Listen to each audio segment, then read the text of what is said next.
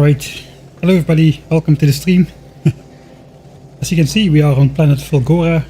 This is indeed a test world. It's the map editor. But yeah, I've been doing a lot of thinking and testing in the past week.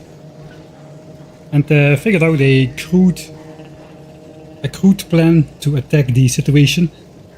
Which involves going to Fulgora first. So in the last stream, we actually started work on this thing, the power of tower, which separates out all the stuff, and we did the quality module maker up here. And meanwhile, I have expanded this. Took a long time of fine-tuning and testing and seeing what is necessary and stuff. I've expanded the entire thing so that it gets rid of everything else, while also making a bunch of useful things for us to have.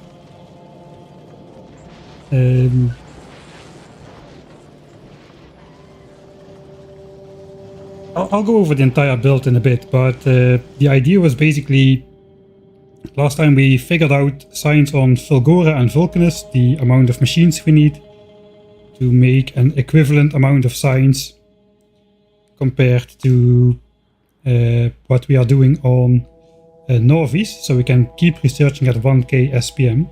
We did it for Fulgora with the help of beacons and rare modules, as well as rare productivity modules for the maximum bonus inside every single step of the way possible when it comes to making science, because we need a lot of materials to make science. Here we need, like, I don't know, if we just go, I didn't do the math entirely just yet, but if we just go off the batteries number, I'm making more batteries now. Yeah, I cannot really see it anymore, but it turns out we need to make like 25 belts of scrap or something to get enough batteries to make the batteries for the accumulators and supercapacitors for the science pack. So there's a lot of resources, which is why I want to have productivity in every step of the way. Also, all the holmium stuff is productivity modules, as that seems to be the limiting factor. Actually, the hard limiting factor seems to be batteries, but we can make more batteries from the iron gears and copper stuff we get. So we can basically fill the missing batteries in. But holmium is kind of hard limited. The only way to get holmium is by recycling scrap, so that is the hard limit. So everything needs to be as productivity modules as it can be, which in our case is rare productivity module Mark II. That's the maximum tech level we're going to be at for a long time. But where the heck do I get all those level 2 productivity modules from? Because on Novice, which has been deleted to make to speed up the build, to speed up the simulations, we've got like a handful of rare blue chips, so that is not gonna fly. We literally need, let's just check. For this build, 209 rare productivities and 60 rare speed modules, as well as a bunch of rare beacons. And then the one on Vulcanus, which I tidied up a bit since last stream, that needs another 30 rare speed modules and 76 productivity modules. The build is a bit smaller on this side. I've also, surprise, done Glava. We'll get into the Glava build for a bit. Let me just catch up with chat. Let me just catch up with chat real quick while we just look at the quality machine for a bit. Thanks, Jaap Marcus, for the 12-month anniversary. And Obsolete for the 8 month of tier 3 subscriptions. Thanks a lot. The filter splitter on the left and the Fulgora scrap sorting stack will just put both things on the same belt. I don't really understand how Twitch sub notifications work as well. Let me filter the filter splitter on the left. Filter splitter on the left. This one. This is basically just we're blocking this. It might as well be a fish. Doesn't matter. There is nothing there. One of the weird decorative things. Just to make sure this gets side-loaded, because if I delete that, we also get stuff on the other side. So I just did this. to make everything appear on the same side. So this splitter doesn't really do anything. It's just there for the symmetry. Yeah, the fish splitter, the legendary fish splitter, which you use when you don't want anything to go out on the side. Just put the fish there. And if you are putting fish on the belt, you can of course always specify that it needs to be a legendary fish. And then nothing will ever flow out that side.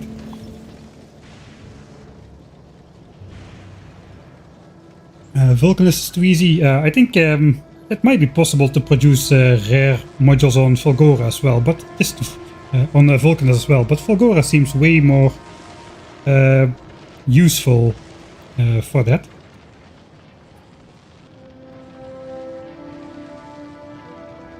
The deconstruction, I don't really like how the deconstruction panel looks, just the big red squares everywhere. I like to, I don't know, where is that even? Ah, it's over here. I guess it makes sense. It's a red block, it means no go. So I get why people do it, but I don't like the visual. I like to keep the visual clutter to a minimum.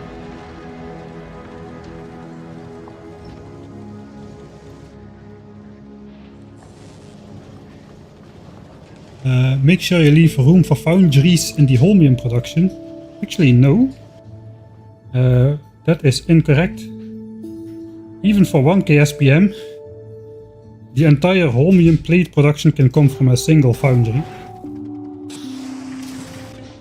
With productivity modules, we even efficiency beaconed it back to consume minus 80% electricity.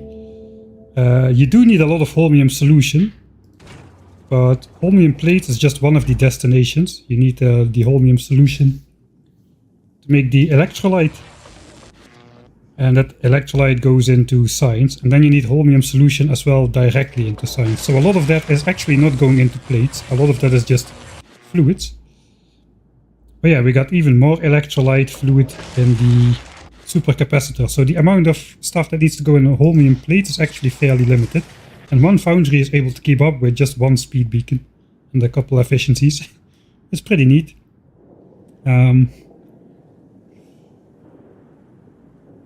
Wrote to comment. Yeah, I'm always a bit behind with chat, so don't mind me responding to 30-minute-old comments all the time. Alright, we'll first look at Glava to conclude the trilogy of science packs. Everybody knows you cannot do Glava without circuit network, so I made a point of it to not only not use the circuit network, but not even use a single wire condition. There is nothing which is wired up, so we have not even got like a wire condition, say only active if this is that or something. We don't have any of that. This is just pure mechanical madness on Glava, and it has been going okay for a while. Basically, whenever it's on, it just runs. Whoa, thanks 656C and a whole bunch of other digits and letters for the Prime subscription. I know, I have never seen a Glaban base without any wires just yet, so I thought I'd get around to it. We also did manage to keep the no fast and sailors thing, despite some of the recipes requiring a ridiculous amount of resources per second. This is where efficiency beacons really shine, I feel. It really reduces the amount of nutrients the machines run on. If you see how slowly this goes down, it runs at minus 80% nutrient eating. It's actually a little bit too slow even, because this probably will spoil over time. But if you compare that to this guy, which is not moduled, basically it eats like a nutrient, more than a nutrient per recipe over here, so that's kind of the difference. Right, so this is all on Glava, really. I didn't know this before, but apparently you can make the science pack. The science pack does not require any of that copper and iron setup. Just bioflux and pentapod X and nutrients. So if I ship in the rocket parts, I don't even need to worry about that entire iron and copper cycle up here. I can just send in the rocket parts, shoot up the signs, and be done with it. And this can be my entire Glava planet. I don't have any pollution because I'm spawning in the fruits. The fruits are coming in here and here. We need like a half yellow belt of the pink stuff and a half red belt of the tomatoes. As you can see, I'm very much at home in this terminology. So basically I got like 6 identical bioflux assemblers. The belts just run in and just stop at the end. I am consuming almost the entire half belt, so I think its average freshness should still be pretty high, since the maximum rate the belt can flow at is 900 a minute and we're using 838 a minute. Same for here. This can run at 450, it runs at 335. So yes, there is a little bit of slowdown, but in general, even from the plantations, it should arrive pretty fresh. Spoilage just gets put onto, mostly into active provider chests, which I haven't got unlocked yet, so perhaps I will just make a special spoilage belt instead, as well for the seeds, just all the garbage. And then basically all you need for the science pack is that bioflux and the pentapod eggs, and the pentapod eggs are multiplied in this setup over here. With the productivity bonus we're getting out more. I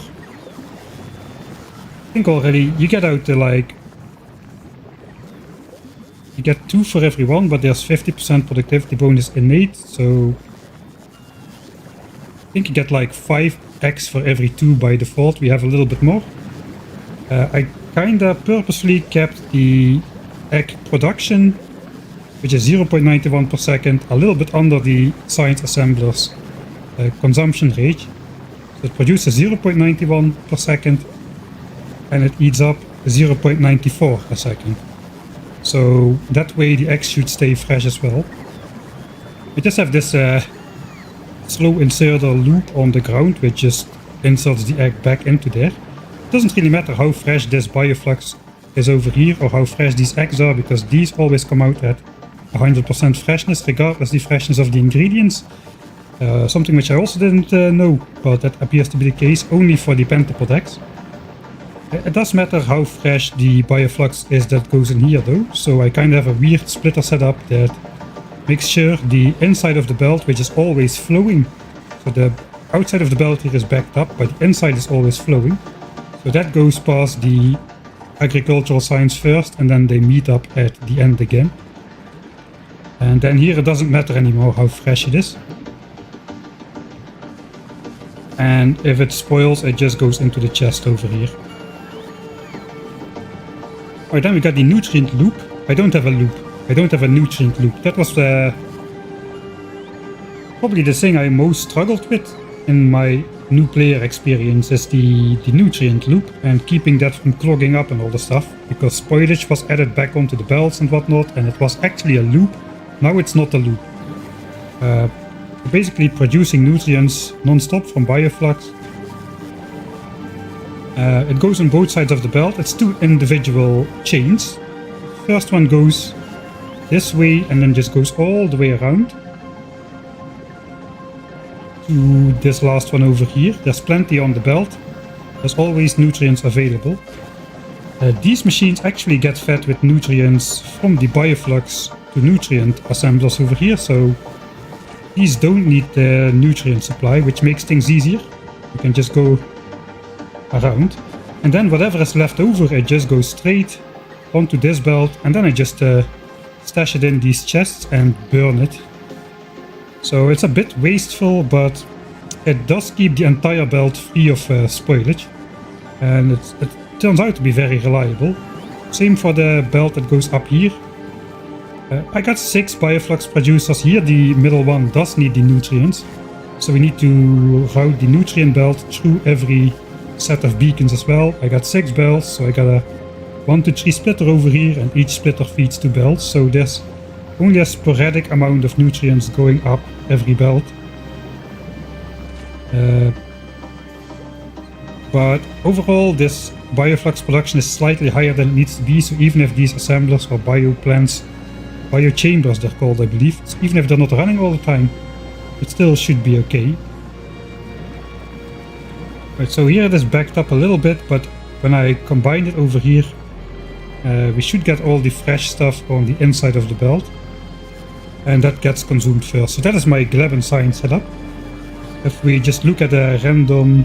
Do I have an inventory? I don't have an inventory. A random science pack that comes out is 98% fresh at the moment. It's going to be a bit less in the real scenario because we're going to bring in those fruits from more far away.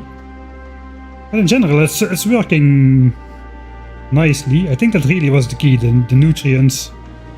Just keeping the nutrients free of garbage, and then the rest was fairly easy. And not worrying about copper and iron. I haven't even tried it yet. Maybe for copper and iron it will turn out to be the same. But maybe I'll just ship in the rocket parts and be done with Glava like this. You just build this, it does 1300 a minute. Which means the science packs can arrive like... If they arrive like 75% fresh or so on Novice, we should be able to keep up with science production over there. Actually, let's calculate that. How much fresh do they need to be? We've got 907 SPM from the other science packs. I'm producing 1301. They need to be 69% fresh. Actually 69.7. 70% fresh. Let's go with 70%. I think that should be doable. Especially because the science production rate is so high. I'll be filling up a rocket like more often than once per minute. So at 60 SPM you need like 15 minutes to fill up a rocket with 1k science. But here we're filling up a rocket like every 50 seconds or so. So that should do wonders for the rate at which the science spoils in transit, basically. But yeah, Glava is far off because we will need artillery or some other tricks to deal with Glava. I do not want to start evolution on Glava before we actually can deal with the enemies, so we're gonna go here last, even though it has the nice biolabs. We figured out last time it is illegal to destroy these small aircrafts. We cannot do it and keep the achievement, the hands clean achievement. One thing we did not figure out is the nuclear reactor explosion. I forgot about that. Somebody commented that on the YouTube video. Am I not getting 0.91?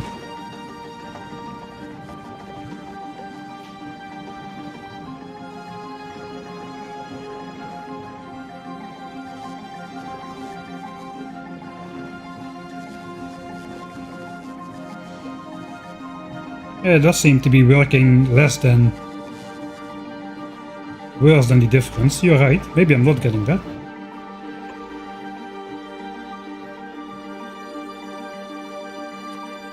Okay, so without...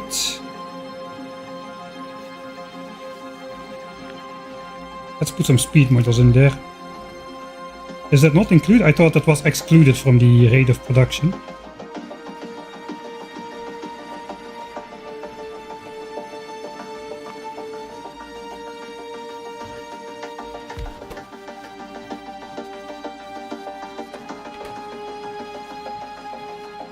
Okay, on the Coverx machine that number is excluded from production. Or is it? No, it is not actually. It takes in 1.66 and outputs 1.7. Yeah, that's my mistake then. So it actually outputs a net 0.04 uranium per second. Because it counts the 40 inputs. And it does count the entire 41 outputs instead of the one extra you get. Alright, so that probably works the same for this one then.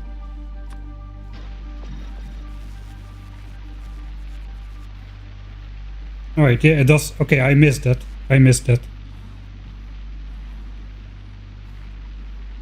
Alright, so I technically need less science assemblers. I don't think I'm gonna mess with it though. The ratios turn out nice as it is. It does 1300 signs per minute. That probably does mean I can just put 4 productivity modules in here instead of 3 productivity and 1 speed. Oh, actually no, that does not mean that. It's the other way. I need more speed to keep up. Oh well. Yeah, so we see in the mouse over, I did not pay attention to that. 0.8 it takes in, it spits out 2. With 50% productivity bonus, that does indeed just count both eggs as output, not the 1 extra. That's my mistake. Alright. Again, learn something. Glava always throws you some curveballs.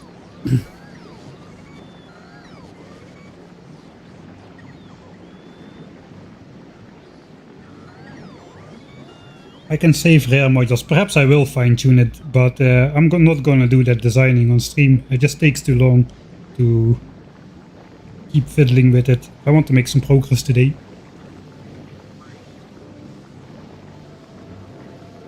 Yeah, all the eggs are getting used. And even this loop, I specifically did not put belts here. If you put a belt there, many more eggs can be, like 4 eggs per belt can be active over here. But if you just put it on the ground, even the stack size of the inserter will not matter. It cannot drop more than 1 item on the ground at a time.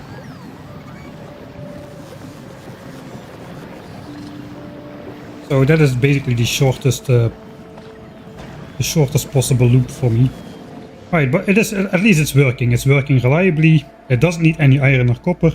I'm pretty happy with that. If this is the entirety of stuff which I need to build on Glava, and then just some rocket silos, maybe even just 1 rocket silo to really keep the freshness at maximum level.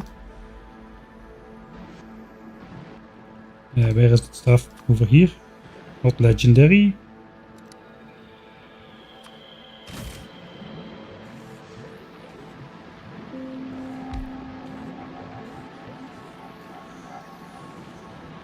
We can probably just bump the speed of this rocket silo up so that it can launch like 1 rocket every 50 seconds or so, and we can launch all science packs up with 1 rocket silo.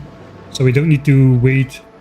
So we don't have like 6 rocket silos with partially fresh science going to waste. It is probably more efficient to keep this number of rocket silos as small as it can be.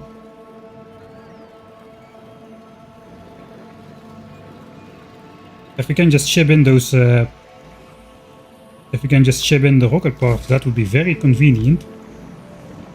Literally just direct inserting it from the landing hub to the rocket silo, something like that.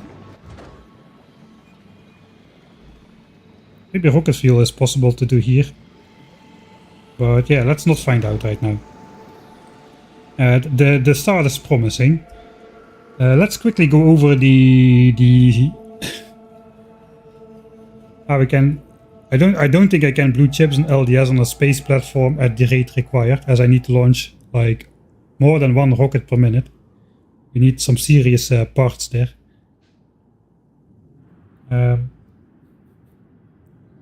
You'll need a lot of platforms if you launch every 50 seconds. I don't need to fly the spaceship with every 50 seconds. I can, depending on how fresh the science arrives on Norvis, I can collect like 5 or 10 minutes of science before flying off, I think.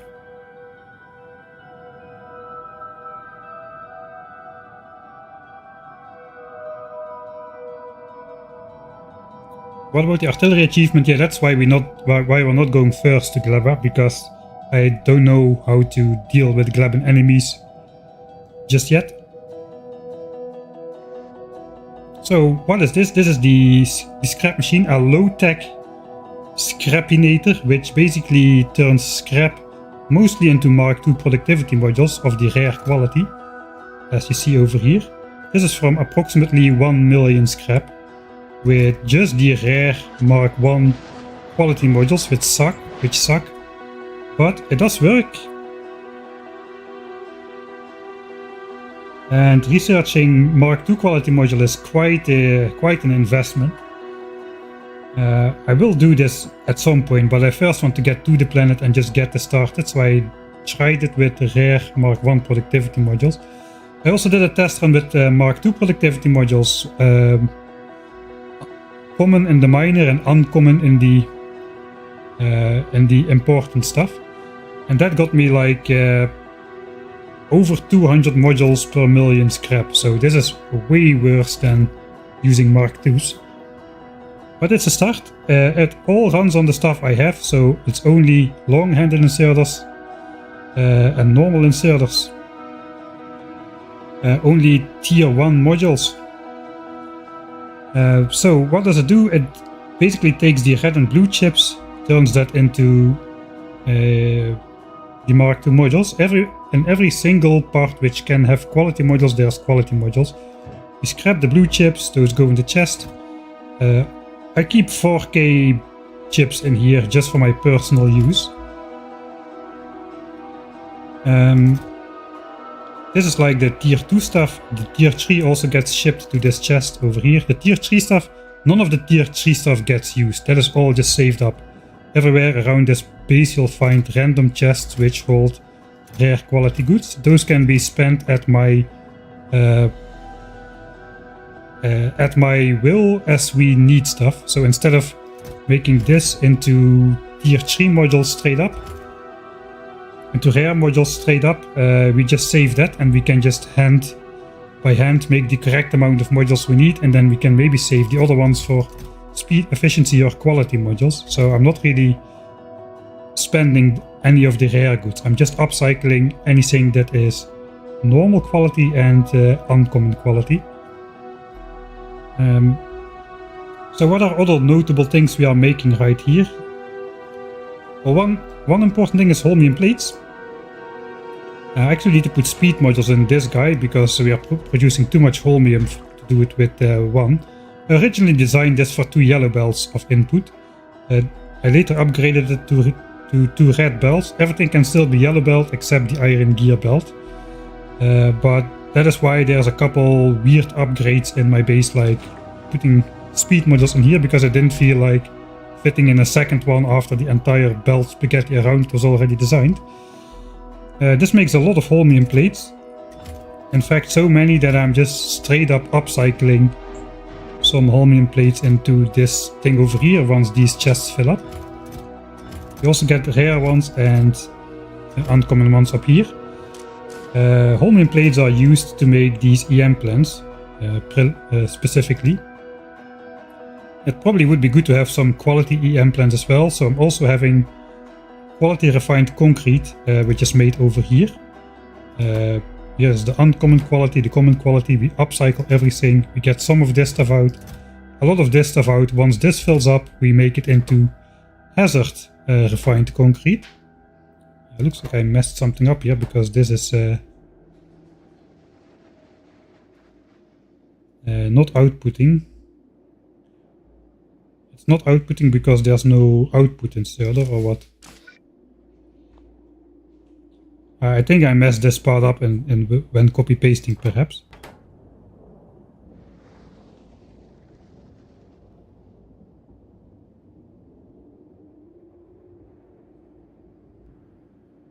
Alright, we can figure that out later, but we are getting this in all 3 qualities. That is what is important. We also have normal concrete in all 3 qualities. Some of that will get deposited into this chest later. Once we start recycling the surplus refined concrete, we get some uncommon concrete in here as well. Because concrete, regular concrete, is used to make the recyclers.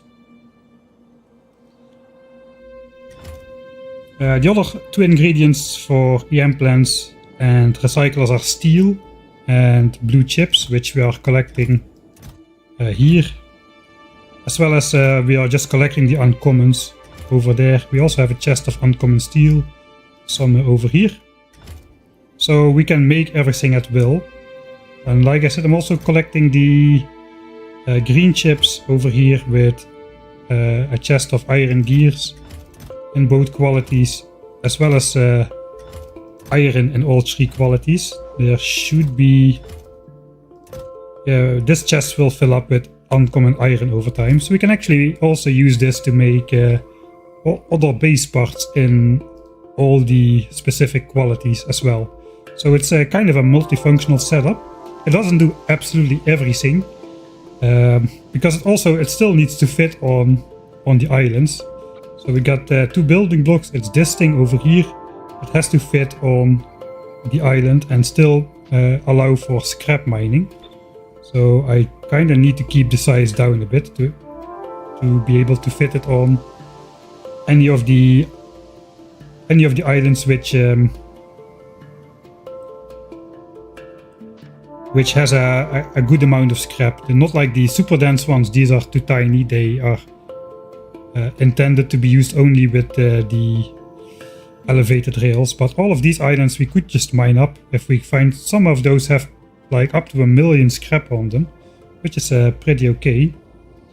And we have bots to just build this and deconstruct it at the end, so it's not too bad.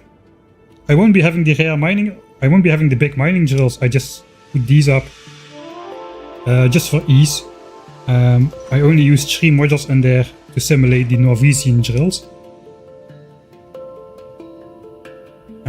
We got 2 recycler setups. Those can be pasted independent of the entire setup, so it is a little bit more flexible to fit onto the islands. Because some of these are pretty small. And the other ones have cliffs, like the big ones have cliffs in them, so that's not ideal either. We will probably need to make some minor adaptations here and there. Yeah, here we could do this over here, and then the recycler blueprint could fit. We can even like fit it in 2 separate locations, but we can do it like something like that, and just connect it, and then just mine the scrap into the recyclers, and that goes into here to make more modules. So that is working out pretty well. Let me just load the... Is it this one? It's this one. So I saved around here. We just about exactly produced, like if we do the total scrap, all qualities, we are at 1 million scrap right now.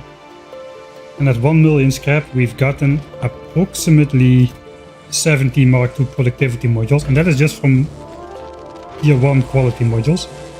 So we got like 70 straight up, but we also got another 80 or so of these, which together with the red and blue chips can be turned into more Mark II productivities. I think the actual number is about... Let's see, how much do we have here? 4, 9. We can use this to make more tier 1s as well. I think the actual numbers turned out to be roughly 150 or so. 150 rare modules per million scrap. Takes about 4.5 hours to consume 1 million scrap.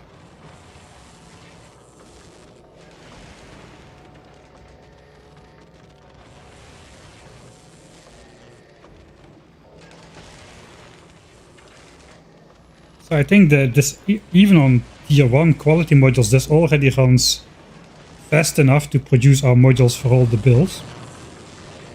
Because if we check out the entire module requirements, I put them in this chest over here. All of these modules amount up to, I think it was like somewhere in the neighborhood of 1,000.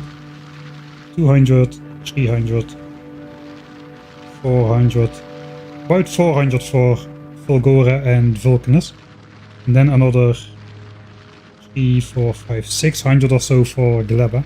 So yeah, approximately 1000 rare modules. We can probably make the 200 rare beacons on Norvis over time. Since we've got a lot of this stuff on Norvis. So 200 rare beacons would be 4000 rare advanced chips, which we have already at this moment in time. Same for the copper and steel, I think. I think we can make 200 rare beacons right now, so we'll probably make those on Norvis and make all the modules on Fulgora. That's the plan for now. So this is basically the way to get my modules for all the science packs on Fulgora and Vulcanus. To get the rare modules for Fulgora and for Vulcanus, and eventually for Glava. Though Glava can wait a bit longer. I'll probably first set up science on these two planets. Now I did set up science for 900 SPM, but that might have been a mistake.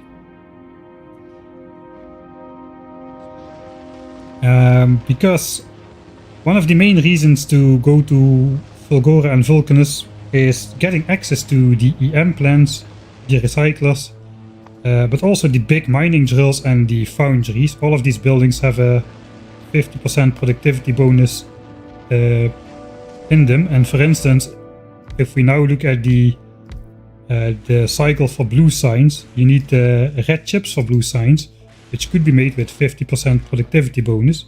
These then require electronic circuits and copper cable, which could be made with 50% productivity bonus. Heck, they could be made with even more productivity bonus if we want. And of course the copper cable also can be productivity modules for 50%. And since our new bottleneck on Norvis now is copper, and these machines pretty much anything that is very copper heavy, except for low density structures really, can profit of this productivity bonus. So that really is a multiplicative discount on our copper patches on Norvis. So this is really worth it to rebuild on Norvis. As soon as possible, I'll probably go to Fulgora, then grab myself these buildings over here, and then just change out my red chip setup on Norvis with these buildings, saving a significant amount of copper. Red and green signs don't use a lot of copper. Blue signs starts to use some for the red chips. So I'll probably just do blue signs. There is no purple or yellow signs on Norvis, and it probably never will be there either. Basically, once we get beacons, the EM plants, I will make red chips for blue signs on Norvis.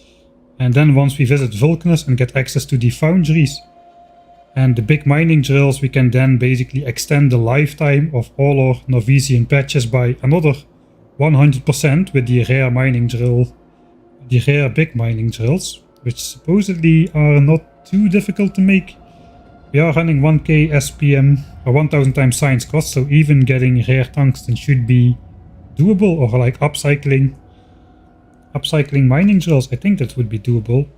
You can basically mine, put quality modules in the miners, siphon off all the uncommon and rare quality tungsten ore, use the normal tungsten ore for science with productivity, and then have a special line where we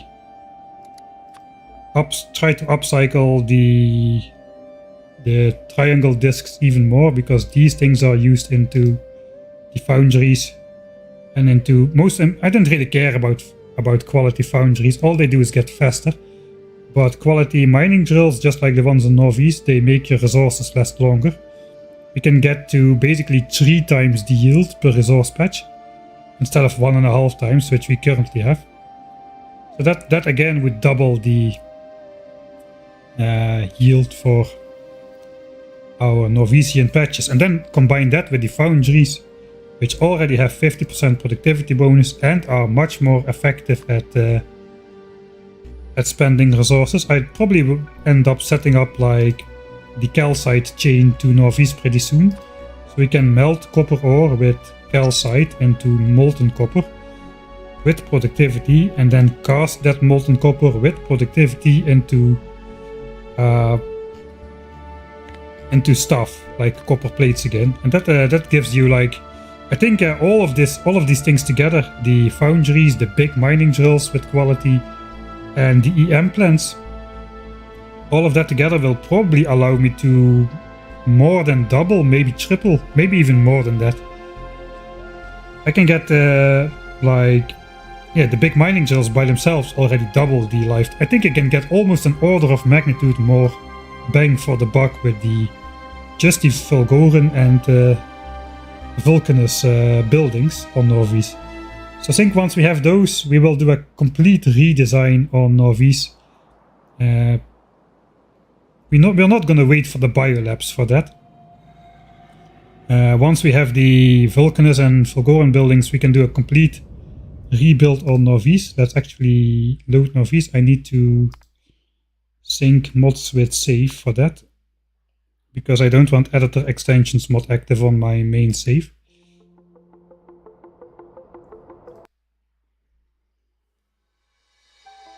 Yeah, and the Fulgoran recyclers also can recycle the enormous amount of uncommon stuff we've got on Norvis at this time. We have a lot of chests of stuff filling up with the quality system we are using on Norvis, which is not great. The spaghetti is definitely real on, especially on that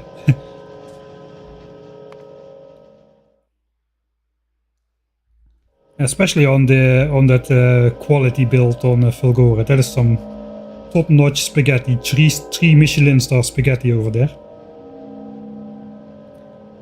Alright, so I probably will do a complete rebuild on Norvis once we get the beacons and the Vulcanus and Fulgoran buildings. That's still gonna take some time though.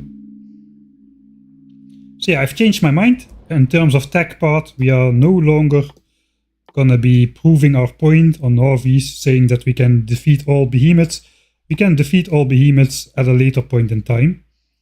I think it would benefit us to go to Fulgora and Vulcanus as soon as possible, so we can start getting all the discounts on the resource patches as soon as possible, because moving mining operations is one of the major time sinks we've got to do. We kind of negated some of it with iron from space, but copper is still a pickle, so copper will have to move around a lot. That's going to be the focus. What's going to be the focus for today? Yeah, the focus for today is changing the beeline, so we can do this once we've rebuilt the base. I think we can, with the damage 2 and shooting speed 2, we've already tried it out last time. We can basically take out all the medium worm nests easily. Only once you run into Mars big worms, it's probably going to be better to have the extra damage upgrades. Behemoths are probably just straight up impossible without the damage upgrades, but we haven't really tested that out yet. But yeah, there's definitely some more good copper to be had. Where the worms are still... Okay, these are actually big already. We might just try that out with our current damage situation. The big worms... I think the big worms are still okay. They only have 50% laser resistance, which means 3000 effective hit points. The behemoth worms have 15,000 effective hit points, which is like 5 times that of a big worm. Plus more damage, plus more range. So I think we can even take out these nests. They are not quite so massive yet as the behemoth nests further out. So I think we can claim all the resources we need with our current level of laser damage.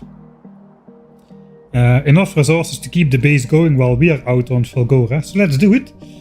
We're gonna gun straight for thrusters. Let's put it in the queue. And planet Fulgora. Let's put it in the queue. We're not gonna get there this episode. It is 25 hours of research, so yeah. Yeah, why is the 1k SPM build a mistake on the other planets? I think with the foundries and EM plants and big mining drills and all the stuff and beacons, we can probably set up bigger than 1k SPM on Norvis. We can probably set up 2k SPM on Norvis, which means we either need more science production on the other planets as well, or I just need to start stashing it as soon as possible. We don't need all of the science packs for all the planets all the time. We need to research a specific amount of technologies like artillery, which requires only Vulcanus science. There's a bunch of stuff which requires only Glavan science packs, if we can find it. Things like carbon fiber and rocket turrets expensive technologies which don't require the other 2 planets, so we could be stashing up those science packs. 1k SPM for those other planets might be okay. It's only post Aquilo where you start to require all science packs at the same time. But by that time we could probably have stashed up a significant amount of science for all other science types. So the only thing we would need to do is double Glava, but as you just saw, that's actually not that bad. We just can build a second copy of the design and bring in a full red belt of tomatoes and a full yellow belt of those pink things, the grapefruits, whatever they're called.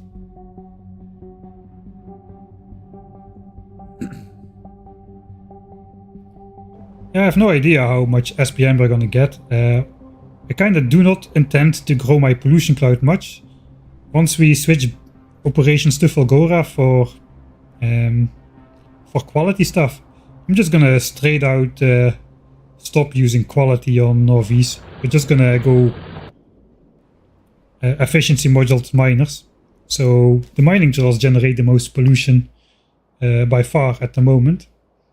So that's because we are using a lot of quality modules in those mining drills, which could instead run on efficiency and produce 80% less pollution. So I think we have the pollution space to go 2k SPM, especially with beacons and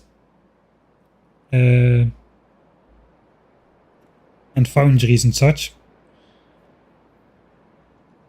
I mean, if you need to choose between like 80% productivity in the foundries and making a lot of pollution, or the standard 50% productivity and just put 3 efficiency modules in there, I think the efficiency route is the way to go, for now at least. And that would basically make a pretty small pollution cloud even for big numbers of SPM.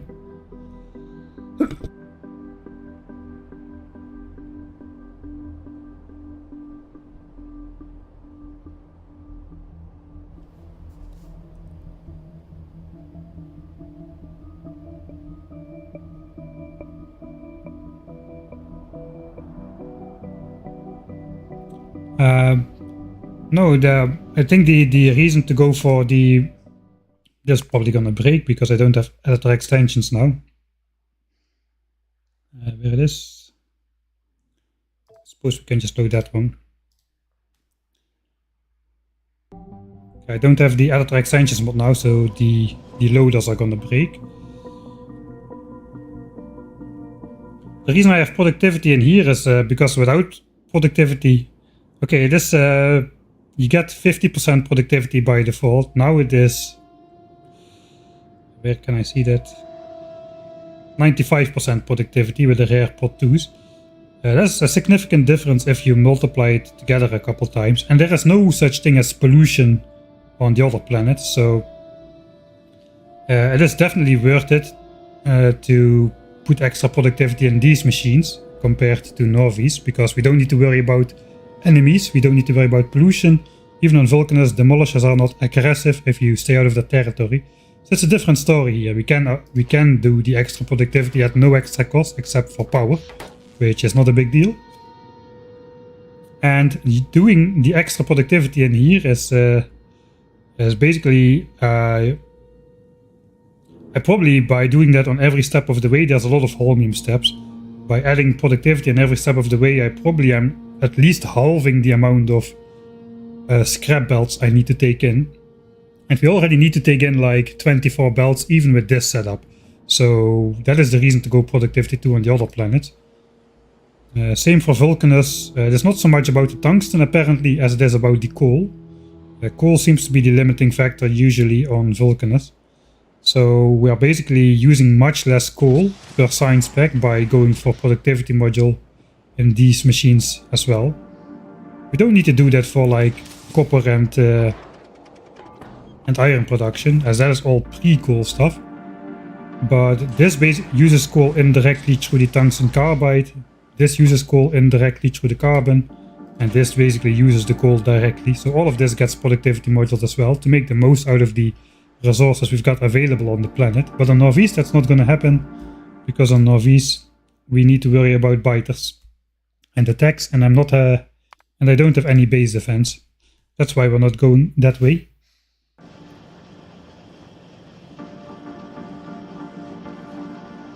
Right. I forgot one question that just come to mind. After that, we're going to get started. This thing doesn't have any loaders, so it should not break. Okay, this one is the backed up one.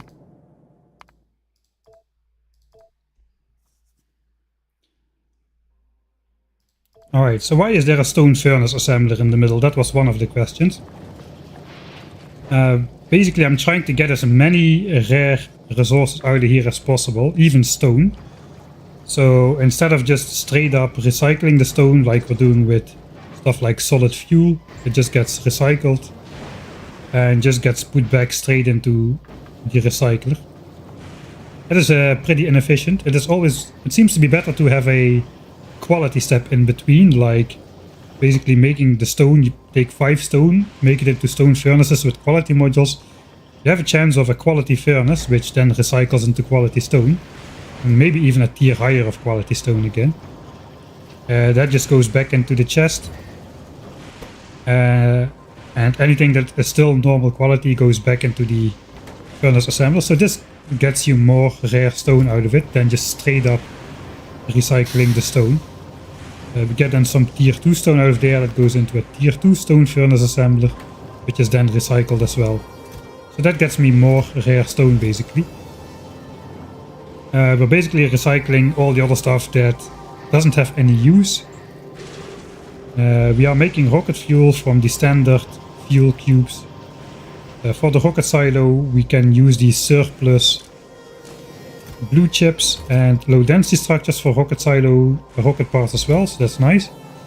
There's an optional step to recycle cargo base. Not sure if I want to do that.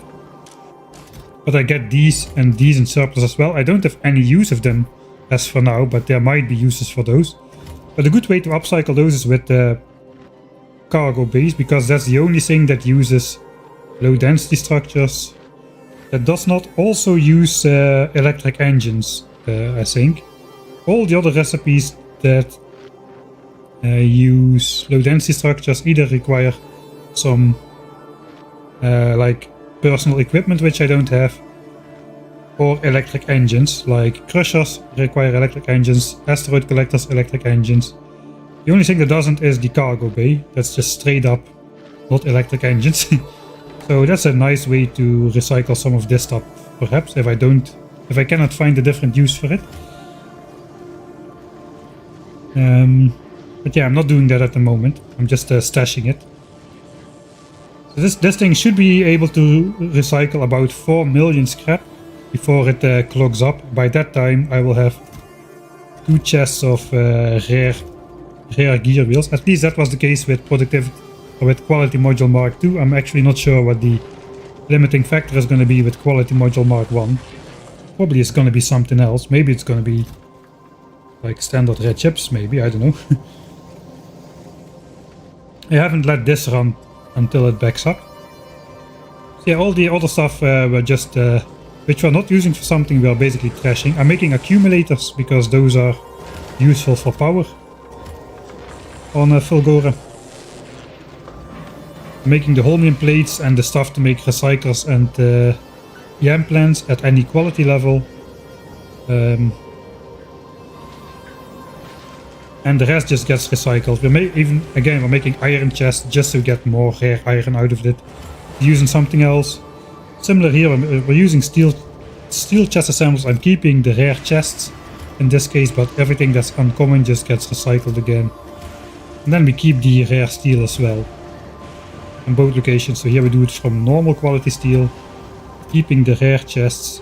The rest just goes out. Alright, I think that's all of it. Thanks Trend Shadow for the Prime subscription. I hope I didn't miss anyone.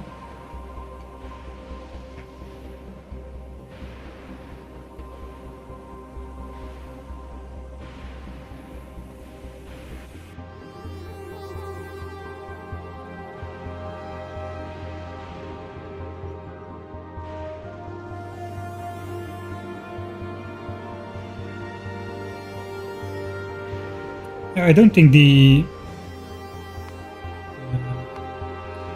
let me know again if I'm incorrect, but it does not matter. The quality of ingredients in here does not matter. You always get 100% fresh pentapods out, as far as I know.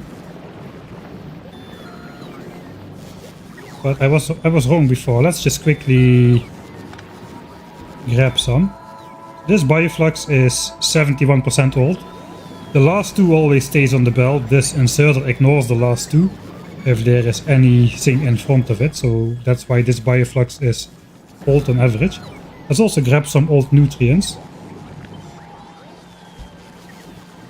So we stash... Right, we need to make nutrients from Bioflux here. I think I need 5. Okay, one more.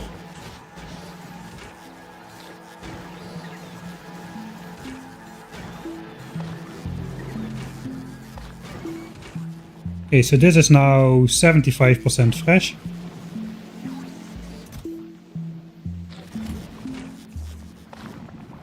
Let's get that processed. So these nutrients are not very fresh now. I guess I could have just grabbed old nutrients. Okay, let's just grab old nutrients then, like this stash. These nutrients are 28% fresh if I then just grab one egg. Oh, and I need water.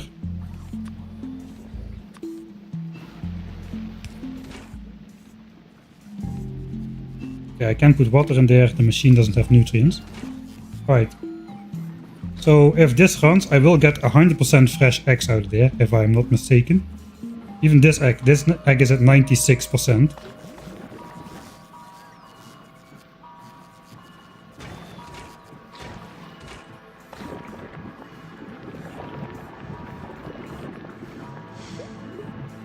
Yeah, the eggs always come out 100% fresh.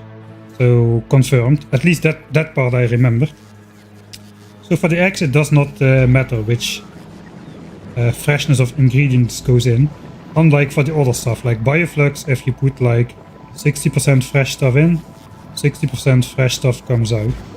So the Bioflux, if I just grab that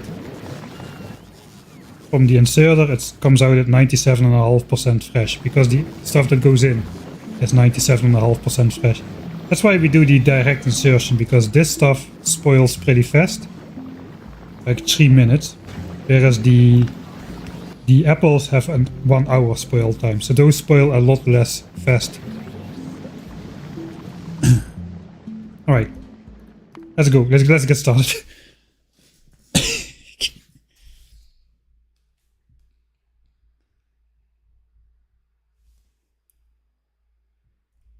Where is my save? The actual end of stream save. Let's go.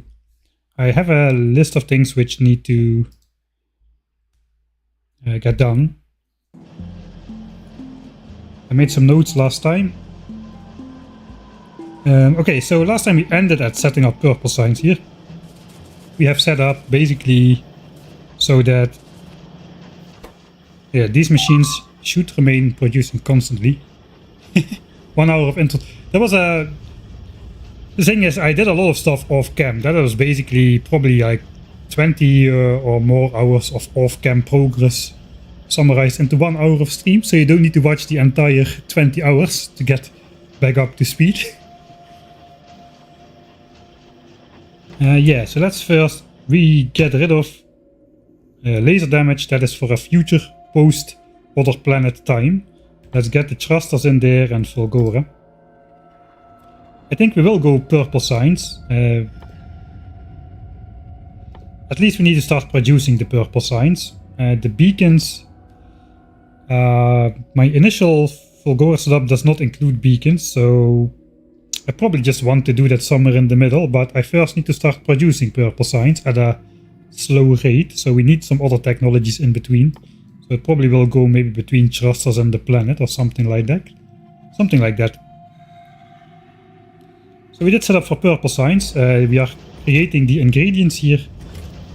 We're gonna need like 1k items per chest. So this guy stops being active after there's 1k in each chest. Times 20,000 furnaces, 20,000 modules. That's the goal. And then the rails will produce live. We got the belt of steel to do that. If we are no longer consuming the belt of steel for furnaces, that is. So that's why we're making those first. We need to get a belt of stone. And the belt of... And we need to make the iron sticks basically, but that doesn't really have priority right now. Since we still need like at least... It still will be 2 hours before purple science is researched. And we need to have finished producing the furnaces and productivity modules before that. Right, so I want to start working on some other like minor upgrades. So one of the things we've got to worry about is my quality chests are kinda almost full. So that will block up pretty soon again. We've got a couple empty chests on this side, but the right side is almost full. So we gotta do something about that. But maybe even more pressing, we are running out of oil. The tanks are pretty empty. Pretty soon the pumps will not be able to keep up, so probably want to upgrade this just to rare. I could just build more, but this is a nice ratio. So if I just upgrade it to rare, it will run another 25% faster or so. It should be adequate for our needs. You can see we already bumped it up with productivity a bit. It was running at 31k, now it's running at about 33k. If we just check the 10-minute graph, we're doing production 33.6, consumption 32.5. So we are overproducing now, but that is now. As soon as we start doing blue signs again, we are going to need to produce sulfur, and consumption will shoot way up again, so we gotta make some rare stuff. I actually just noticed that this pipe is not empty. It's actually filling up, which means we don't have enough of these. I need one more then. Maybe... I think... Yeah, maybe we can just fit that one in here to make it look nice again.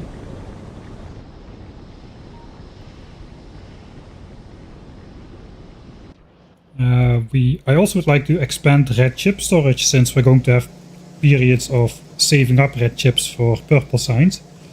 And I don't know if the capacity of these chests is big enough to supply multiple hours of chip production. It would be good if I could fit in a third row of chests somehow. Same for low density structures. Those stack to 50, they are used in a lot of space stuff. So I kind of want a third row of that. I can get that by basically eliminating one of the rows for over here. We don't need space platform storage as much. I forgot it stacked to 100 instead of 50. It stacks to 50 in a rocket. But yeah, we don't need to worry about that. And chest it stacks to 100, so we can get away with wooden chests really. With one row, and we would still be fine.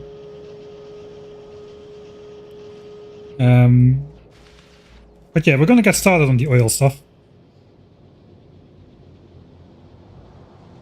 Episodes are about 200 hours behind. That will pretty soon not be the case anymore. Episode 8 is done, by the way.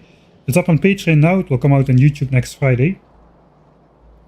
Episode 9 will then encompass like 36 hours of progress all by itself, if I remember correctly.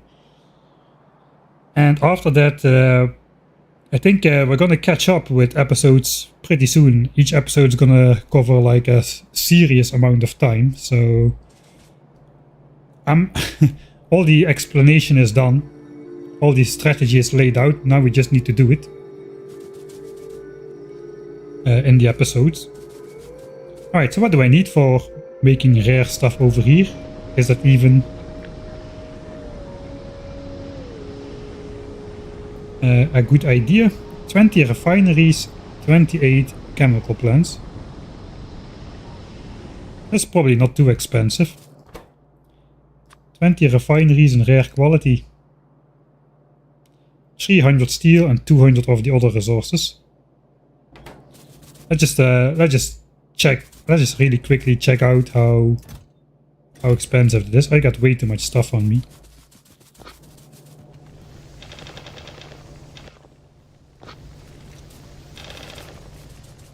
stone furnaces.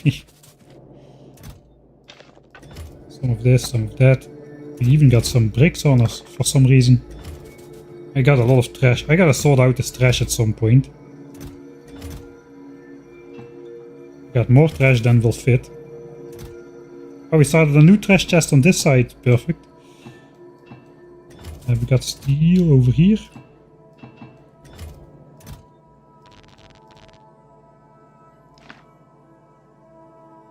Alright.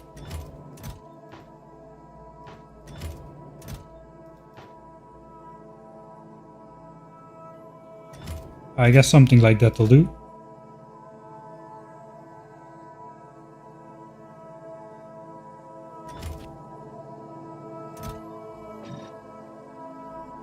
Alright, now we have space again.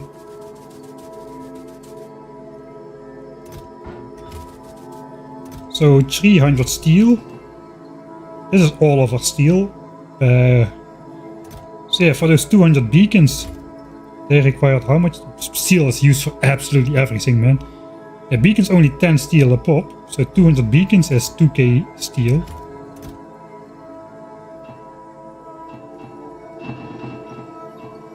So that is beacons. This is refineries, and then we still have over a chest of rare steel left.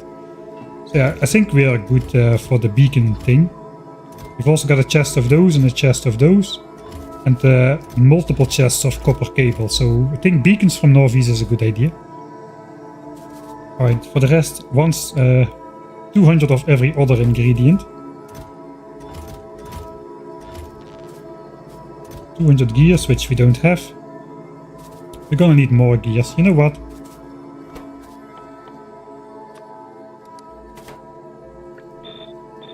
I should probably use productivity on those.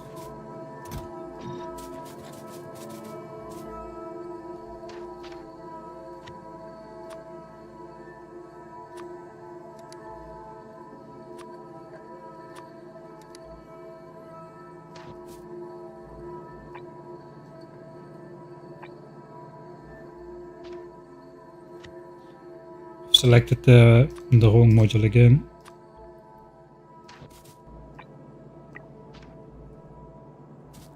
Okay, my bots are in the chest, obviously. Let's do the responsible thing this time. At least we'll use some productivity on there.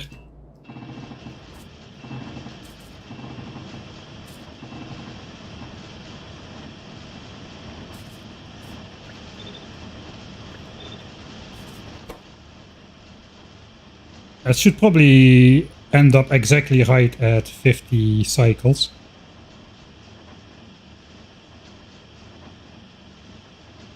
Yeah, we're gonna get 55 instead of 50. So that's nice. Okay, now I don't need to hand make gears every time anymore. So that's nice. 2 stacks of those. 2 stacks of pipes. Do I even have those? Yes, I do. From the area where we did still do the quality engine stuff. I don't know if I have the bricks again. 200 bricks, that's gonna be annoying. I've got 57. Probably also just will smelt some bricks right here. With productivity. I have a little bit of rare stone.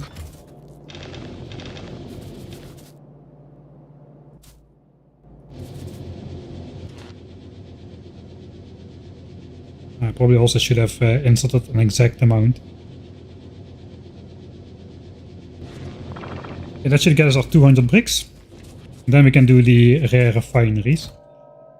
Once we've got those. We also needed 28...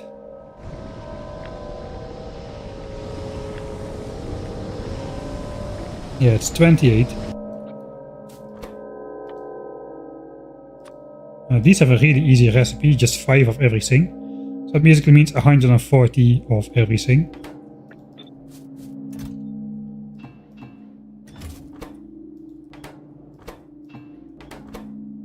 Alright, so we did the steel exactly, then we can do the rest not exactly.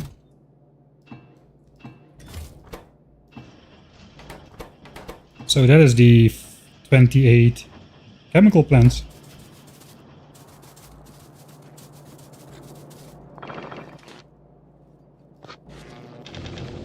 Okay, let's try to get the productivity bar over.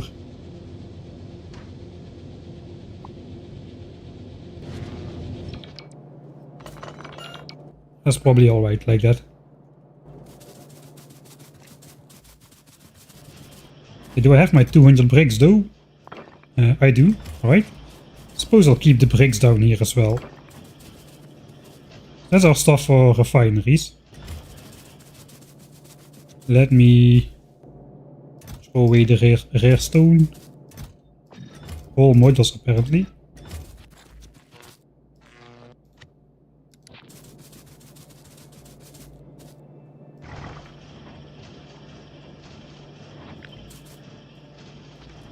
Okay, we can make that in 2 plants.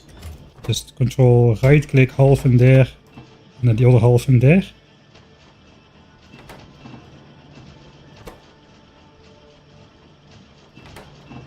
Alright, that's our rare refineries.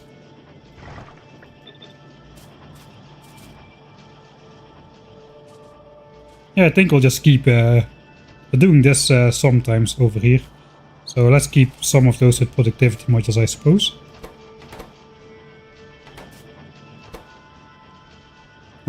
We dialed that one out exactly.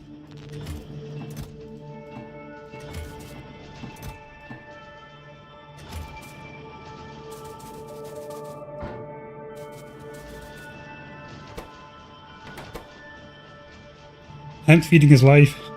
Man, but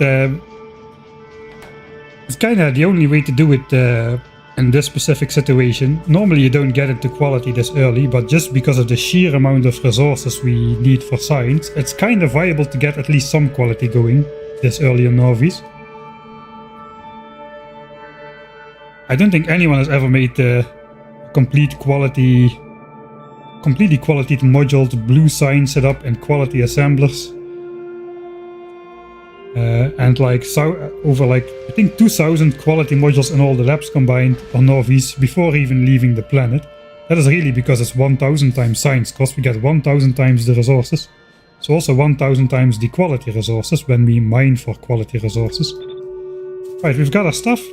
Let's go fix oil so that we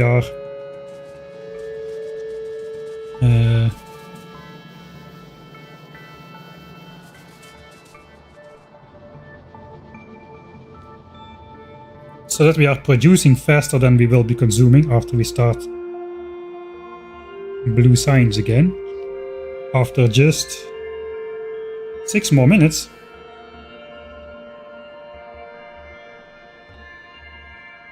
"1,000 times lightning strikes."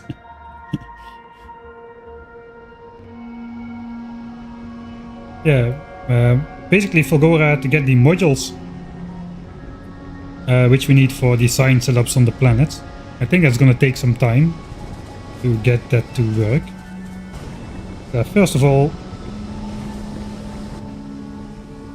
yeah, this is actually over 20k, so this pump is now pumping always.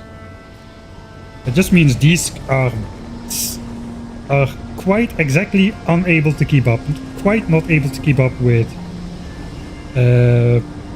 all the light oil they're getting due to the productivity modules inside. I didn't actually calculate it, I just added 2 extra and called it a day.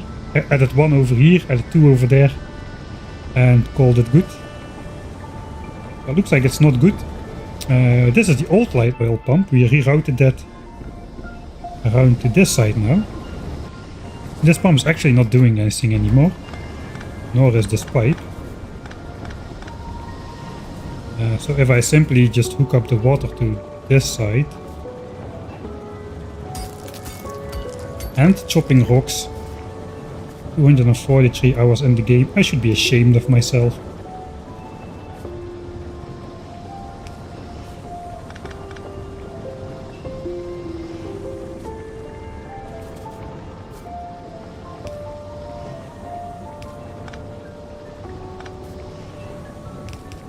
Alright, that's water to the other side. So now we can fit this guy in here.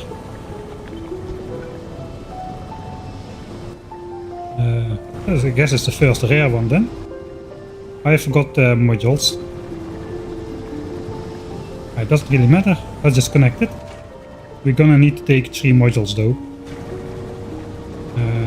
So that should already make sure this amount goes down again.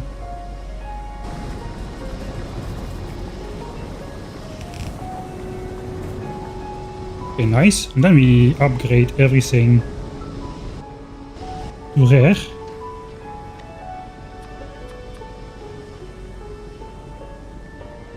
And that by itself should basically give us like 25% more oil refining. We do have the oil to do that. 8k per tank, we are keeping it at 8k per tank.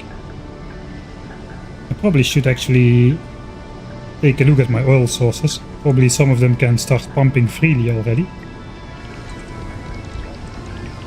1 second. Of course, need a safer editing mic. Rare oil refining.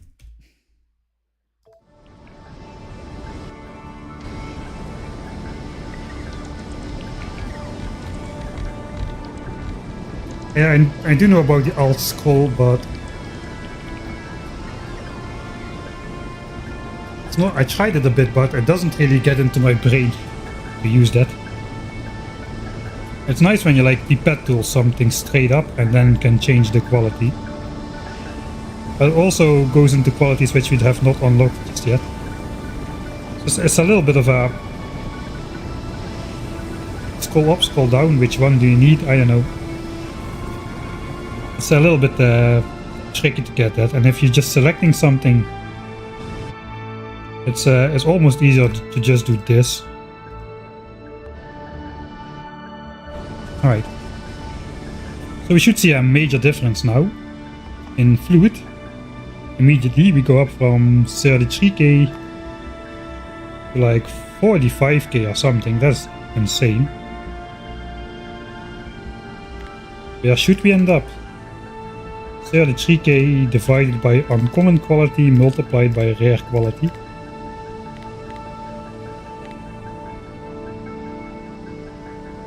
We should end up at about 40 to 41k. I think we were at 33 and a half or 33.6 point something. About 41.3. It's a little bit wobbly with the productivity. Maybe it's even better, I don't know. I think it's yeah, we are now getting rid of the surplus light oil, so it's probably a bit higher even. Right, 8k oil in here. A long time ago we hooked up 3 oil sources. This oil source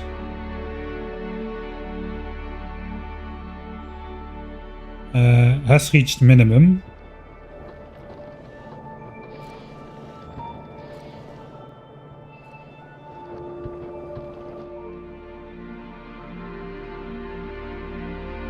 I think we already set that one free. The second priority oil source is this one. It is at 873%. It is projected to go down to 501%, and then it's infinite, reach its infinite minimum production state. We got like 8k per tank stored up right now. I'm gonna say the rest of that oil fits in there before production stops, basically. If those tanks get full, all the infinite production oil will stop as well. And I want to keep all the infinite production oil just going forever. But I think we can safely set this guy free as well. So let's get rid of this and let it pump freely.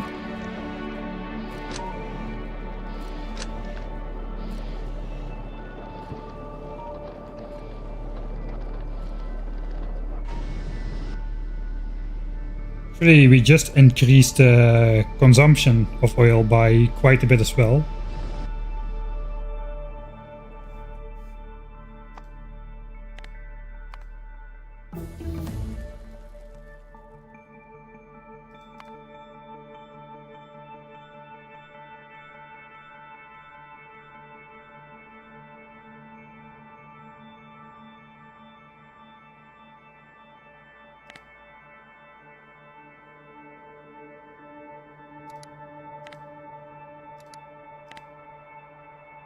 Okay, oil consumption has just gone up to like 32, 33k.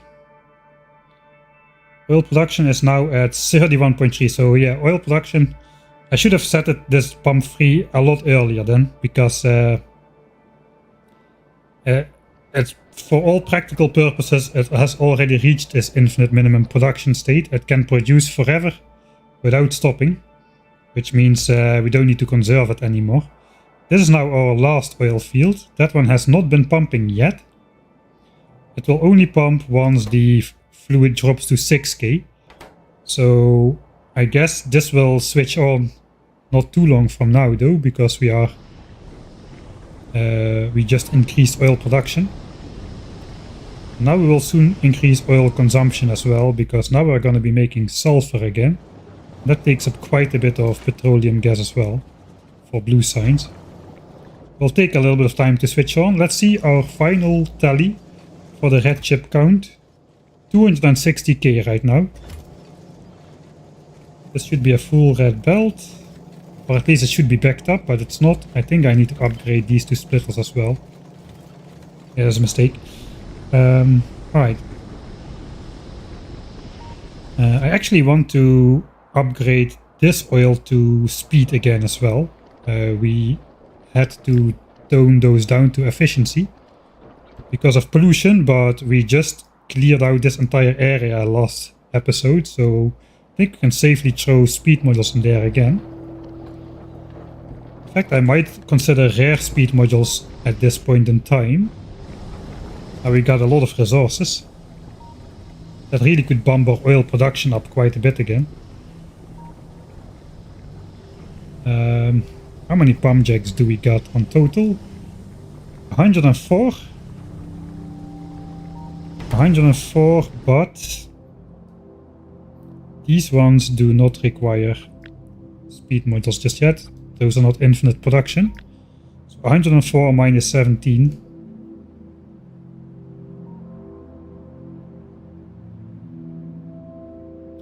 You know what, we'll just make 104 sets of speed modules.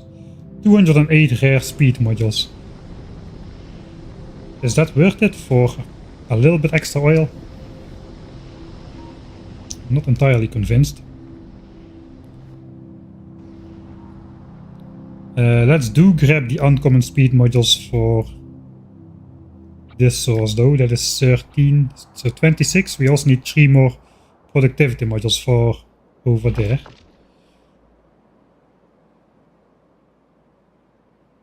Prediction, yeah, the bots definitely are gonna steal everything in my trash slots. I'm way too used to using my trash slots as extra storage for things I want to have on me, but not cluttering up my inventory all the time. Makes it a lot easier to find stuff in my inventory while still having like things I want to have on me, so that I have those still on me every time. Alright, modules. It looks like I need to make those productivity modules. And that is exactly the modules which were in there before. Alright, that should be no biggie.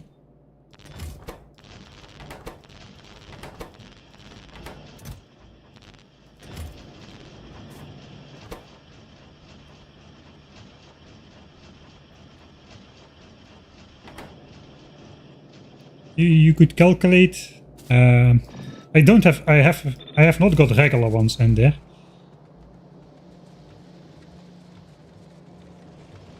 Actually, I should probably make speed modules for these as well then. The ones which I just unleashed. All the way out here. That is another 12 pump jacks. The resources are still depleting, so I will keep the rare pump jacks on there until they're fully depleted. 12 pump jacks. Did I say 12? 12. So that's another 24 speed modules. Am I going to do it like this? No.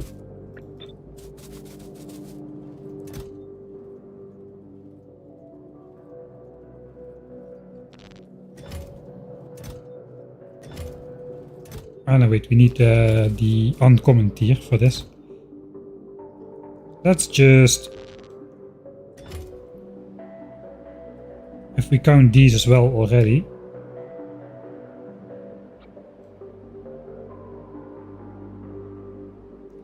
Right. This is gonna hurt a bit.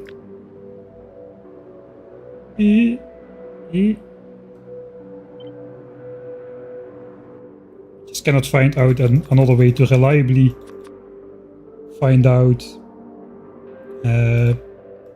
what kind of modules are in my pump jacks.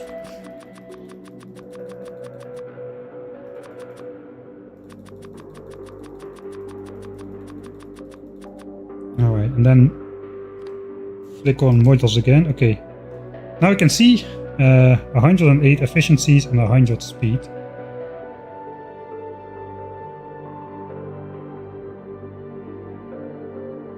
So if I want to make everything into speed uncommon, I would need 108 more speed modules. I got 26, so that's 82. So let's say 100. Let's make 100 speed modules. So there's basically 5 of those, 5 of those. And we'll make those in the quality area, so we have a chance to roll rare ones.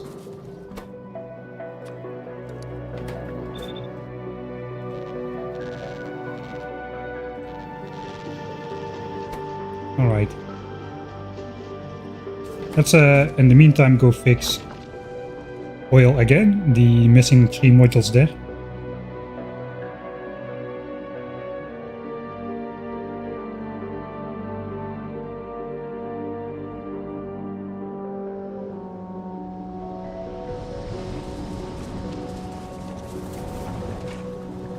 Right, missing 3 modules.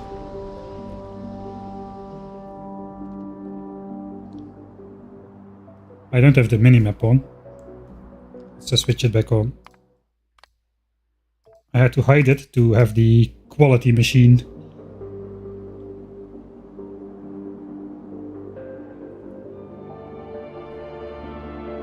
Visible.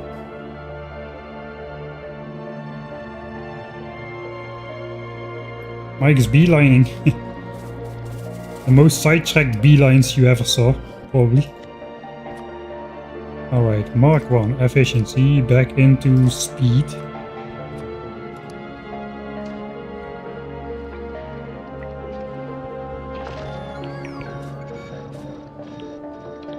Alright, it's not a lot. Now we can kinda calculate, I suppose.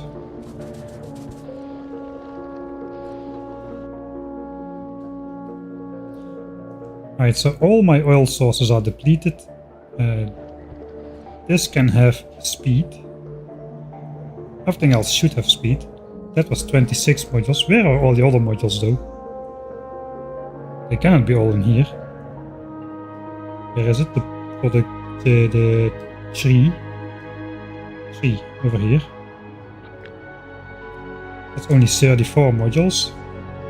And 26, that's 60. Then I have efficiency modules and some other oil sources somewhere. These have speed. Even that single one has speed over there. These have speed. Speed, you can just see it from the pollution, they have speed. What about these ones? These have speed.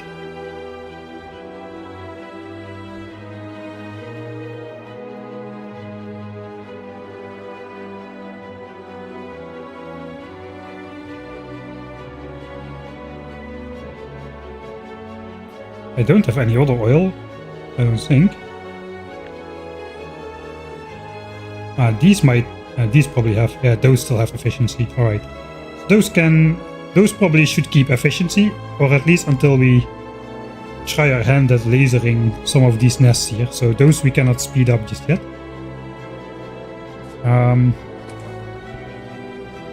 In general though, if we pretend all our oil sources have speed, going for rare will add, well, there's only 6% speed per module.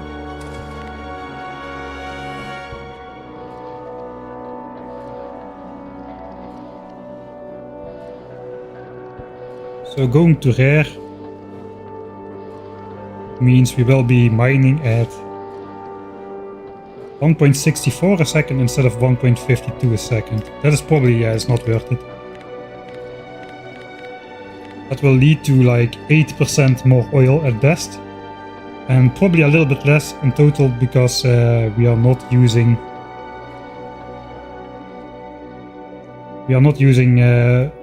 speed modules everywhere because of the biters.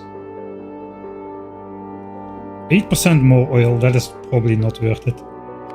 It's a huge investment.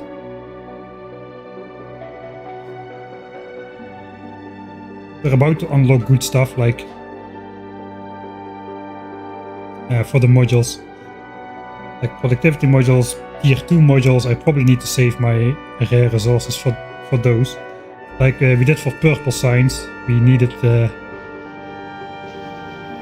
we definitely want purple signs to be expensively productivity moduled, so I don't think I'm gonna spend that on 8% more oil.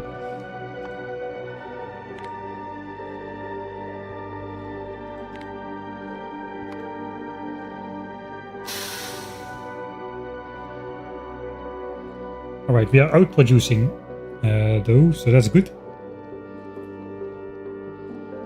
Thanks Ollie Kask for the 1.5 year of subscriptions. Still catching up with last week's stream. What's the plan for Fulgora? Basically building a quality setup which makes rare tier 2 quality modules from scrap, while also providing us the resources to build out Fulgora, the rest of Fulgora. So not yet science, just the tier 2 modules and some other quality materials. Get the EM plants, then just get our way off of the planet again, go to Vulcanus, get foundries and mining drills, and then use some of those tier 2 productivities and rare beacons, which we are about to research with the purple signs, and use that to basically rebuild Norvis into a much more efficient state than it currently is.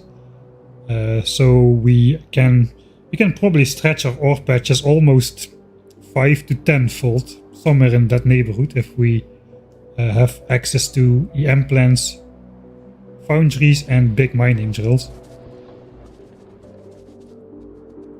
Alright, so we're not gonna update the... We have too many oil sources basically. There's a ton of oil sources across the map which we basically can get access to quite easily now with our laser stuff, so I don't really feel I should waste the rare resources for that. We'll go speed 2 in the other sources that can afford it though.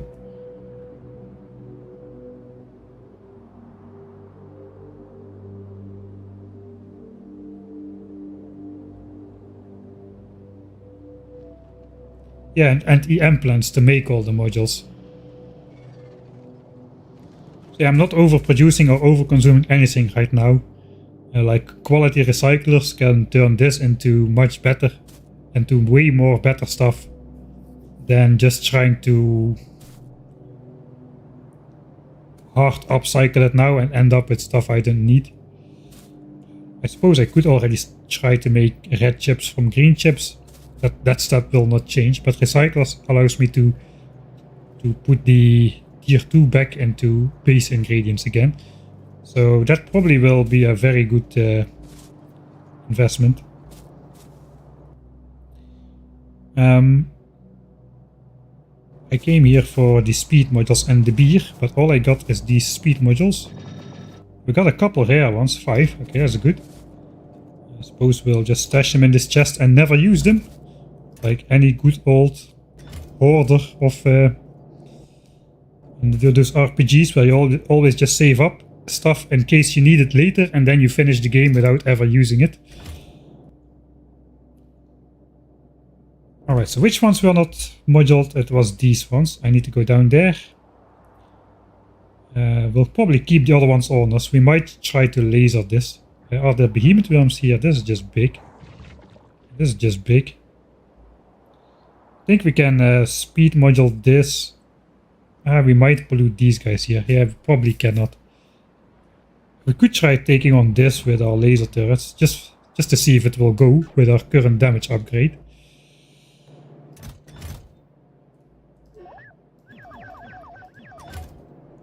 Place the fallen comrades. I'm not really sure what to do with my tier 2 stuff over here.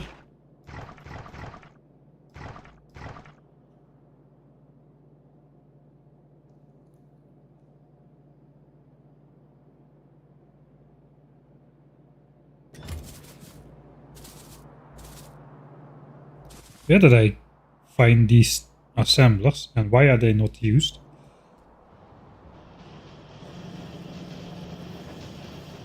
Oh yeah, I slowed down some machinery over here. And I forgot to pick that up later on. Oh yeah, I was looking, I should... I remember now, if I use rare quality productivity module assemblers and tier 1 quality furnace assemblers, they actually will be just as fast. Yeah, we're gonna do that. There's my tier 1, my stash of tier 1 assemblers. I don't have any. We're gonna need to make tier 1. We're gonna need to make tier 1 assemblers. Oh god. I'll explain that once we get there, but that's a change I want to make as well. So we need 19 of these. And then we got those ready already.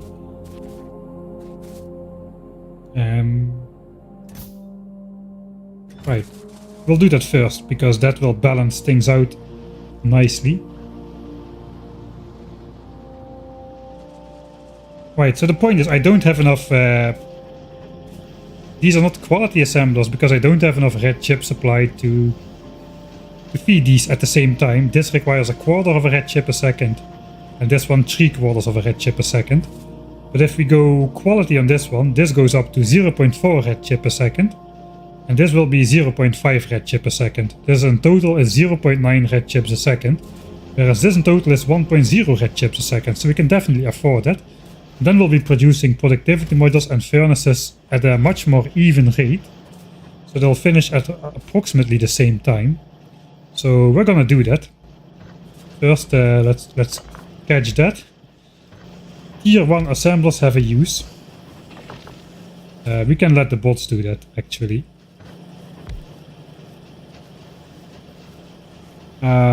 No, we cannot. Let's just update those first.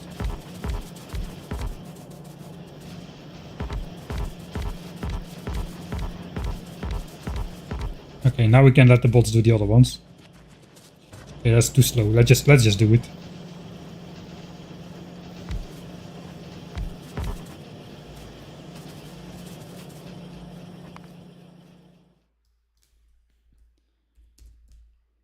Equalizing red chip consumption for per C with Mark 1 assemblers. Believe it or not, they have a function. Yes, they'll be a little bit more polluting than efficiency module.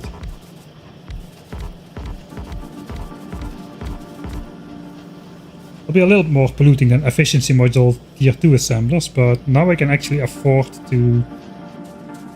the red chips need to remain backed up there. And it looks like a full red belt, but I don't have a full red belt. I can feed out at maximum like 1.5 belt or so of red chips. Let's do that as well. So we gotta keep consumption under that like 1.5 yellow belt threshold, or we will not have enough feed out capacity to keep it going. So now this should be producing at roughly the same rate, not entirely, but these are still like a smidge faster, but it's not a 3-to-1 advantage as it was before. Some old artifact, let's pick that up. Okay, we're on the way to speed moduling some distant oil source. Oh yeah, the outserters for purple signs are still missing, that is true. I forgot to implement that last stream. I think we designed something stupid, I think I remember now. It was definitely something stupid. I forgot how I need to get out of my own base. There were a couple roadblocks. Oh no, we got rid of the roadblocks. Right, we can just go out anywhere. Except where those medium Johnnies are.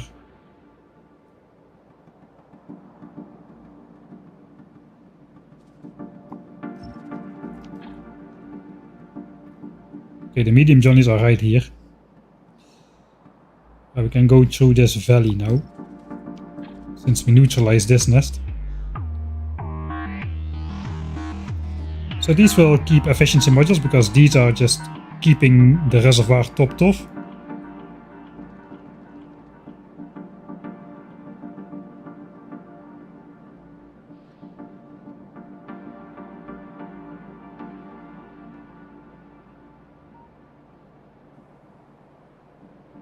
It's actually quite funny when you think about it. Upgrading from common to uncommon is basically a flat 30% upgrade.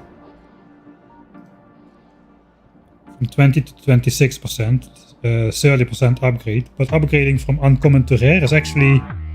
It's another 30% upgrade compared to the base rate, but not compared to the uncommons.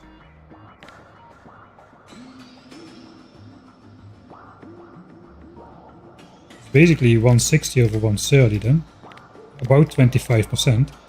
A 23% upgrade to go from uncommon to rare.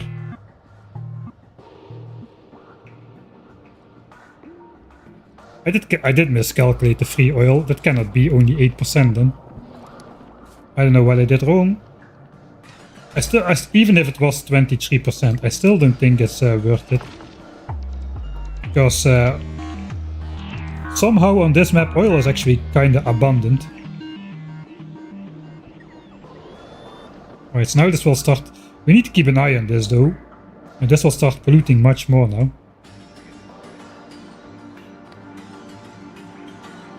And this might not be viable.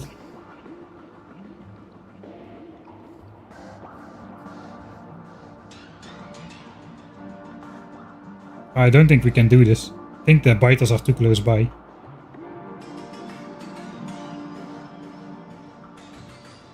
There's such a difference. It's like 20 pollution a minute instead of like 2 pollution a minute. So it's 10 times the pollution output for the speed increase that it brings for 50% speed. Alright, and now we're gonna spread to here, but these tiles have hardly any forest, so that is bad news. The thing is, I'll forget to keep an eye on that.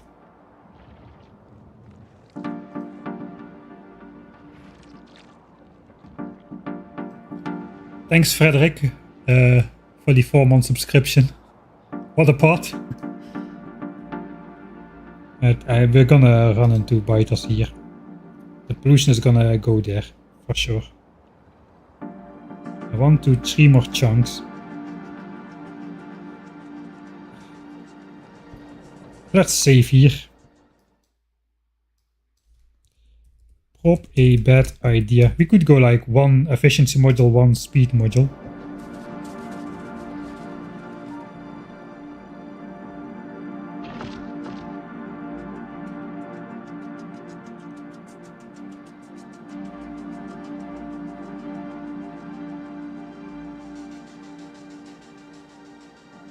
Yeah, Glava was in the beginning of the stream. It was actually surprisingly easy to figure that out. I got horrible memories of my first Glava experience, so I was kinda scared of it. But as it turns out, it was actually not that hard if you just design science. I haven't looked into any of the copper and iron stuff yet, but science doesn't require that. So we might just go importing rocket silo parts. Rocket parts, like blue chips, low densities and rocket fuel, so we don't have to deal with that on Glava. I don't know, but I'll take a look at it. Maybe it's not so bad. Maybe it's surprisingly doable.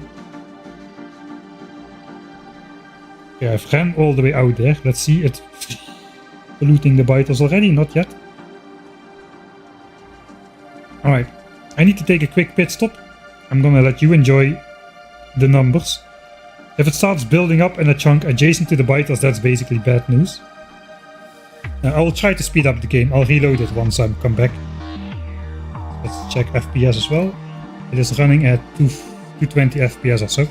I'll be back in a minute or two, and then we'll probably be polluting the biters already.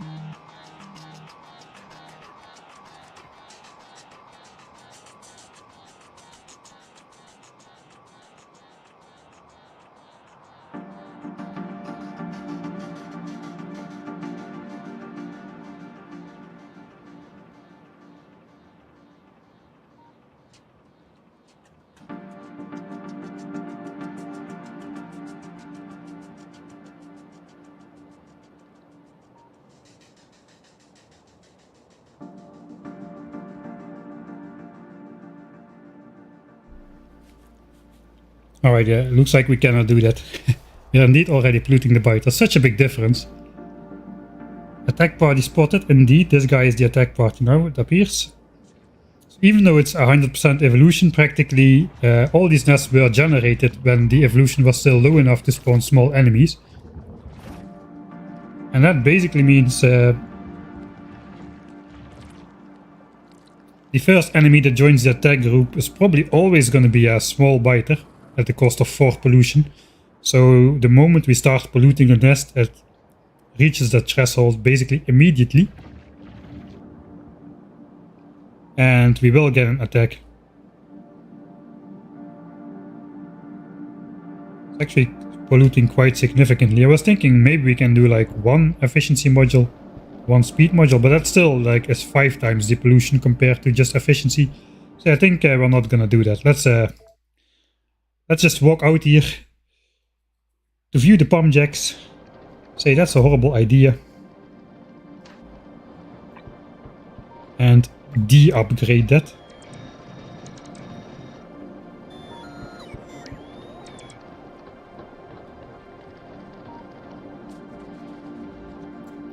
If we go like full efficiency on novice in the future, I might actually also unspeed module all of the other oil sources.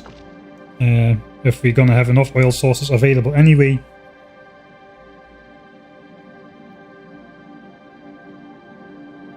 I mean, if we go like EM plans on the red chip setup, that also means we need less plastics for the red chip setup.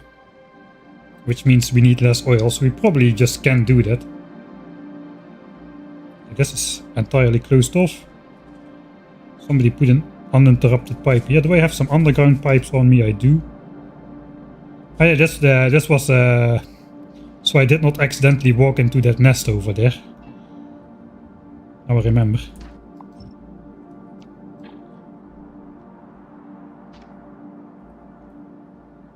I was very close. I'm not sure it will be that close. Also, the forest will start dying, which reduces the pollution absorption capacity of the forest over time. It stops looking like this, and it will start looking like this. And the pollution absorption of the chunk, the passive pollution absorption, will diminish. So that currently that's not happening. That starts happening when pollution goes above 60 points in a chunk. It currently tops out at 18, but even with one speed module, it will probably get into damaging forest state, and this 8.72 points of passive pollution absorption will diminish over time to, I don't know what it on average drops down to. I think it's about 1/3 of the original value, maybe between 1/3 and 1/2, taking the tile itself into consideration. But yeah, probably let's not add points of failure where we don't need to add those. Thanks Dragon Sweat for the 3rd month subscription.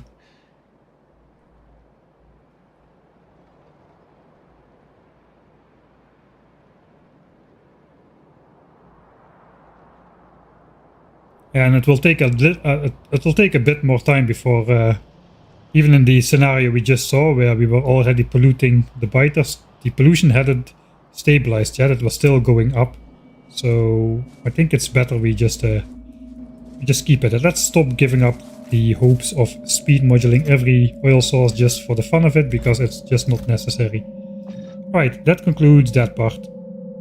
Oil stuff is sorted. We can actually see. Let's switch off those values. Okay, oil is stable at 8,000 still. This should be going up again. I think it was at 1.4k, now it's at 1.8. We should see that in the fluid now. 10-minute overview. Production, yeah, up to 42k, 41.5k. I think that was the value we thought it would go up to. Consumption, even with blue signs running, 39. Alright, so we are back at a net positive. So these tanks will very slowly fill up over time again. Until we start using rocket fuel again, that is currently backed up. So that's good. Once we launch the next space platform, then we'll start using bunches of rocket fuel again. But by that time we should have a good stockpile of oil up and ready again. Tool belt got researched, look at that. I didn't even notice that. Tool belt researched. An even bigger upgrade to our inventory. It starts to look like something.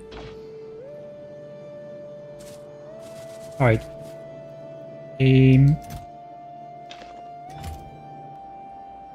So I think I caught all the immediate bottlenecks except for...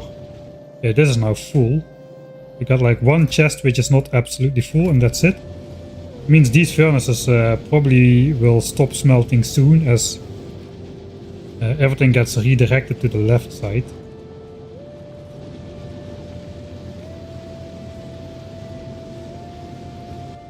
We still produce quality iron, or what's going on?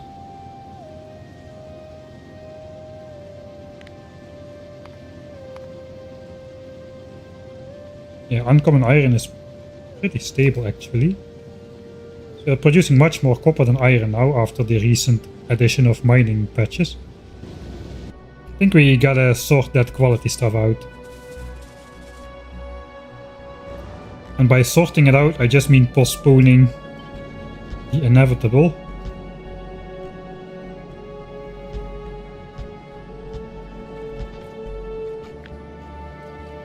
"24 more uncommon chests." I don't exactly know how much that is.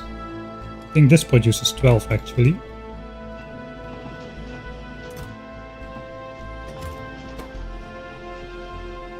so that should do it.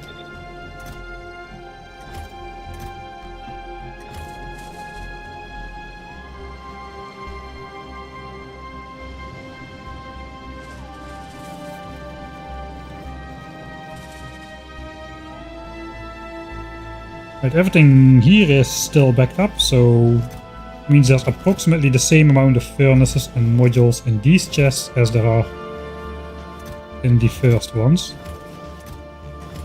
It looks about the same, so production is going roughly similarly speeded.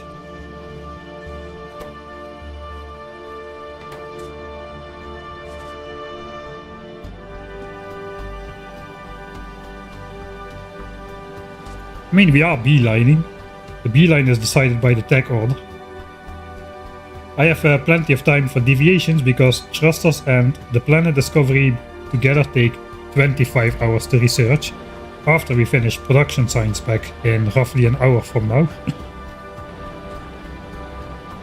Alright, the quality.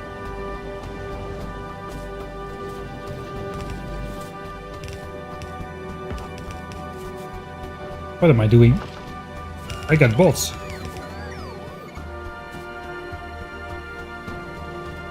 Alright. I apologize for this part.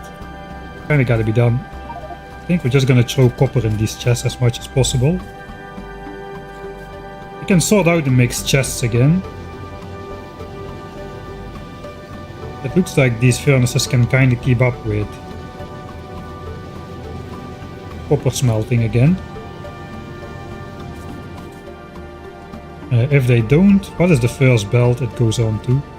This one. It means this inserter will grab stuff first.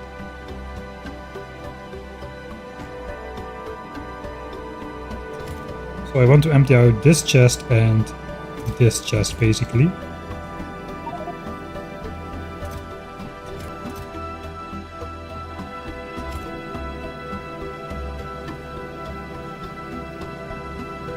Yeah, if I can empty out these chests, that's probably a good thing. And then iron can flow in there. Or at least mostly. These can get mixed up again then, that is what I mean. And then all the rest of the chests will be nicely organized, because currently it's quite horrible, as you might see.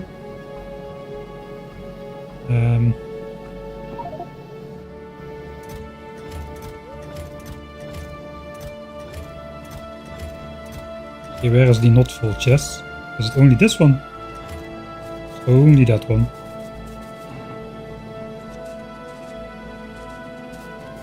For what though?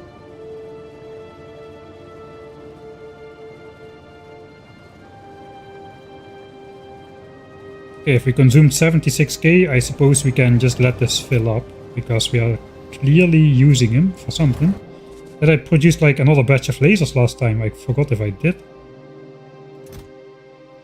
Right, we produced 2,000 laser turrets times 12 batteries, so that's 24,000 batteries. What did I use the rest for?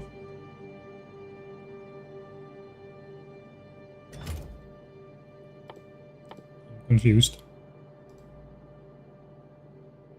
Accumulators. Yeah, accumulators. RIP. Is it RIP time?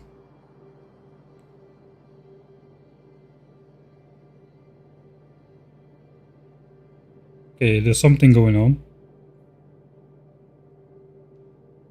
YouTube stream is corrupt. Did I just get a lapse in? Is it okay now again, or all back? Okay, it was on both sides, so it's probably just a lapse in internet connection. Let's hope that. Oh yeah, it was a big lapse though. Yeah, looks like now it's back. Didn't miss anything. I'm just stashing stuff into chests anyway. Right.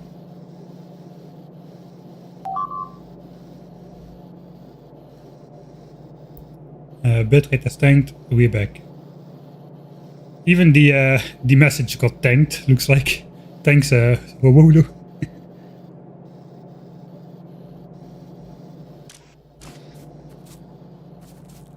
Right, so I gotta make sure basically iron reaches the end of the belt here, which means all of these chests should actually be full.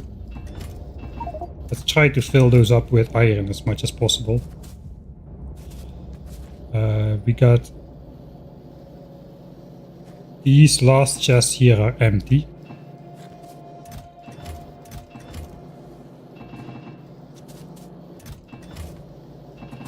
So yeah, I'm basically just struggling with my rare resources here.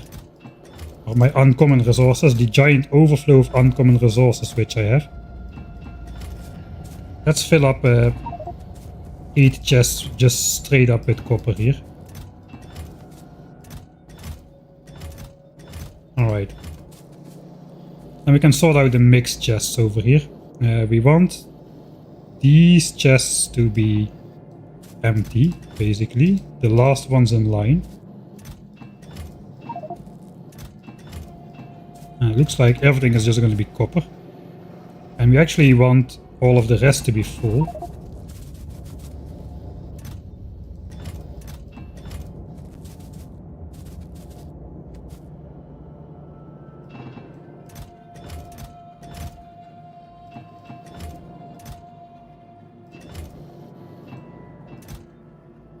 Alright, so this is all iron. These are all iron. Is this all full? This is all full. All of this is full with iron, except this one.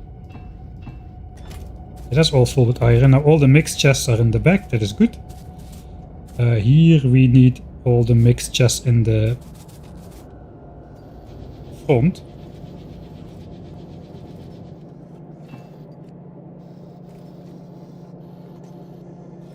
Back chests should be full with iron. That is the case everywhere except for here.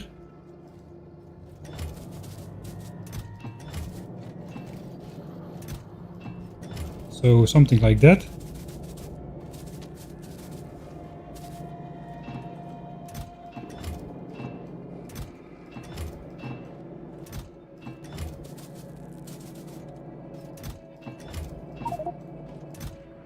All right.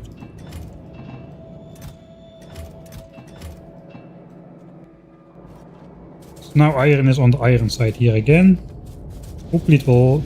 It's not gonna stay that way. We're gonna mix it with copper here, but all the copper should get pulled into the front chests then.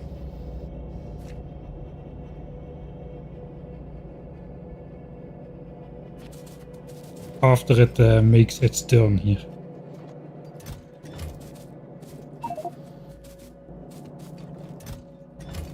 I think I'm just gonna stash all these back chests full with copper as much as possible.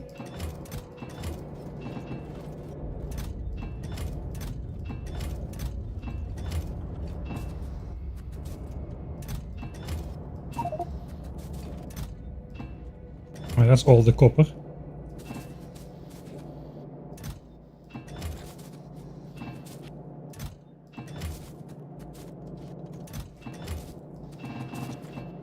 Alright, looks like we're about there.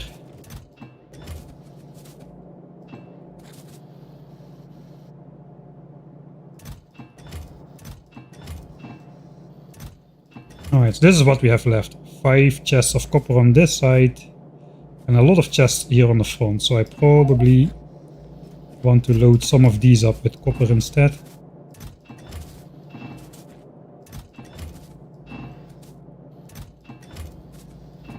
So the copper side stays as free as possible as well. And then I hope that this is good to go until we get back from Fulgora with the recyclers and we can get rid of all this stuff and try to upcycle it to whatever it needs to be. But something like that. That is our situation. Okay, that's not too bad. So all the rare stuff still gets called out here. Probably want to check out if the rare chests, how they are doing.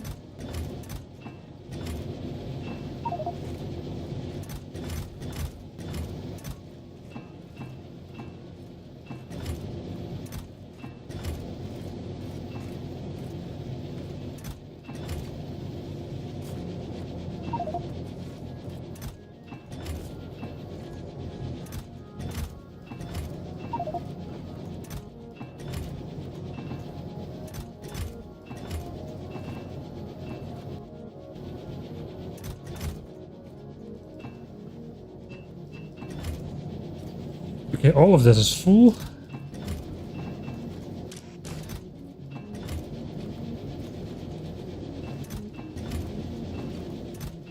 Okay, so this side is now completely full with iron. This is just mix now. That's okay. Then we can put copper on this side. This will be purely copper. Got 2 full chests of rare quality remaining. Here we got 8 chests remaining. So let's actually fill up those. This is now empty. This is empty. Yeah, this is... I think the uncommon is gonna get full before the rare one. So we can leave it at that. That is quality sorted again. Holy moly.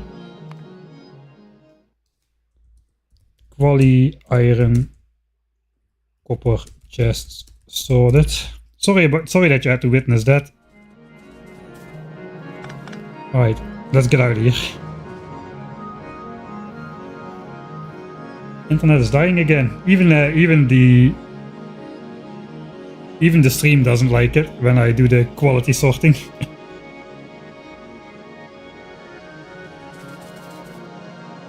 Alright, we need those belts of resources. The bitrate is shaky, it's confirmed. Don't know why. Every time when I do a speed test, it's excellent, like order of magnitude above what I need, and then when I stream it, just tanks. How's it 3 megabit a second? It should be at 6. I don't even know if it's bits or bytes, but it should be at 6. It's at 3. Now it's at 6. Okay, now it's at... Right. What else can we do before production science finishes? More importantly, these things need to finish. We got about a quarter of those. We cannot really start doing production science until these chests are full, because we either have enough steel to do furnaces or to do rails, but not both. Let's do the... I think we need to do low densities first. I think those chests are about to fill up. I want to keep producing those full anymore. Probably want to bring as much as possible to low densities. This side is full, but this chest is full. Right, so let me flip this one. Let me flip this one. This belt is flipped now, so I can mess with this.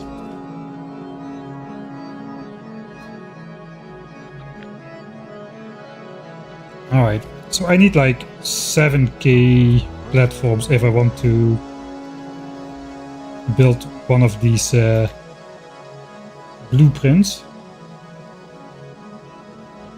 Even the space science one. Yeah, the space science one is 7.2k, the iron platform is only 6.2k. So I should be good with like 7k platforms in here. Currently I can stash 7k platforms in a single chest already. I think it's time to bring out the wooden boxes here.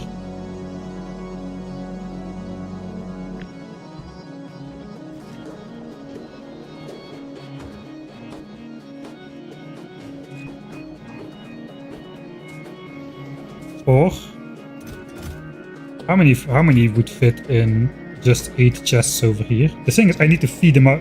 I have this because I need to feed them out fast enough, I think. So 50 insertions per rocket is 500 insertions per rocket crafting time, if I'm sending out platforms. How long does the rocket take? 3 seconds, but we're at... Yeah, we have rare quality module Mark 1. The speed penalty is offset by the productiveness. About exactly. 150 seconds to produce 10 rockets. 150 seconds. So we need to put 500 space platforms on the belt in 150 seconds, which is slightly over 3 a second. Okay, so foreign sailors can actually do that.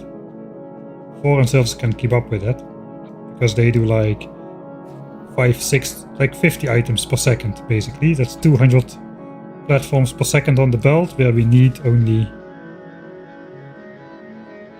Sorry, 200 platforms a minute, and we need about 200 platforms a minute, I suppose. We can upgrade to uncommon inserters.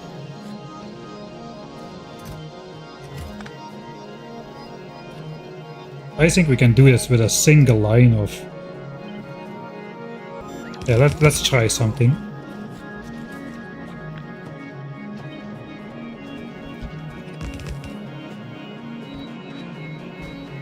Alright, and then it's just this.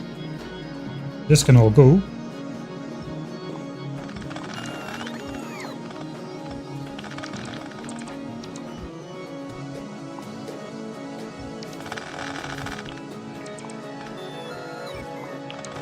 Let's not try to deconstruct any power lines. All of this can go as well.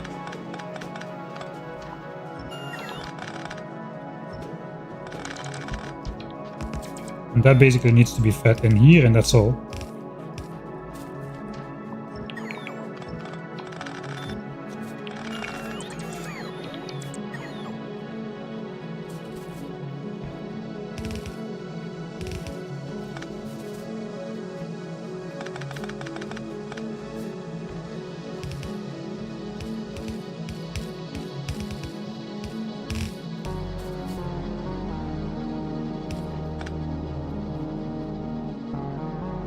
That should do it.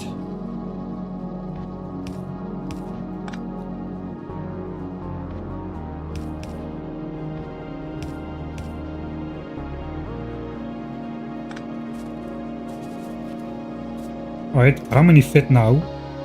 That is still like 5k per chest almost, that's 20k platforms. What's the inventory of a wooden chest? 16? 1600? 6400. Then we can create the rest.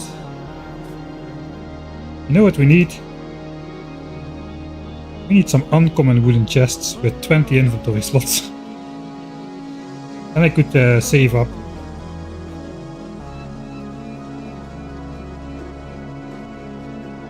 $8k. You know, standard wooden chests is enough. I'm gonna grab some wooden chests. I made those in the early game. Wooden boxes and stone furnaces, that is what my mega base consists of.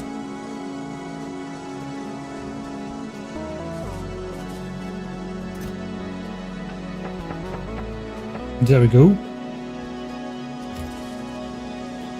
And then there's also a bunch of those on the belt still. There's all the rockets are full actually. So there's that as well.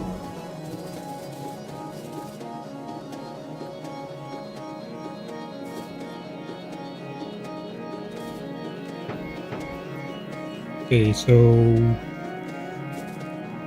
even the belt is not empty yet. Actually, it is almost empty. Alright, 2 more pieces. Okay, the belt is empty. I'm just gonna take those from the silo. Wooden boxes. It is that time. Everything is connected through green wire, so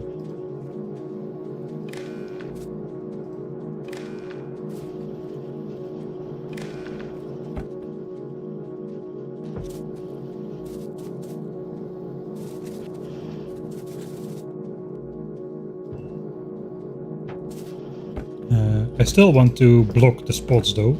Only when we actually start doing platforms I want to be producing platforms. I'm actually going to fill this up.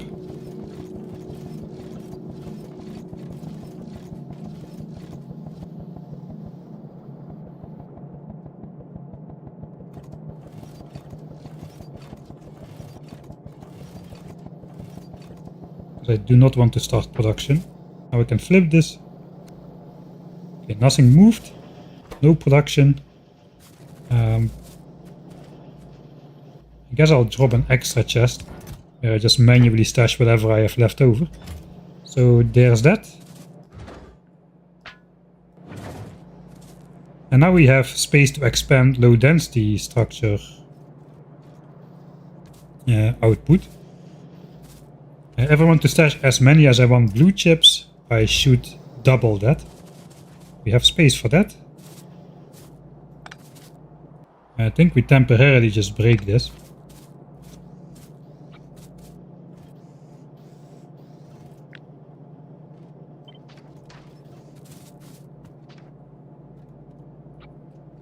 Let's copy this as well.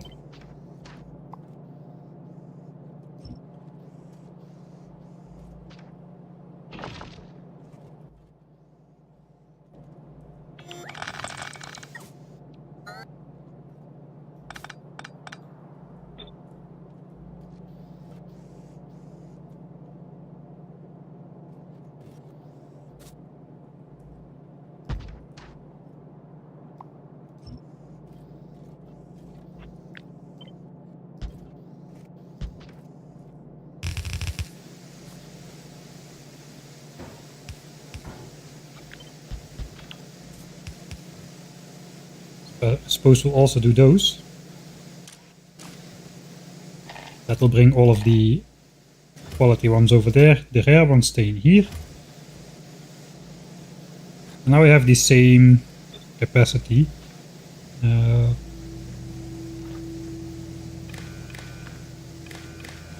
Now that is all connected.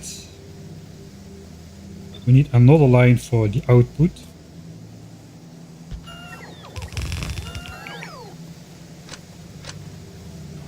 Of course, that messes up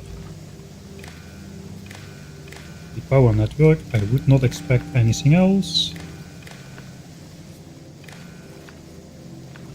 This thing is not doing anything.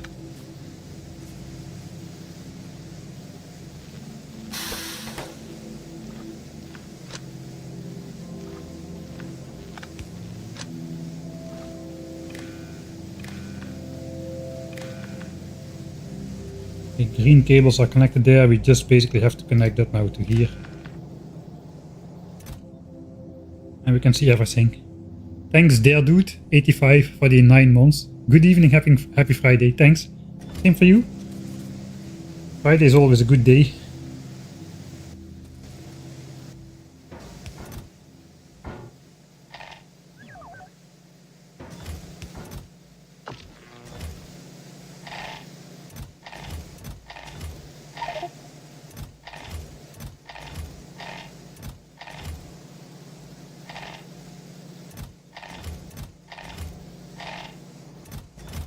Okay, let me just roughly rebalance that.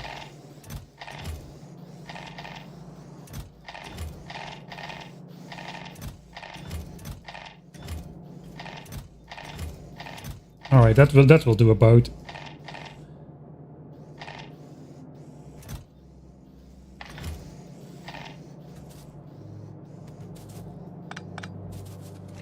Alright, then for the feed out, here we got. So one side of this should be good enough. Here we got this as well. And the space platforms. This produces... It consumes a belt of steel, which means it produces only 1.5 space platform a second. So I would probably want, just for feeding out some uncommon inserters across the board. 8, 12... 14, 16, 24 uncommons,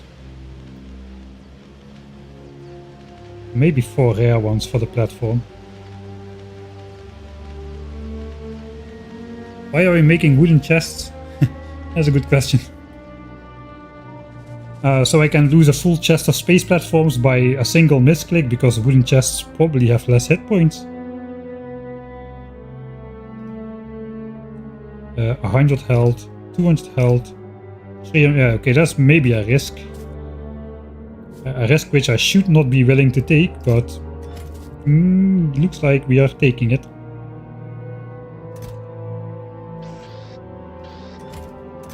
I will grab 4 rare ones.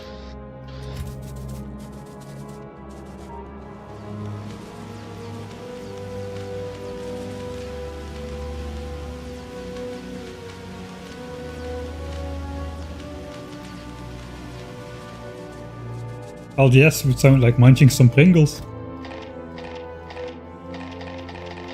Tasty Pringles. It does kind of sound like it. What was it doing again?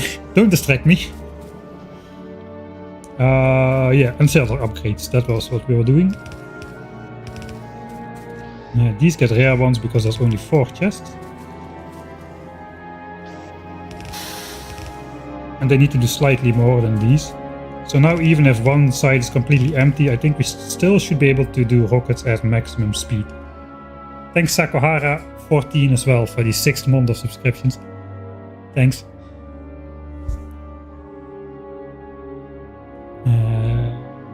Extreme is stable again. Ish. Yeah, looks like most of the red lines are behind us now. Alright, so that is the rocket silo area done. Now we just want to direct as many green chips to low density, as many copper plates to low density structures as possible, because I think we're quite ahead with blue chips here. 53k against 33k, so yeah, we've spent an ungodly amount of low density structures on making asteroid collectors for our stupidly oversized space platforms. This is the bell that goes to low density. So can I just steal?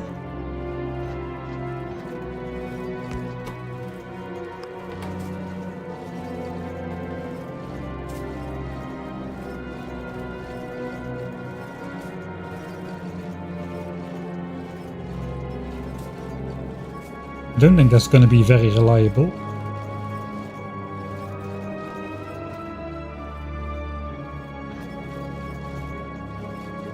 Unless I do this. That should do it.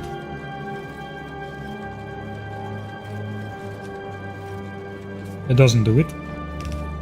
It looks like we're gonna be mixing all 3 belts then. This belt seems to be full somehow, I don't know why.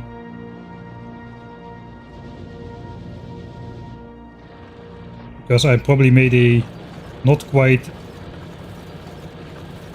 correct splitter here. So I simply take this belt instead.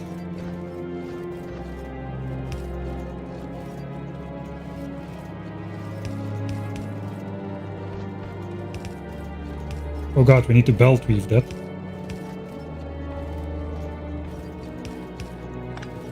Okay, that's kinda done then. Doesn't look very nice, but it works.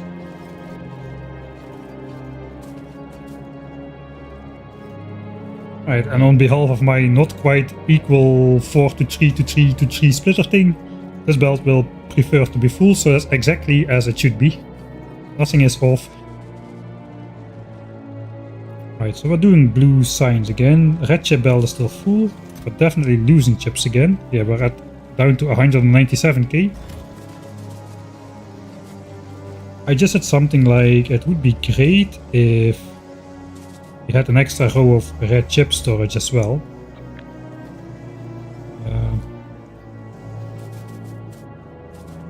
The question is, can we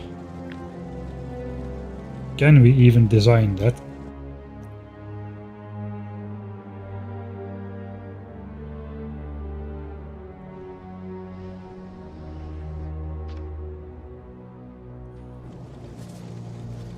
Can do it here, I suppose, if I switch my Roboport off.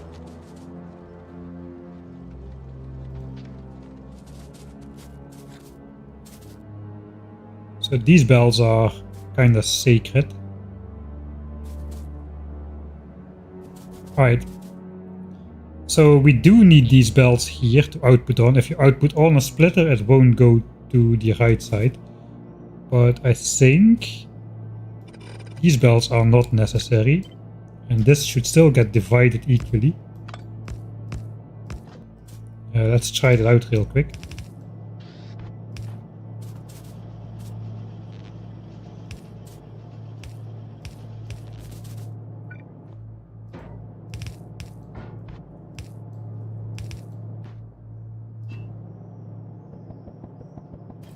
That's 8 plates.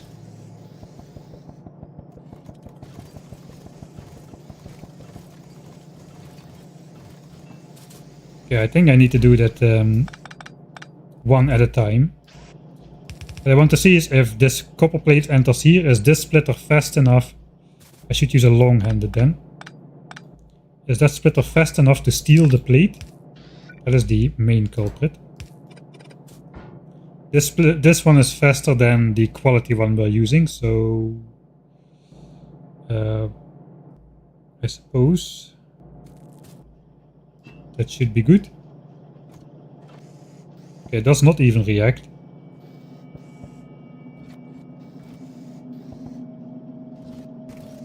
Yeah, it does not even move. Okay, so this works. We can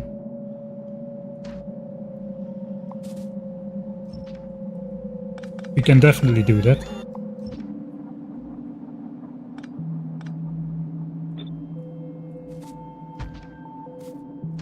Okay, that's one tile we save. We need to save one more tile though. And ideally I do not want to break this belt because that is the blue science belt. So I guess question 1 is, can this be more compact? Maybe it can. This splitter, if that goes over here perhaps.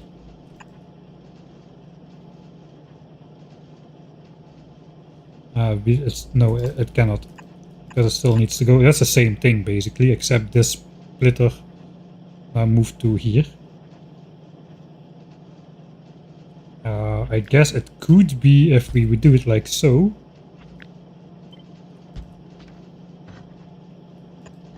But that kind of makes it more wide. I don't think we have that space either. We don't have that space either. So I don't think that can be one tile less high. So then the question is,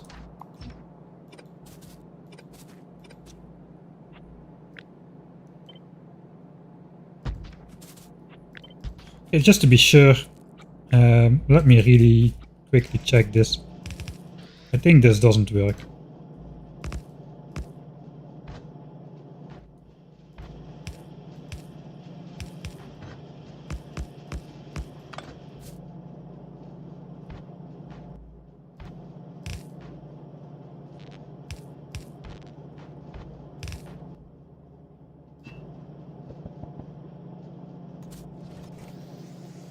Yeah, of course, first I think that gets stuck after some time.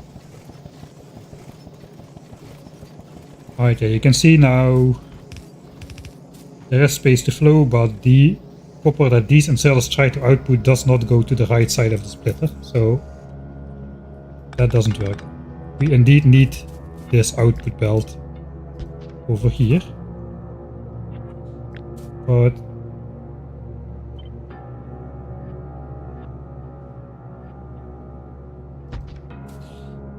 so yeah, the problem is then we need to move that up one tile if I want to squeeze in another chest there.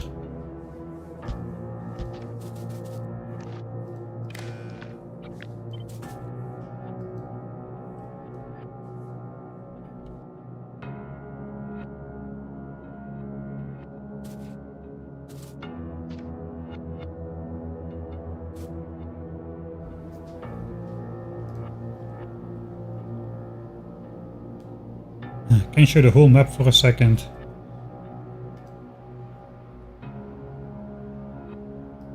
It doesn't fit anymore, zooming out. But the base is basically this part. Red sign smelting 3 lanes. 7.5 lanes for 7 lanes for green signs, and red sign or blue signs is divided over the map. But assembling is over here.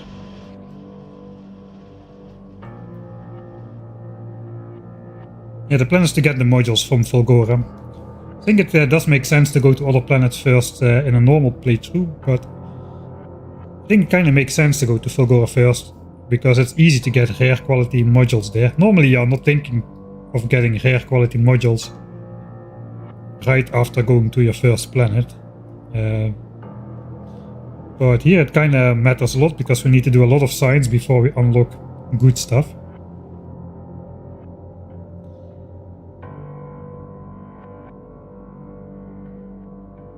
Alright. This is the steel belt, I believe. So basically we want to lift all of this up one tile. The question is, can we?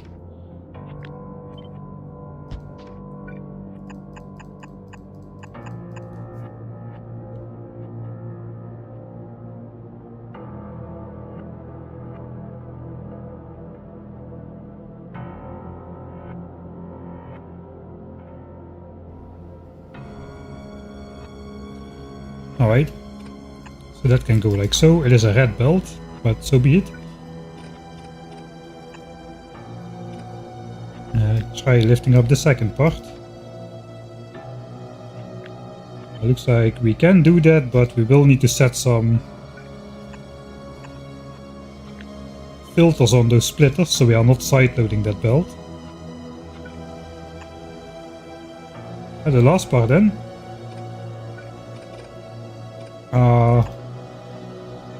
Yes, but also no, because now this part is in the way.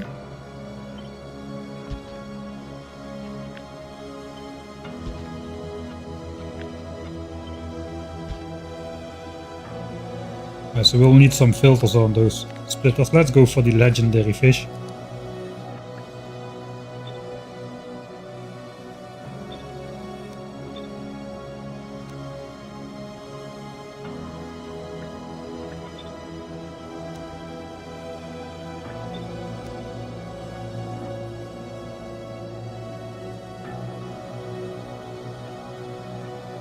What is this belt even doing? There is no belt. But then we can make it tighter as well.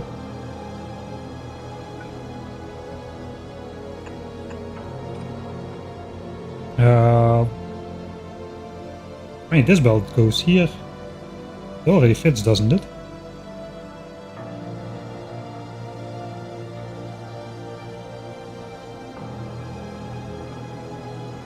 Yeah, that's kinda it. Suppose we can move this thing down here. And we can keep the steel belt yellow. Something like such. Copy the fish splitters. I think we're done.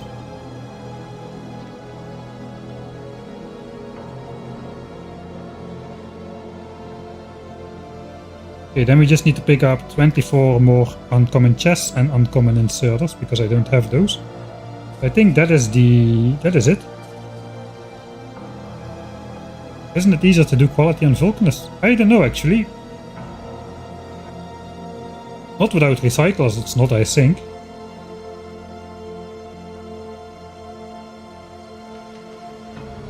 I just throw common ones in lava. I don't know.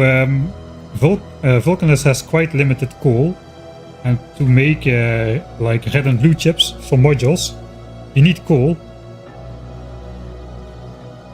to make the plastics for red chips. So I think that's kind of a waste, since coal is going to be the limiting ingredient in science, whereas so resources are technically not limited, but the demolishers form a formidable threat on Vulcanus, and we need to clear them out to get access to resources, whereas on Fulgora the trash islands are literally infinite and there's nothing standing in our way to access those trash islands. So I kind of think for that reason alone it makes sense to... We are not wasting any resources if we mine up some trash islands, because there's always the next trash island that is ready to be mined. Whereas on Vulcanus we need to push more demolishers.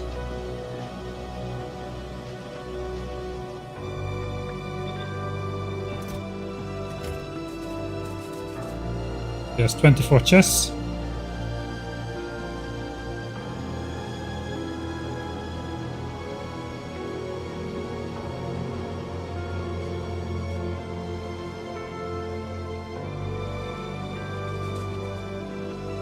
I have the inserters even, I didn't forget about them.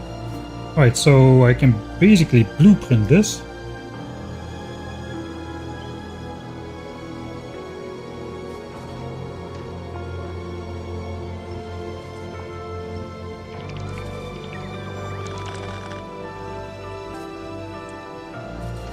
And this should go okay. Actually no, I need to manually... Oh god, this is gonna be quite annoying.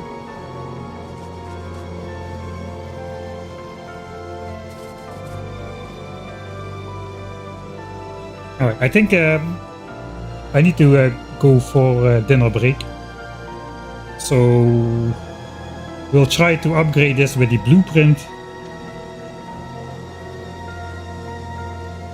as soon as I'm back, because that's going to require...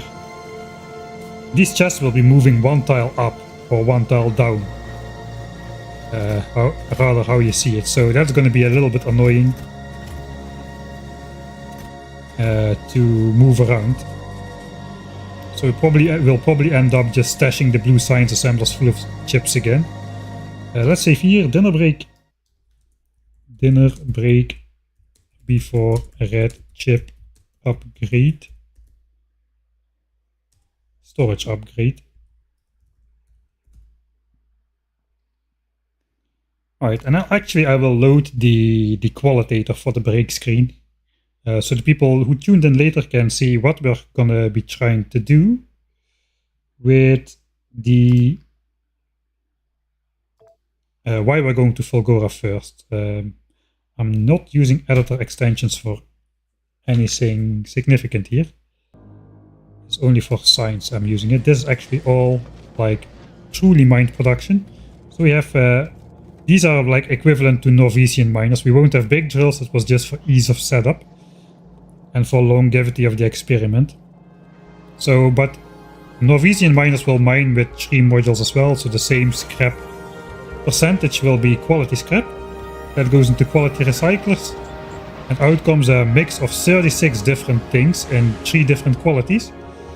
That just goes in here. We sort out the quality Mark III that we will all keep that in chests up here. All the quality Mark II and 1 goes into the big tower, gets spread into 24 lanes of quality 1 and quality 2 stuff, which gets processed into the entirety of this quality setup over here.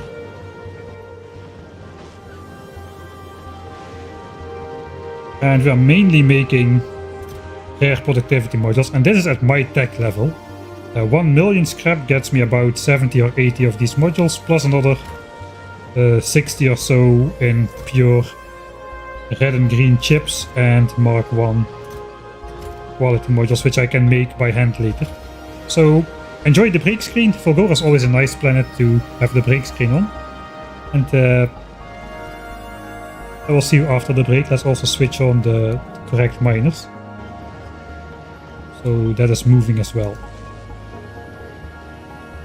Alright, I'll be back in roughly 20 minutes or so.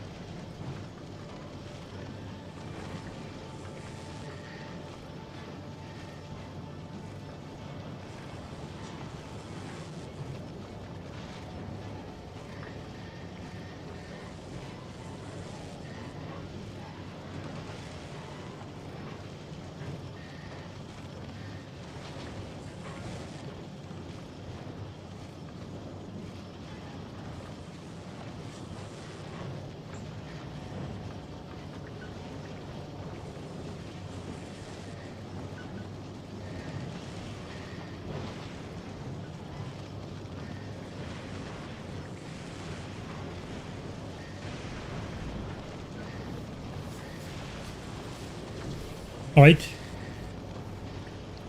Let me catch up a bit. If no static defenses are allowed, why not just use artillery wagons? That's a good point, actually. I guess technically those are not static defenses, but I do agree they would go against the spirit of the challenge. So I'm not gonna do that. I think revenge attacks are actually not that big of a problem. You can do some sort of hit and run tactics where you just shoot the artillery turret, a couple shells, just shoot, back up, go away. Then when the biters arrive to attack the spot that attacked them, there is nothing left there, and they'll probably just despawn or go back to their bases or some other base or something. I don't think they'll choose a secondary target in your factory after they do that kind of thing.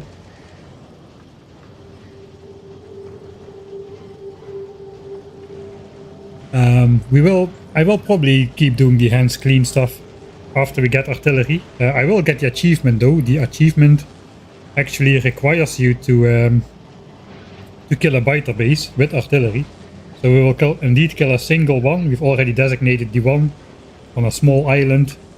The one which betrayed us in the early game. Or wanted to betray us. This is indeed the editor mode. It looks like we are consuming everything. All these chests are empty except the red chips. Red chips is supposed to be the bottleneck, but it might just be that we are actually bottlenecked by the machine speed over here. And that is why we are not consuming all red chips straight away, but there's like 5 chips in there, so that's basically nothing.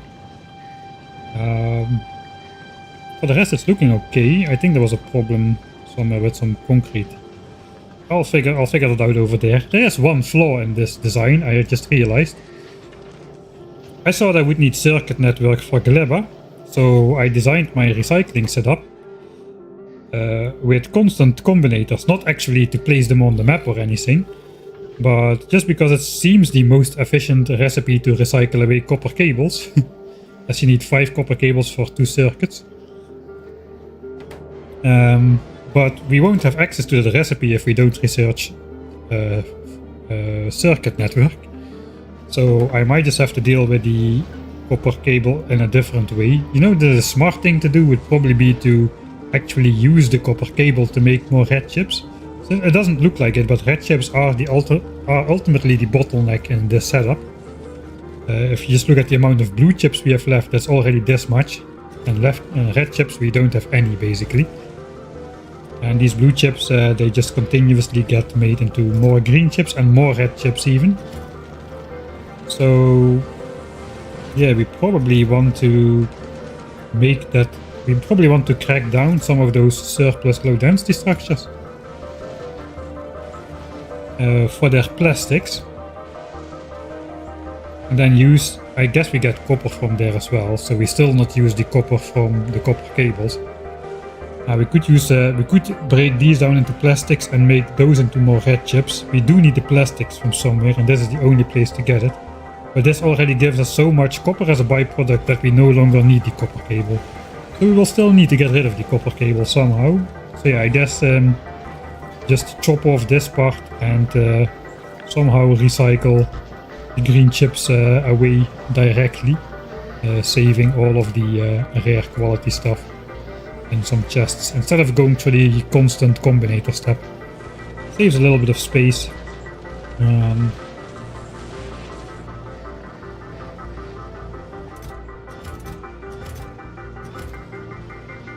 for the rest it's working quite well.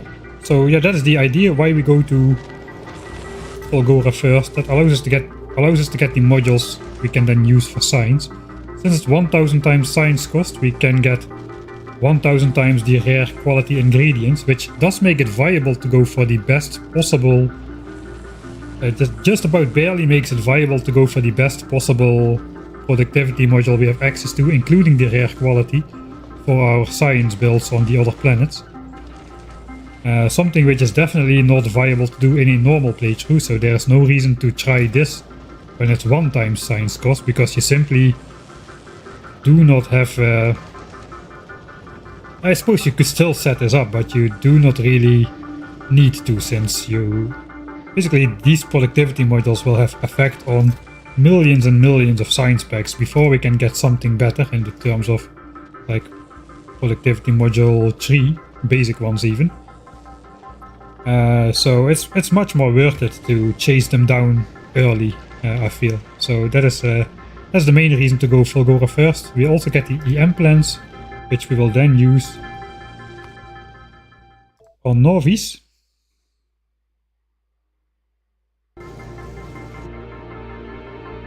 And we will likely just rebuild the red chip setup straight away with those, since we can use the 50% productivity bonus from the EM plans on the red chips, as well as on the copper cable, as well as on the green chips, and no more copper cable. This is basically one big copper hogging setup. It currently uses 7.5 belts of copper and 3 belts of iron. I bet we can get it down to less than half of that with the EM plans. And then after we get Vulcanus, we'll rebuild the entire base with beacons and foundries and calcite imports and whatnot. Then it will finally be time for this base to go. But not yet. At the moment, we are not there yet. It is in the queue though. We decided to go straight for the goals. No more laser damage 3, laser damage 4, 700k of research. No, we're not gonna defeat behemoths before we go. We have time enough to do that after we're back, I suppose.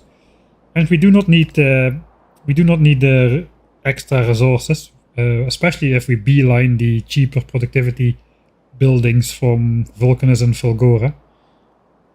We probably will need to hook up a couple more patches before we leave, so everything keeps going, especially copper. Since we got iron from space now, iron demand has already diminished by quite a bit.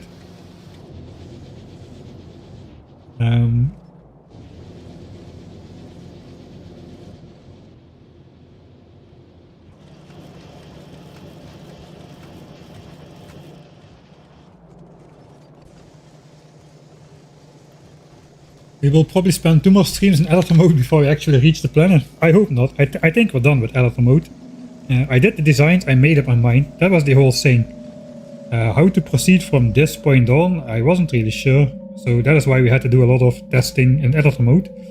Because if we make a wrong decision, it can potentially cost us like 25 hours of research in the wrong direction. And potentially we could run out of resources during that time, and it could end very bad. So that is the reason why we got to...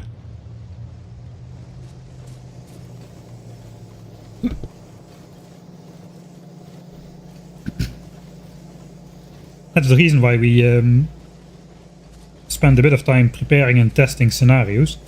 Alright, so now we need to rebuild this without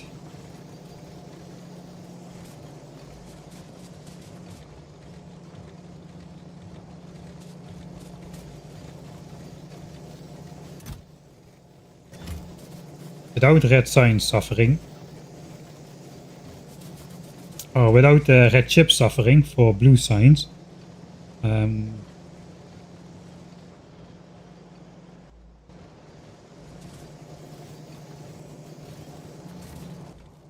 What's the least painful way to do this?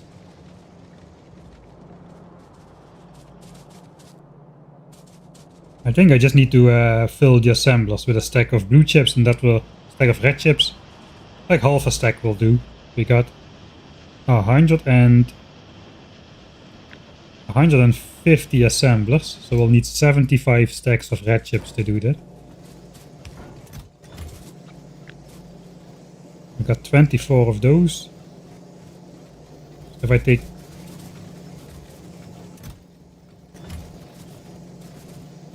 okay, we do not have the same amount of chips in every line here. So I think it doesn't really matter. I will need to resort the chests afterwards anyway, so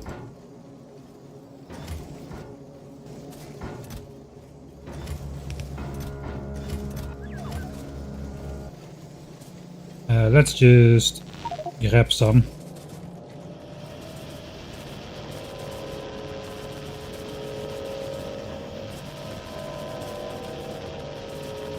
So that will stop red chips being required on the belt for a couple minutes.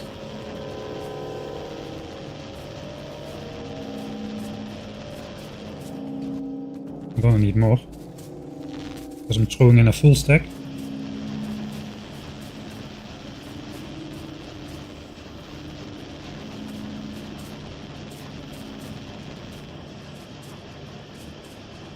Trees are in the way. I did get the last one. Okay, so that's good. So that will take a while to consume all those red chips. And these bells should stop now. They have stopped. I suppose we are feeding out for furnaces and productivity modules, but that is alright. I'll throw that in there.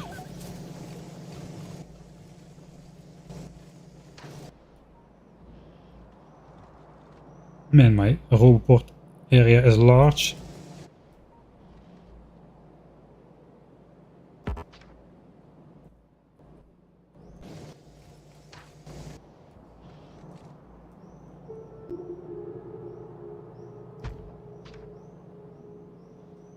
Right, so first thing I want to do is this. This is the important part.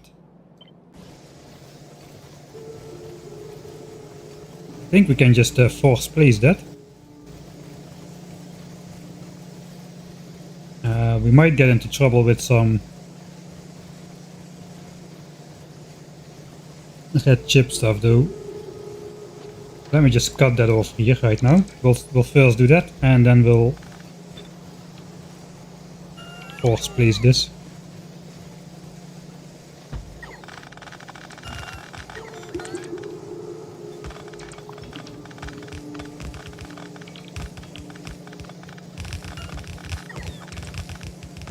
Alright, steel for engines is interrupted.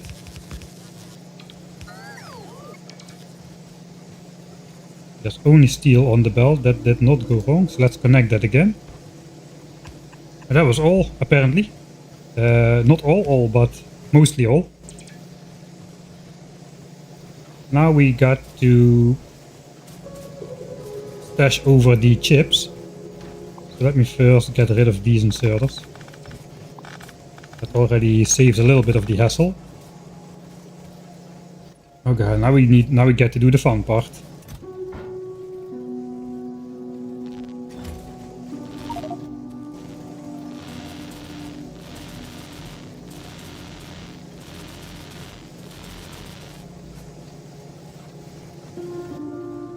Alright, that's my inventory. It's not exactly correct, so 4 swoops. 4 swoops per inventory.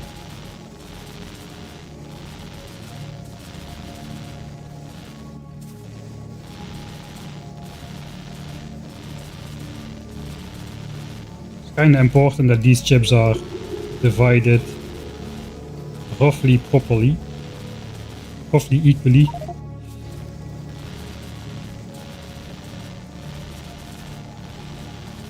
We are relying on those to keep blue signs at 1k SPM.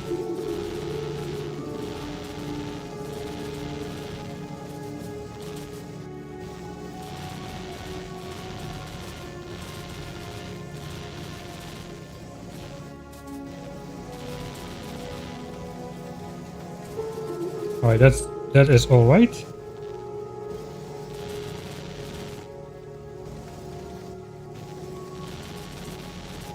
Alright, now we can do the rest of it.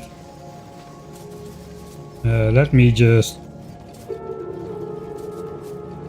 I think we'll just temporarily stop red chips from flowing in.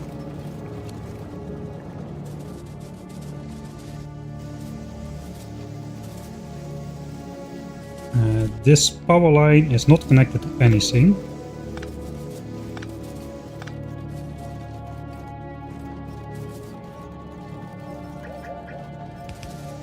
Except we are relying on it to empty the bells, I suppose.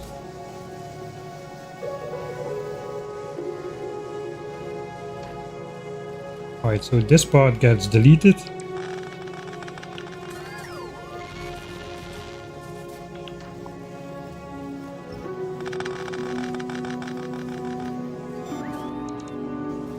This part gets deleted. Now we're ready to place the rest of the blueprint.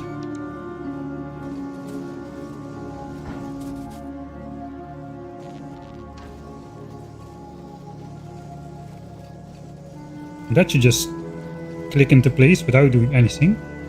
Or does it? Alright, I messed this part up.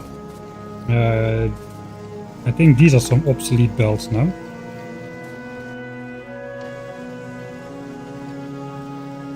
I think that's it. There we go.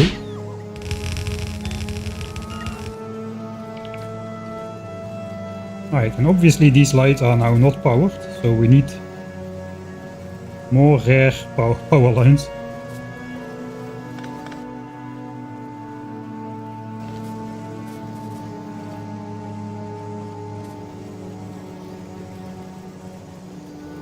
Somehow I got two in my inventory. I have no idea where those came from, but that does power.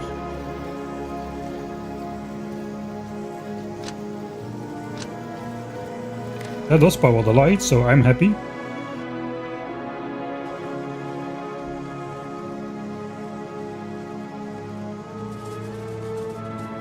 Alright, then let this flow in again, because every second we are not producing red chips. We are always using red chips. We're either using them for signs or for purple signs, or just saving up for them so we can do purple signs and blue signs at the same time for some period of time. So this should be okay. I think I'll just take the rest of the red chips to the base.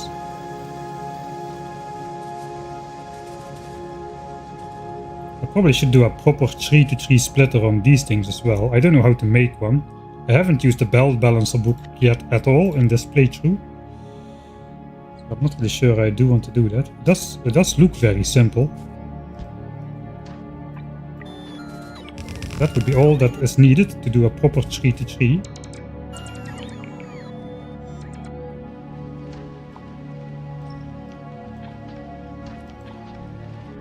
So maybe we'll plop that in there.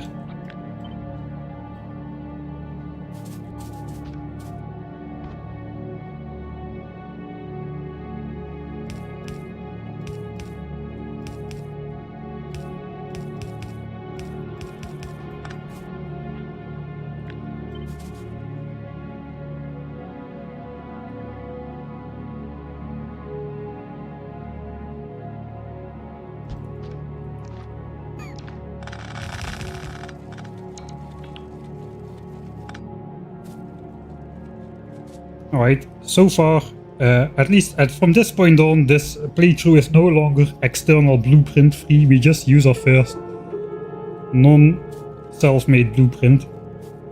Not even sure it was a good idea. But that should keep these chests perfectly balanced, whereas before they were not entirely perfectly balanced.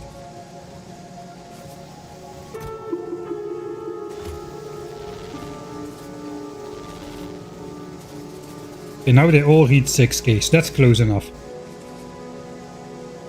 We should be taking him out here equally. We should be feeding him onto this belt equally. And we're also feeding him in here equally and taking him out equally. So that should be good, I think.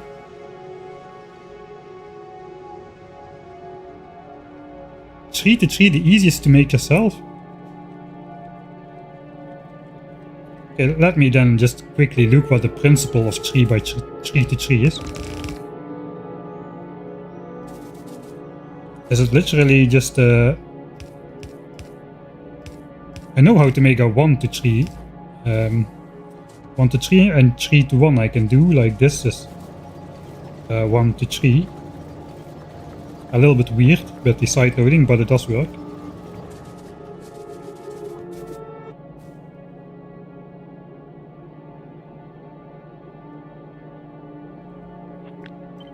Let me look at it from another angle, maybe that helps. Right, so this goes back to the input. So we have basically 3 bells.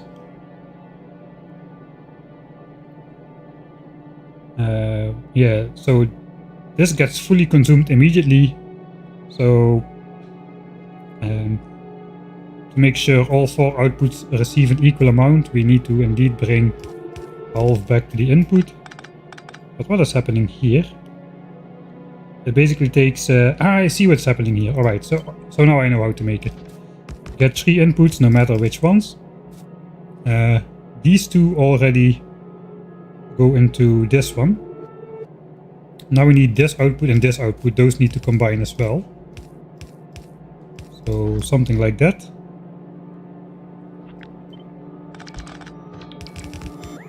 Alright.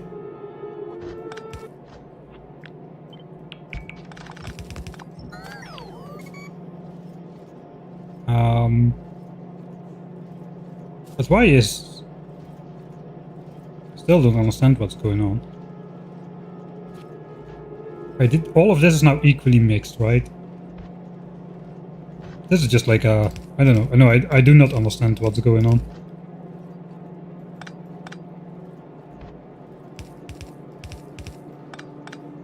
I do not understand what's going on. So this is the same thing, but I don't understand what's going on.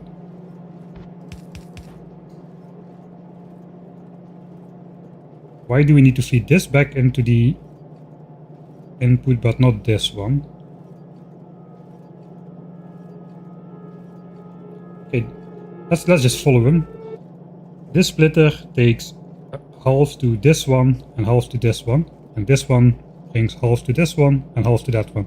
Okay, so these splitters all receive an equal amount of resources. Okay, I understand then. Both these splitters receive an equal amount of resources from all of the inputs. But we need only 3 of the 4 belts out. So instead of having this belt come out, it just feeds back into the input. Correct? I do not want to become an expert on... That's not my field. I do not want to learn this stuff. I have no desire to learn this stuff, because this is something you can... I feel you can really get nerd sniped by this. Optimizing splitters. I do not want to get into that. I think that's correct though. It's like 4 to 4, but one output is looped back. Really? Then I already did that on a couple of occasions. I don't know where else I'm using 3 belts. From 4 inputs. I think we used something like that on this copper mine over here. This one over here. I know I fixed that now, but originally there were 3 inputs and this was just looped back to the input. So that's basically the same thing then, but with more splitters. Alright, then I proclaim... No, I still use an external blueprint. That's just how it is. Alright, looks like red science is... or blue science is still running on our stash of red chips, so we are filling up the chests a bit again, so that's good. Is this flowing? This is flowing.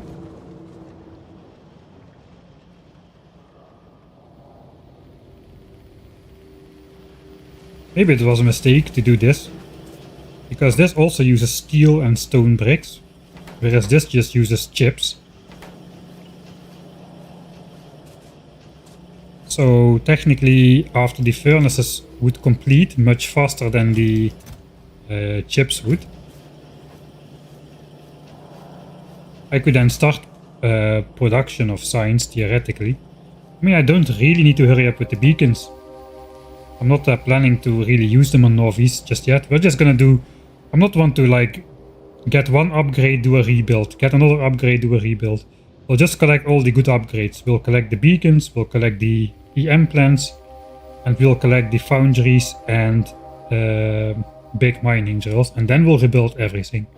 I will make an exception for the red chip build after EM plants, but that's about it. Right. So let's just keep this going. It is not even halfway yet, but that's fine.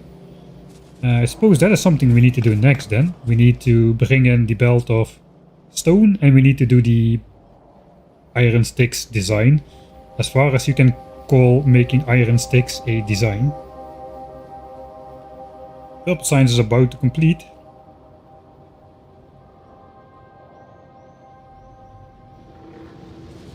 Yeah, I'm not gonna feed out more iron, I don't think.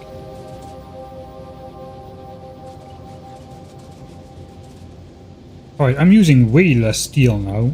I think I can...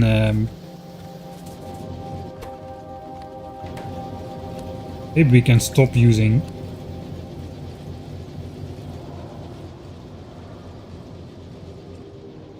this altogether. We can just simply feed out from our steel buffer chest area. We're gonna be gathering steel way faster than red chips anyway. What was the ratio again? Okay, we need 2.5 times as much steel as red chips though. Yeah, no, maybe we do want to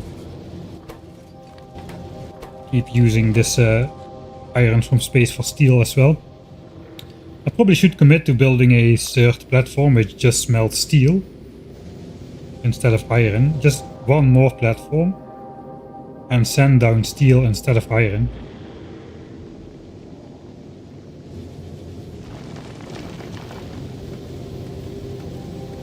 That would probably be not a bad plan.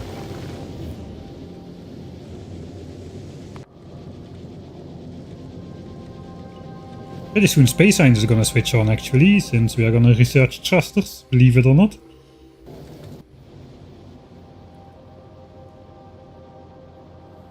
Okay, 44, but one output is looped back. I'm gonna remember that, because that is a useful shortcut for me. Beacons would help you get more oil from infinite oil sources. Yes, they would.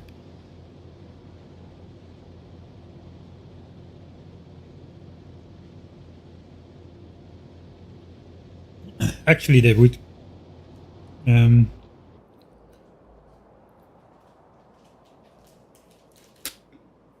Maybe not straight up so.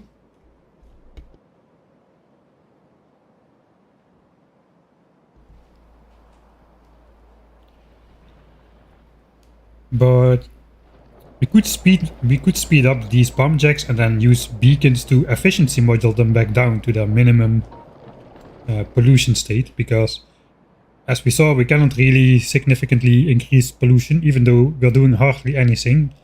We did a small test and we polluted these biters by just straight up putting speed modules in there.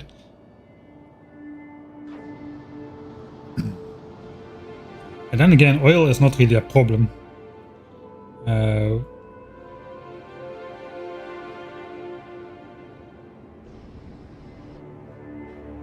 Yeah, even at the increased consumption rate, now we upgraded to rare, we are still not losing any oil in these tanks. 8k is the point where even the crappy sources can still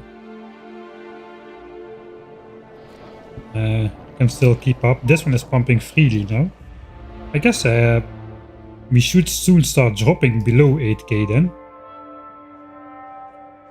since that one is pumping freely. But it will require us dropping to 6k before our next oil patch switches on, and this is a pretty decent one at 3600%. And of course there's another number of oil sources spread across the map, which is kind of accessible. We're gonna need to do some big worm fights though. So maybe I should not rule that out too quickly. I think we can...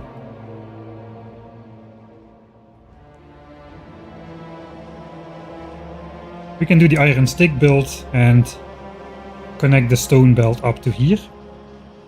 Then once productivity modules and furnaces are done, we can start our first production cycle of production science. Enough to get beacons. All of this is just to get one of the cheapest purple technologies in the game. Only 75 science packs, or 75,000, requiring 20 full chests of these. No, actually no, we're there. We are there. We are there. We only need 1,000 per furnace. 1,000 per chest. But we're almost ready to switch this on. Okay, I gotta get a move on. I'm panicking. We had a weird way to output purple science last time. I think it involved...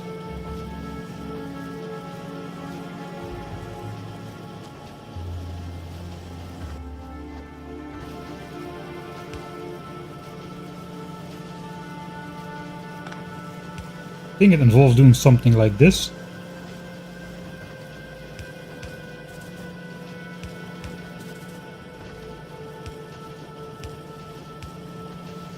And just outputting it with a long-handed inserter, that's as simple as it gets.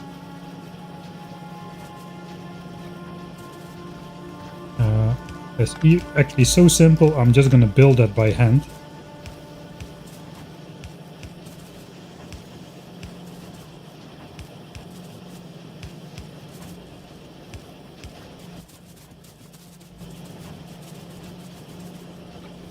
I'm not really sure if I'm not going to be messing up anything.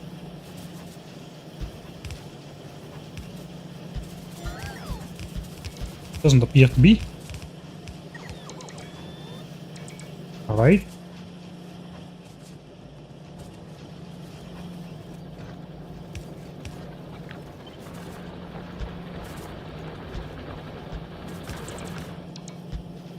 Yeah, there's too many chips for the bots to pick up.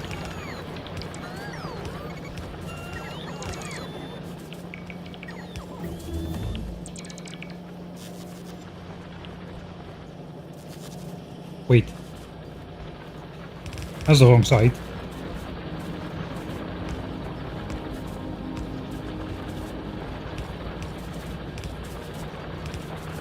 Hey, purple science. The recipe is available. Alright, here we go. Space platform thruster. SPM is dropping like a maniac, because this again is a 60-second per science pack technology. Which means all of our labs are slowly going to be switching back on. So if at the end of this our 50-hour graph still shows 1k SPM, I think I'm going to be happy. 1005 signs a minute. We did research a bit higher the last little bit. Let's see, it will take a while to get back up to 1k SPM.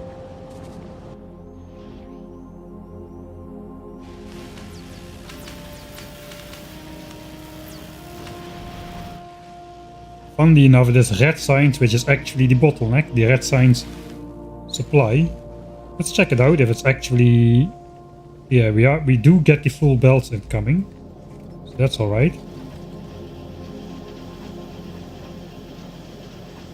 And this production is fast enough, so yeah, we should be okay.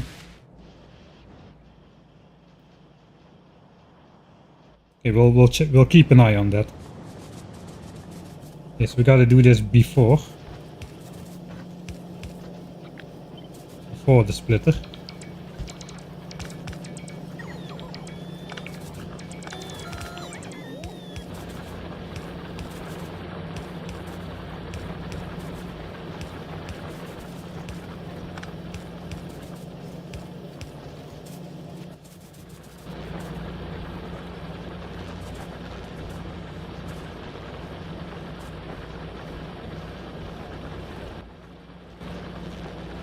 Alright.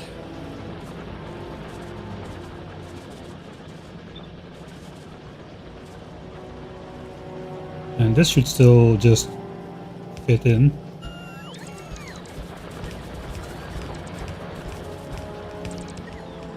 And then the question, where are we gonna stash purple signs?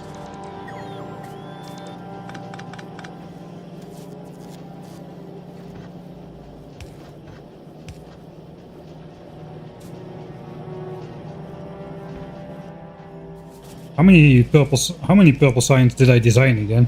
Was this 180, 360? I forgot. Roughly 0.16 a second times 60 seconds, 9.6 per minute times 20 assemblers. Looks like 180.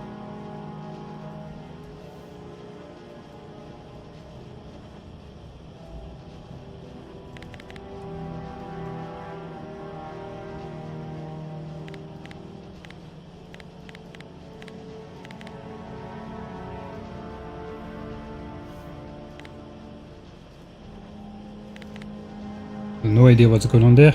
Looks like about 180 signs a minute.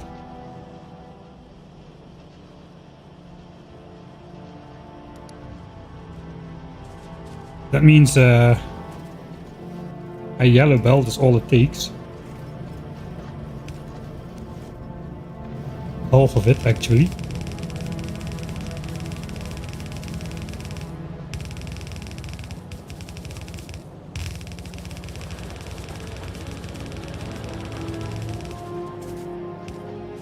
Alright, and then how big of a stash do we want to make?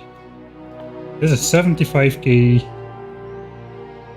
Elevated railways is 100k, and that's basically the only tax we've got our sights on. We don't need quite 100k signs because of the labs, so we more need like 90k, 91k. That means 10 chests basically. That's not a lot.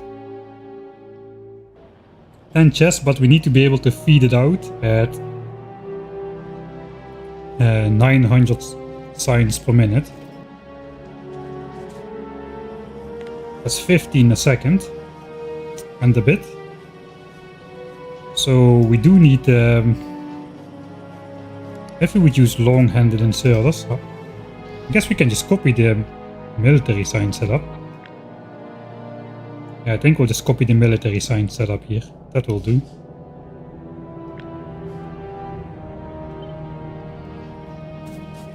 This is the amount of storage we need. And it looks like I should have built my entire setup slightly to the right so I could fit this in somewhere.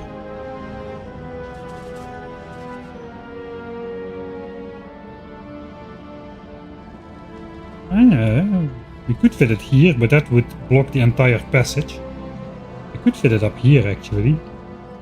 Just bring purple signs over there.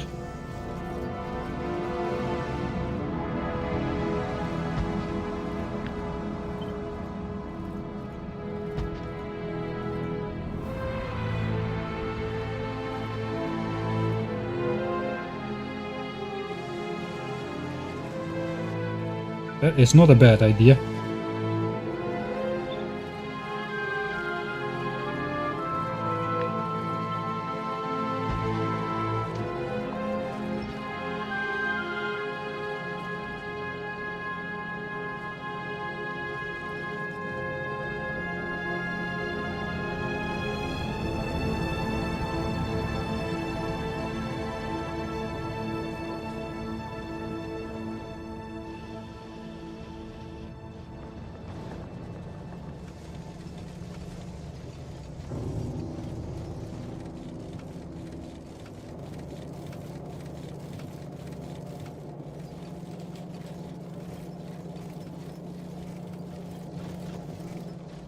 How to get it over there.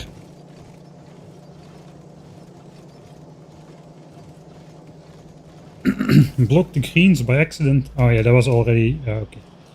I'm again not keeping up, right?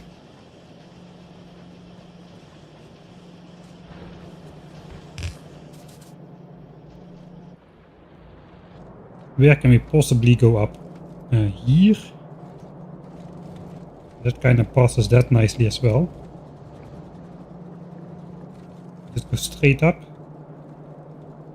And I suppose we'll just go straight up and then turn here and just make our way through this somehow. And then just feed it in there. I do currently not have a belt free for purple signs though. Was I not intended to exchange military signs for purple? Or am I going to put it on the blue signs belt? I guess we could put it on the blue signs belt. We can simply like do this on every one of these. Yeah, we'll do it on the blue signs belt. That looks the easiest. What made you choose to go to Fulgora? Making quality modules, making rare Mark II quality modules, which I cannot do in Norvese even at my current extraction of maximum quality stuff which I can possibly do. In Fulgora it's kind of trivial to make enough modules for all of the sign setups, and then with those modules I can make sign setups on Fulgora, Vulcanus and Glava, which utilize which basically either make the most out of the most limited resource which is available, which is holmium for Fulgora, coal for Vulcanus, and basically the size of the pollution cloud on Glava. Coal on Vulcanus because of the demolishers, and then Fulgora holmium is limiting factor because of the balance of the scrap recycling recipe.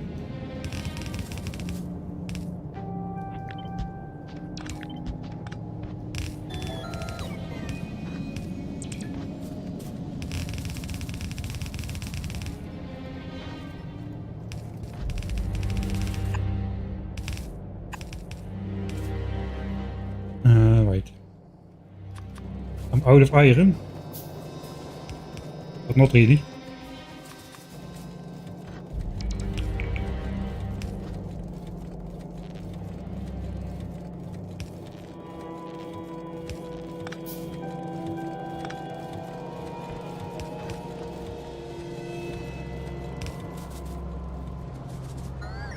Yeah, I think we just keep going straight here.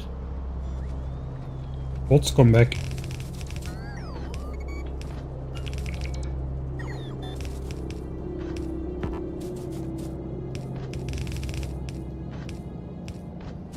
Alright, so there's two things to do.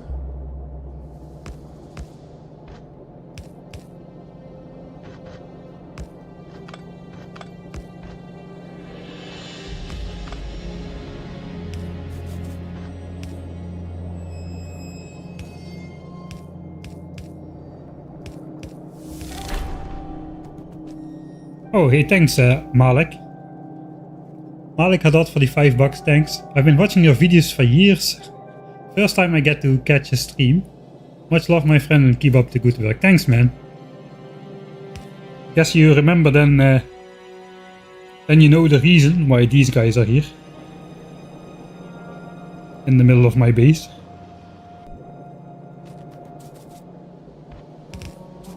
Thanks for the $5.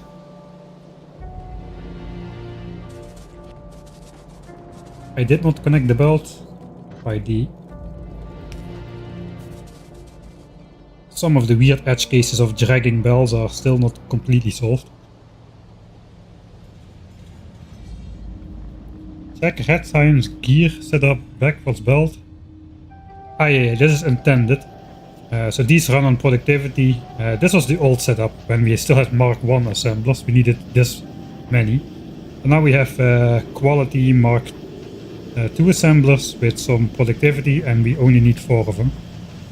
And since the modules are kinda expensive, we limited that, and we don't let the efficiency ones produce anymore. So this is working as intended.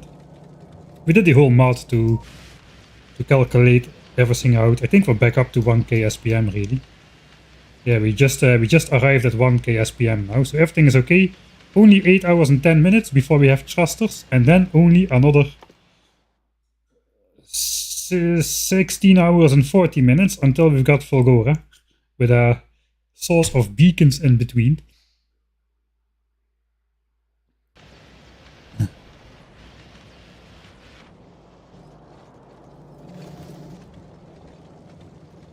Right. So I suppose we want output priority to the labs and we want input priority from the belt.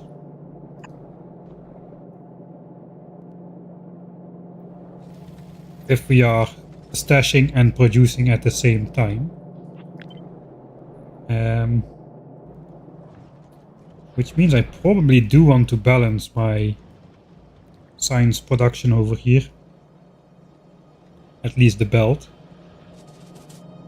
One of those weird squiggly things. We don't need a squiggly thing. Everything is loaded on the inside.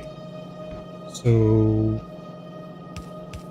simply this will balance the belt equally. Left and right.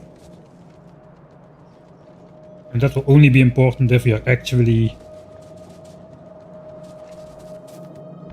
producing and consuming at the same time. This needs to be red though, from this point on, because we need to feed out 907 science packs a minute, and this belt can only do 900. Don't ask, don't ask.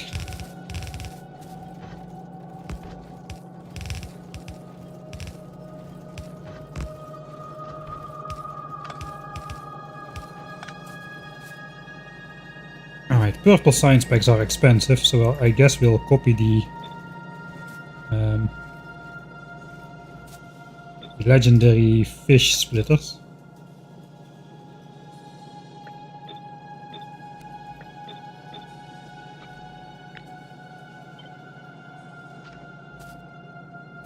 Alright, I suppose we're gonna need more uncommon inserters. Maybe I should just carry those around by default at this point.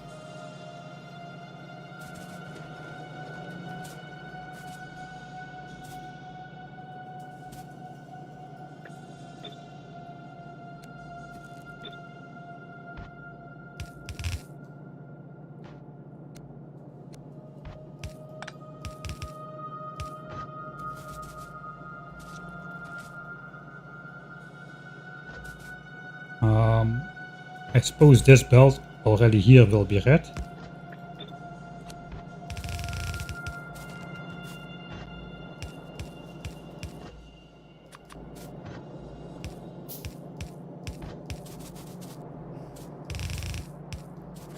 Alright, there we go.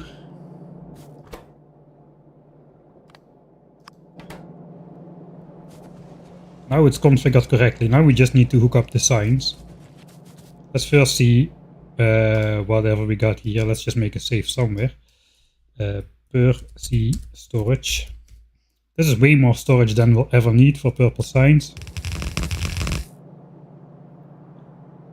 Right, we are missing lights and indeed the uncommon stuff.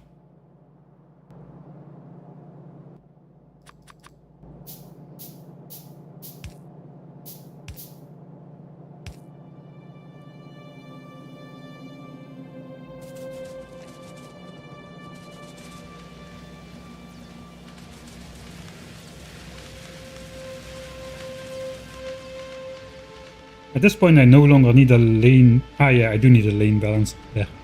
Everything is output on one side. You're correct.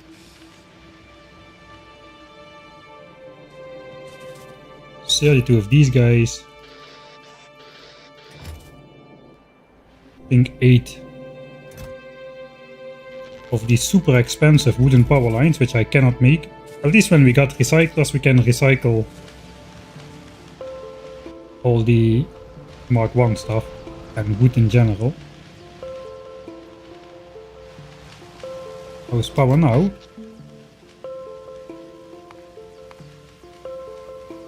Yeah, we're dipping a bit deeper now that all the labs are active again.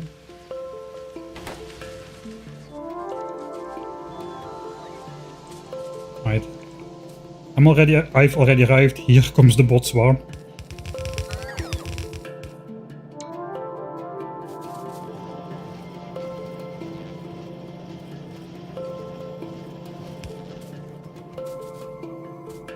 Alright, so everything that gets output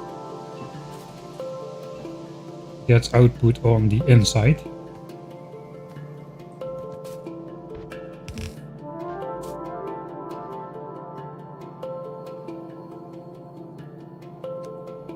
It should be good enough, really.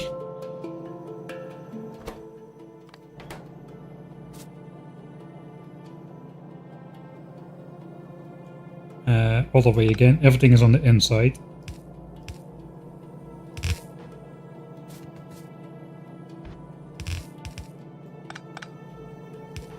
Don't know how to stylistically do that.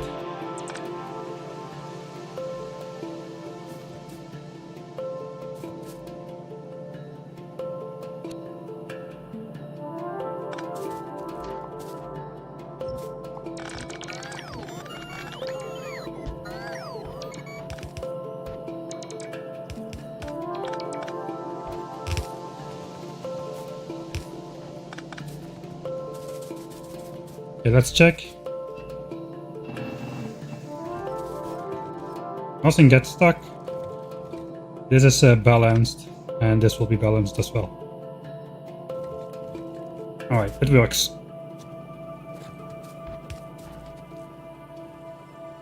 Nice.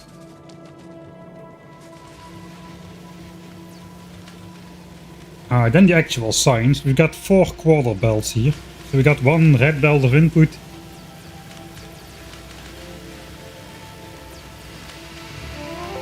Not quite 1 red belt of input though.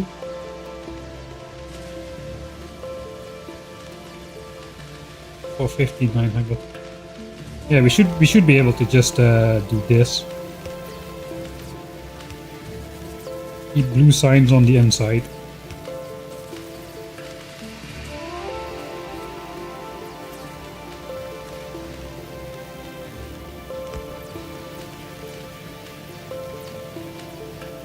I know we can just do this here like so, yeah.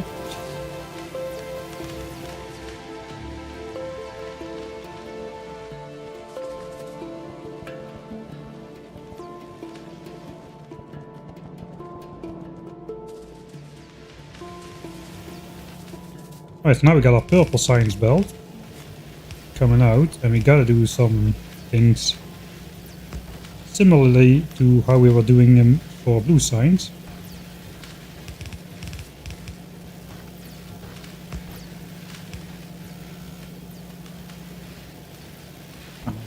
Keep going red.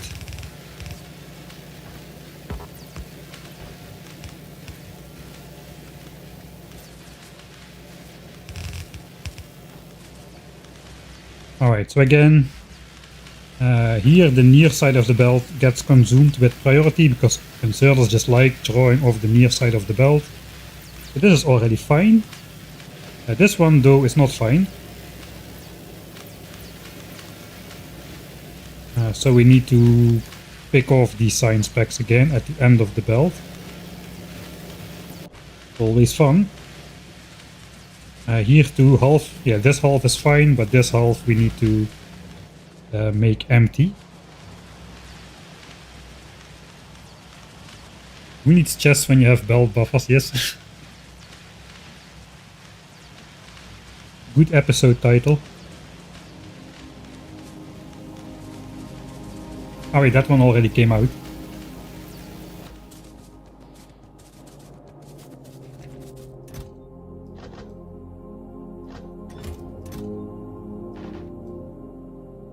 Alright, so we are going to need to empty out half the belt. How the heck am I even? Over here. No, this one is okay. This one will get drawn empty. We need to go here. And we need to empty off the top side of the belt. So not here, but here. We need to empty the top side of the belt, so something like this.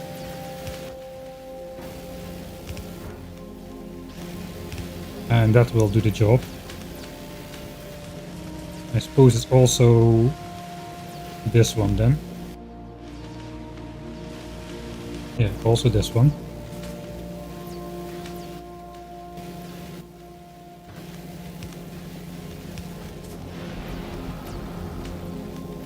top side.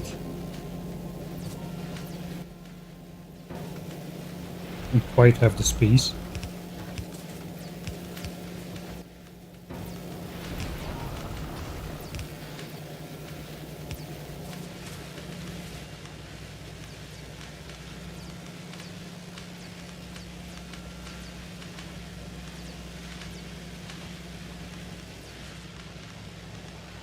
Standing exactly where the landing pods spawn in, apparently.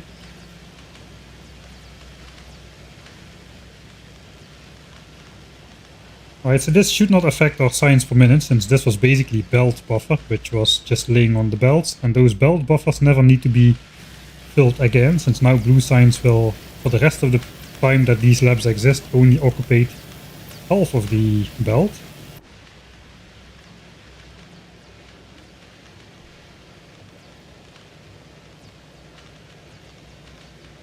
Yeah, we're gonna go for Fulgora first because of the ability to make rare quality productivity modules easily, which we can then use for all the science packs on the planets, as well as later for the rebuild of Novi's.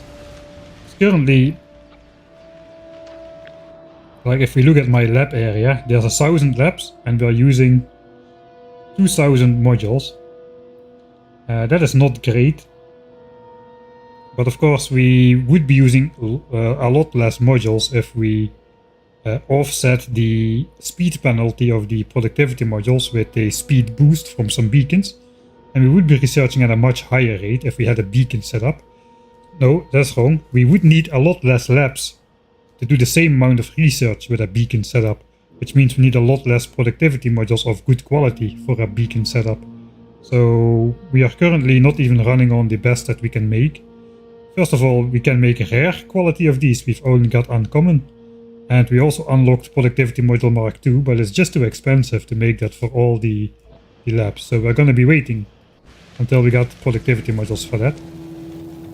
The EM plans will also allow me to rebuild red chips over here and cut the copper cost in half, if not more. And copper is the limiting resource since we've got iron from space right now. So yeah, those are the main reasons to go Fulgora first. Because I want to make the most out of the coal I got available on Vulcanus. To actually produce science, and I do not want to gamble that coal away into red chips for better modules on Vulcanus. Because we're gonna need all the coal for science. We're gonna need 1000 times the coal of a default settings run. And coal already is normally a problem on Vulcanus in a normal run. So yeah, we gotta be conservative of our resources there. Alright, so furnaces is full. These are still going. I think we'll wait for that to fill up. We still need to do iron sticks and bring in the stone belt. I suppose we can start by bringing in the stone belt, which means we need a lot more belts. How many islands you would need on Fulgora for the late game? Current careful first estimate is approximately 24 bells, 25 bells, something like that, of scrap. And that's after using rare quality productivity 2 in everything related to holmium and science.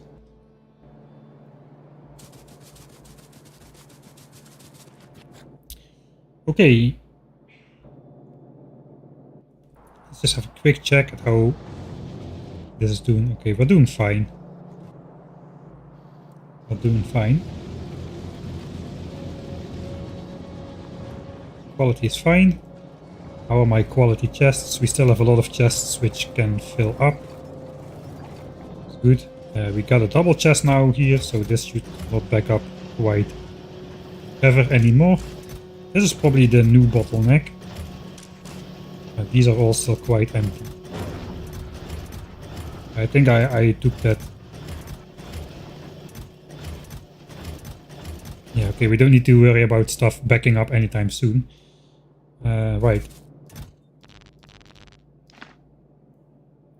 have one quality steel, I'll just throw it in there.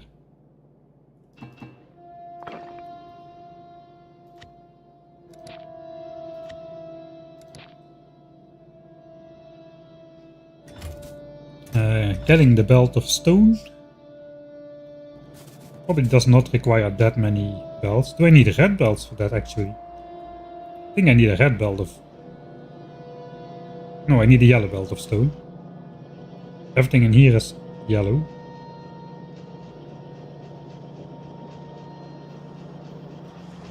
One and a half stone a second.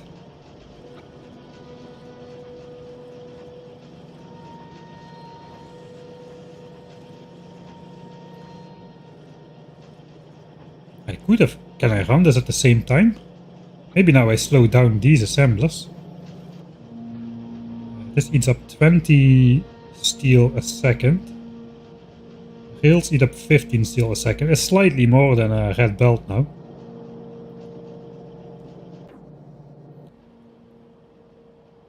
Okay. I need a yellow belt for rails. Let's just grab this. We'll probably have enough undergrounds for a single trip, but let's just make a couple anyway.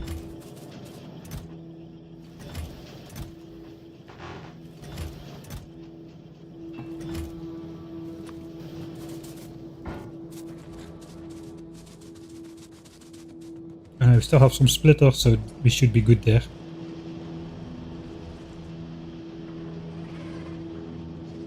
How is this doing actually?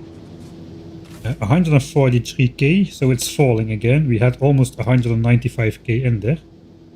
That's good. We should also, yeah, we are getting space science deliveries. Let's check the space science platform.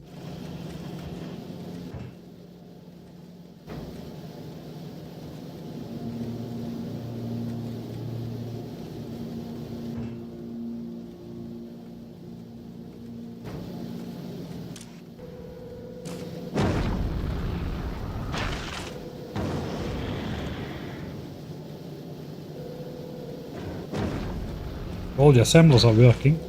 Space science is fired out.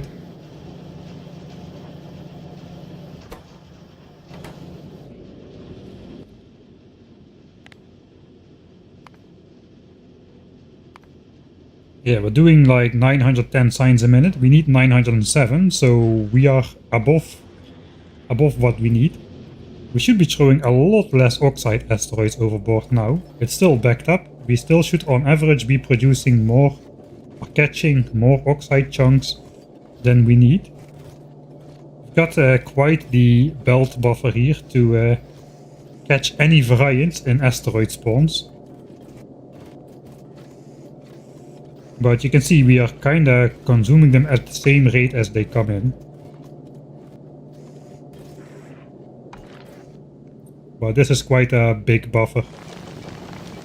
So we don't need to be afraid that we'll run out at some point. Alright, good. We were going to fetch a stone belt.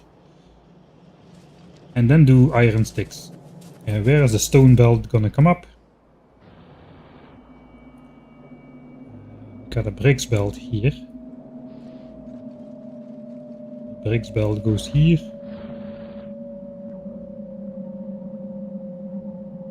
Okay, the bricks belt comes all the way from there. How is stone gonna flow? There's a stone input.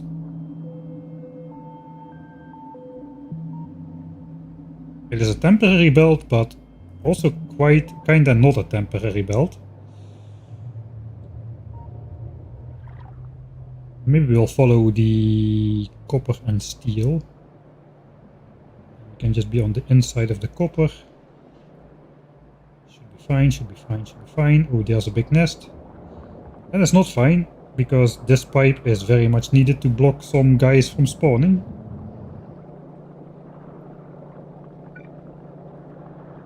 So we need to be on this line if we follow the copper. Then we might as well be next to the bricks belt instead.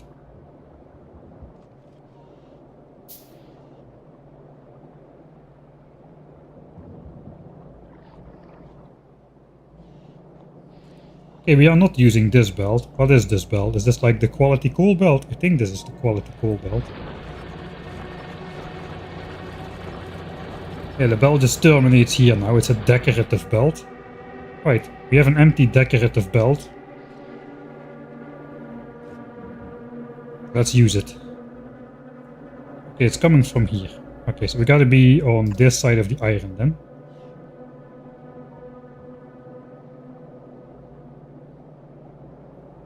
So we kinda can come in next to the copper and then just transition over to this side. Alright, we got a plan. It's quite a distance, but I got 3000 belts. I think I have enough.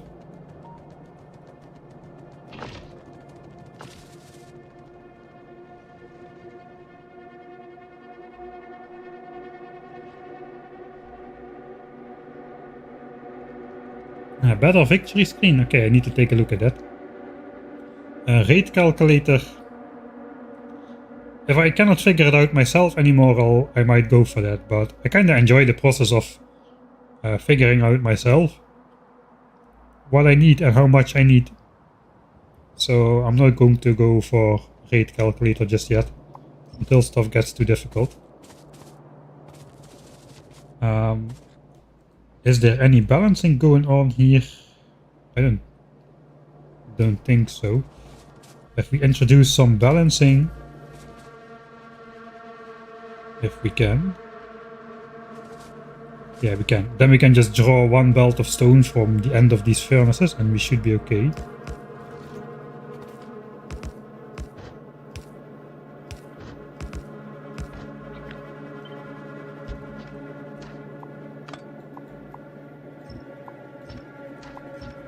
Switch armor then.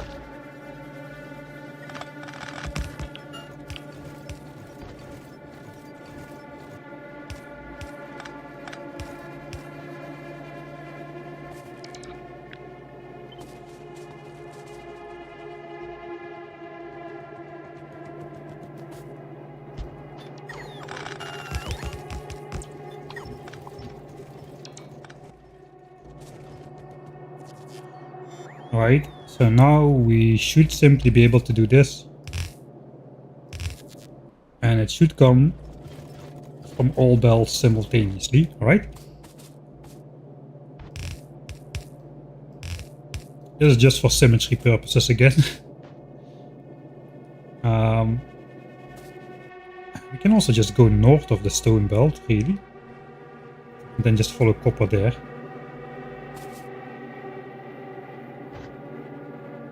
One, two, three, four, five, six.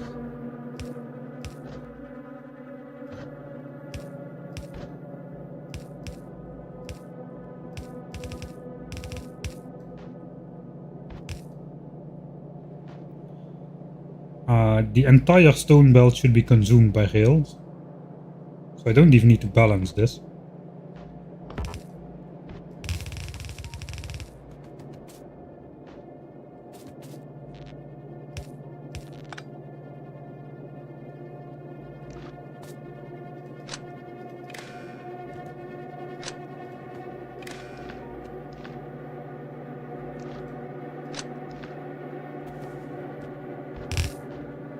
Wait.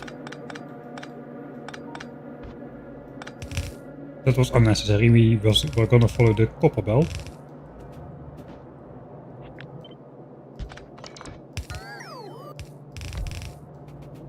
Let's finally take this rock.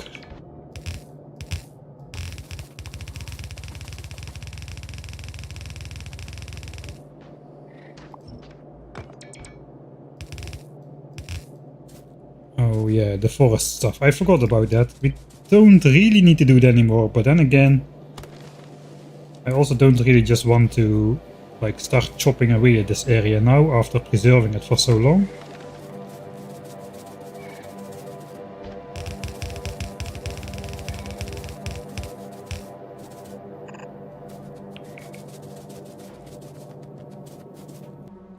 Which means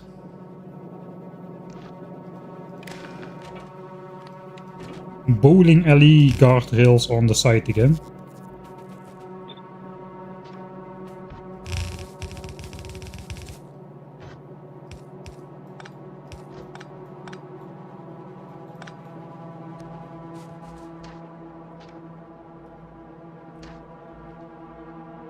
Oh, there's a big cliff.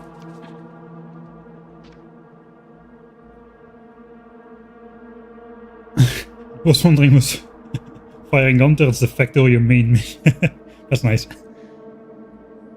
Don't you need a red belt all the way back to the purple sign storage area for when you're consuming but not producing? Yes, you're right. I forgot about that.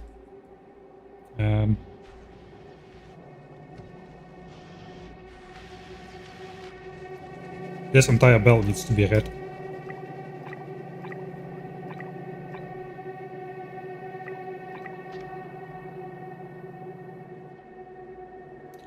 So that will be done automatically once we get back home, I suppose.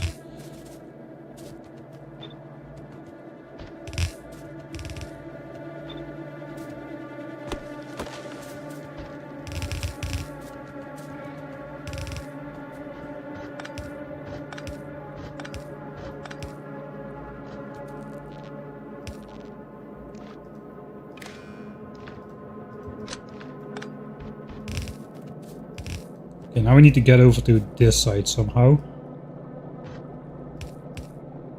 I think we'll just go underground with the ore belts. And respect the plate belts. Will you make a bot network before leaving Norvis? I don't really think it's necessary.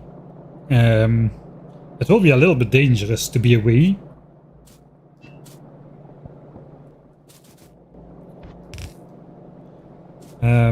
But I think we can fabricate a rocket silo on Fulgora quite quickly.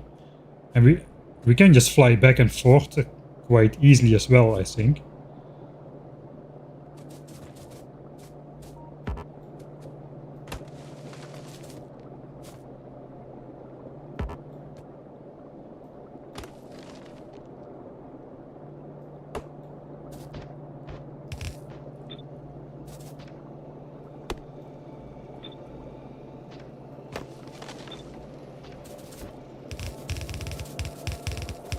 I think I will do a bot network on Fulgora though. I've got an idea.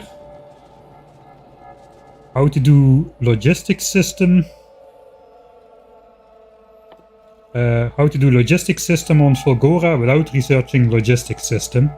I've got an idea for that. I'm not gonna spoil it just yet, but it's going to be very funny and very this channel like. That is for sure. If it works. But you know, if I don't need to spend I mean, it's the thing with logistics network is it will be nice to have that, but it also costs 500,000 science packs, which is the same amount as thrusters. As you can see, we still need to go 7 hours and 40 minutes just to research thrusters. So if we can save that amount of research until after we've got like all the science discounts up and running, that would be very convenient.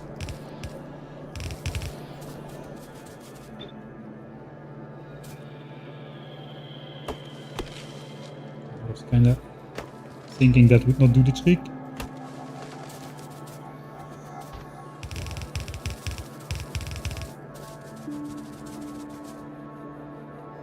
What, did I miss the stream? Not too much has been going on. We've mainly been making some smaller optimizations really. Let's rotate this belt in case we ever accidentally put quality coal on there again. But this belt should still be connected all the way back to the base.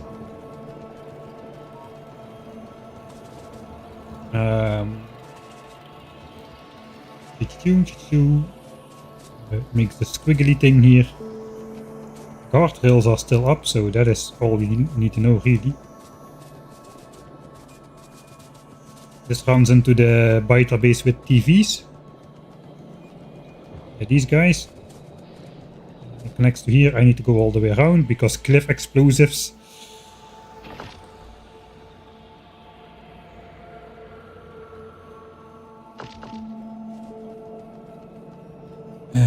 One of these belts, yeah, this belt's now empty. It goes here, it goes here.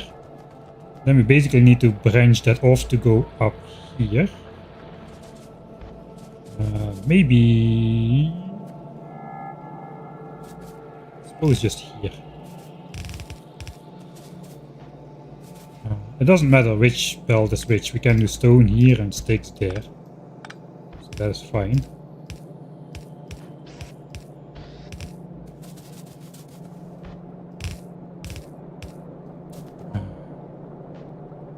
Okay, I'm not gonna make a pattern through here. Oh, this is annoying though. This is a bad horizontal to come up on.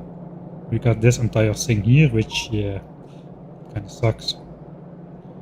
I think we're just gonna have to come up maybe over here or something.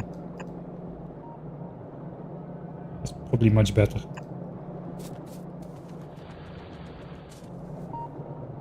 Or maybe... Oh, let's go back here. Fake underground. Yeah, we can go red to here. Okay, my inventory is not filled up yet with random clutter just yet.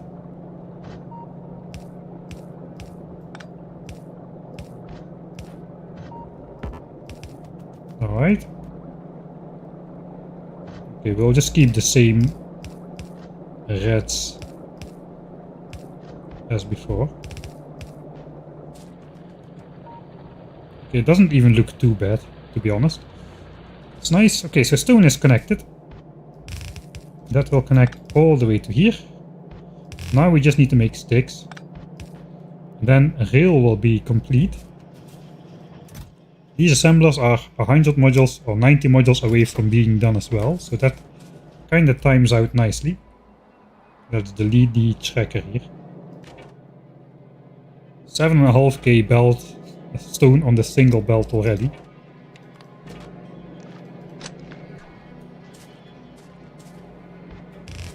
Alright. Sticks. Question is, do I use productivity modules? In general, I'm using productivity modules on everything related to science.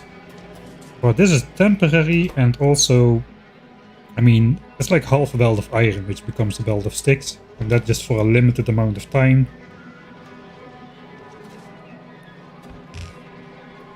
Not really sure I should be too worried. Right, that was what those inserters were for, I realize now.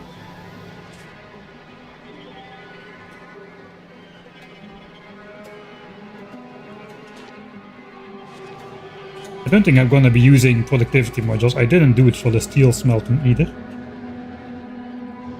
Steel smelting has now stopped. Which means I probably should first rotate this entire thing again, so we can start stashing steel again in our chests, instead of feeding it out. Let's try to do that from stone belt and start stashing steel again. Let's try to do that from the map view, because we tried to design that.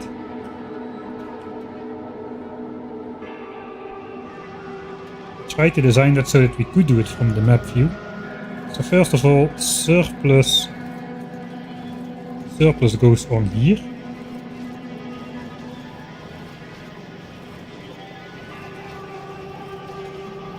And then on here, oh yeah, right, and this one is flipped, so now we flip this back. So now the surplus can go on this underground to here, and it can go this way. I think I will do it from the other side, so we can actually see the steel flowing once we do it. So flip this one. This one goes down, this one goes up. This one just goes some random direction. And we can kind of do this then.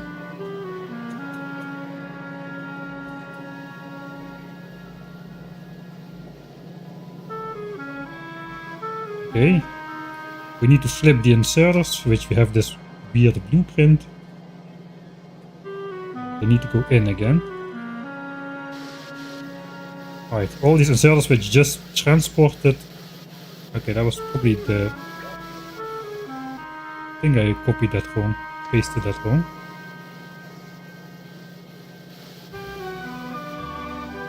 So all the inserters which just transported all the steel outwards now will have to put the same steel back in there. But we are indeed drawing empty the belts now. So now we just need to rotate everything.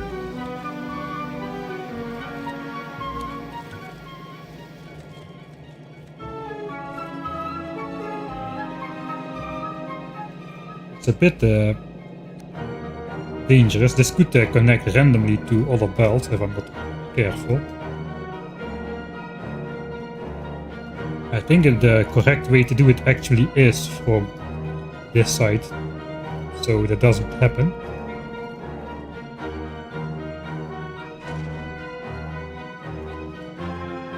Alright. Then we flip this guy. And now this steel actually should be going there as well, so that's good.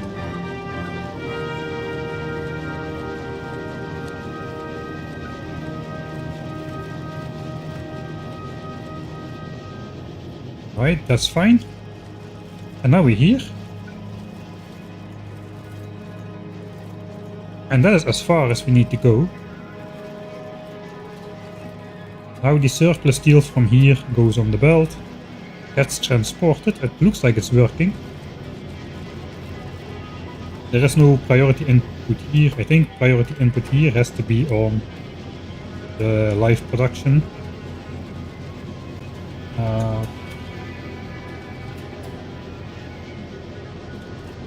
This is a mistake. This is relying on this splitter being pointed this way, but of course that blocks this steel.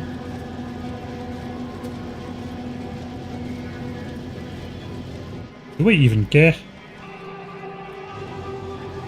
I mean, this is way more steel anyway than the little bit of surplus we get from engines. Maybe it's better to try and conserve that for now, since these patches where the steel is coming from are dwindling more and more as well.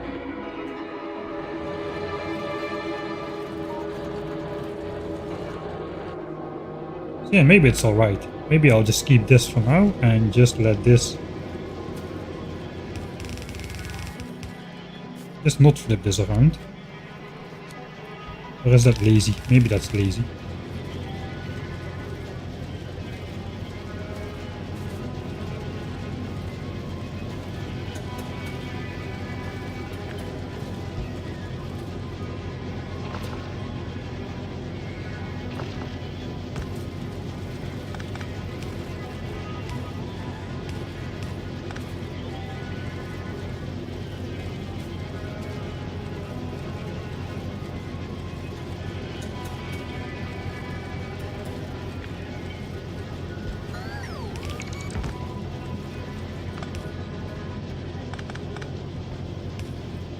I think I just need to do something like this.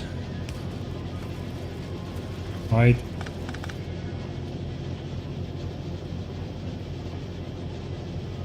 So it can flow that way. And then this side just needs to turn around.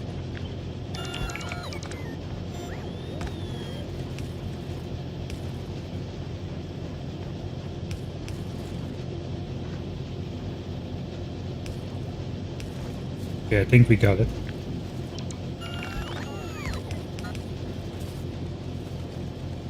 Alright, so now let's try to reverse this belt from the map view.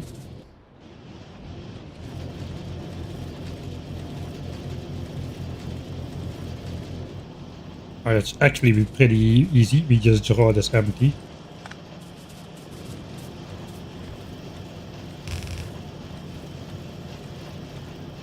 Alright, so now we see it flow that way. Alright, now we want to reverse that. So now this... no! Made the same mistake.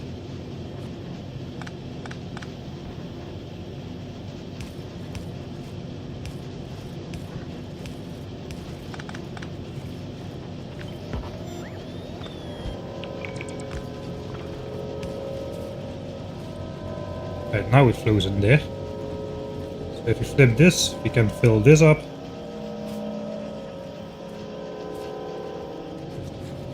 And if we want it to flow that way,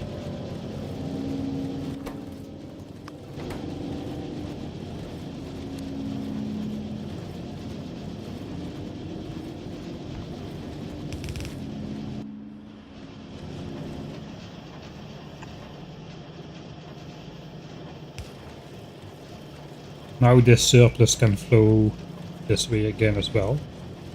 Okay, let's try one more time reversing the belt from the map from here. This is important. This is something I want to be able to do from when I'm on Fulgora.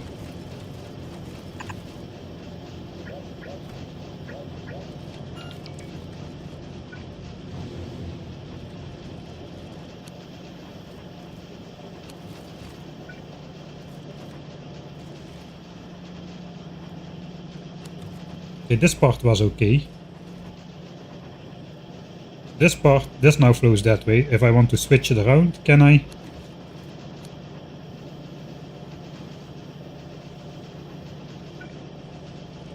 I can. Alright. Good. Good. Now the steel can flow both ways. And this steel as well.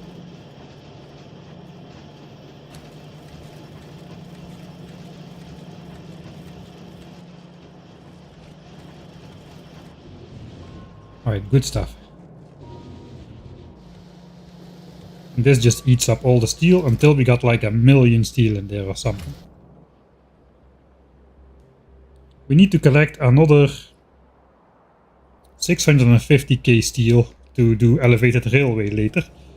And perhaps another 350,000 steel to make 7,000 more space platforms. Maybe it is the time. Maybe now is the time to make those space platforms, since we don't need it for purple signs. I think it is the time to make space platforms. We probably want another platform up there for steel. Space platforms for steel.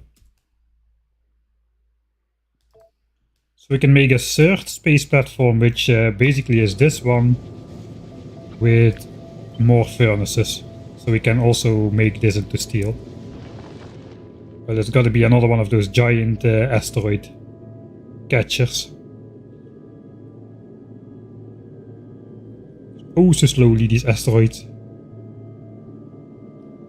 But we are catching them all. Alright. So these chests have a capacity of 6.4k.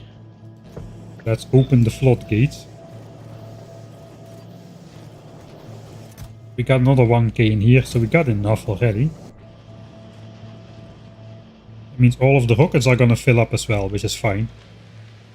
I don't want to start launching that yet, though. Where are these guys going? Right. It will fix itself automatically, is what I said, and it did.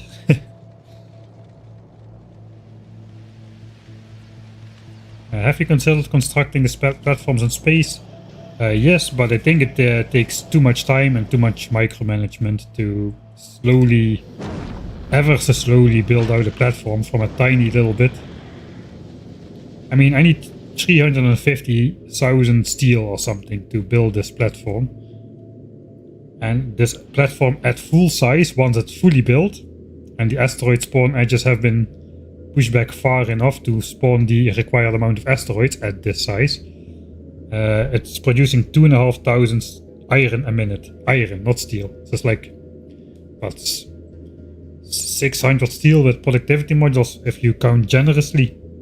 And then you need 350,000. So this is going to take a while, especially because most of the time during construction the platform is not going to be as big, which means less asteroids spawn, which means steel production is even slower, etc, etc. Find it easier to just launch it up, really. I mean, now I just let these chests fill. I then stamp down the platform and all these rockets will start launching automatically with minimal intervention, really. So yeah, I think this method is fine.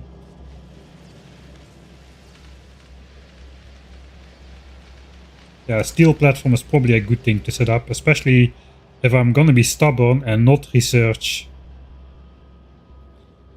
fast inserters, then this is basically the maximum amount we get with the rare quality fast inserters with stack size 1, for now at least, for quite a while still. But if I had steel, I could do like almost all of this with just like 8 inserters worth of steel.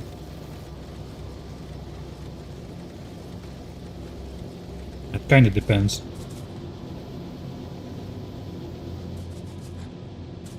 Right, space science remains backed up, which is a good sign. That means these inserters are fast enough and they are keeping up with outputting 910 science packs a minute or so.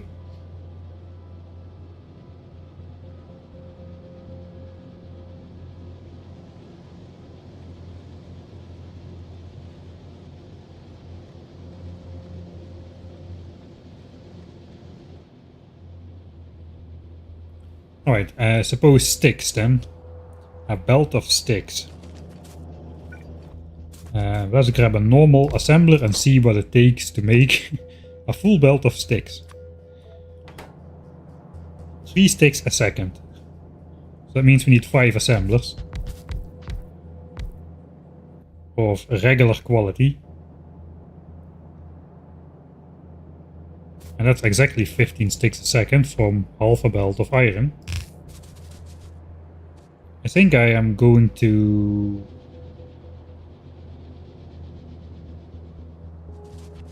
Yeah, we're splitting this anyway. We should get half a belt of iron from here.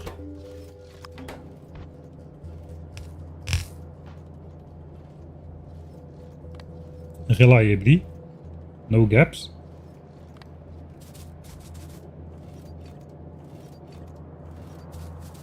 So then we need to grab 1.5 items a second and feed out 3 items a second. It should be simple enough. Let me just put that a bit closer by.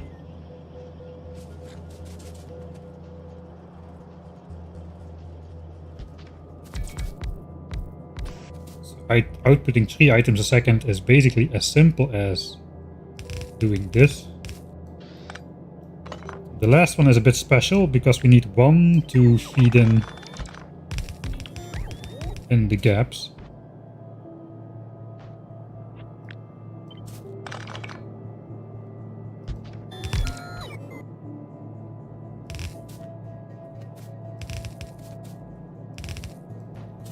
So that'll do for the output.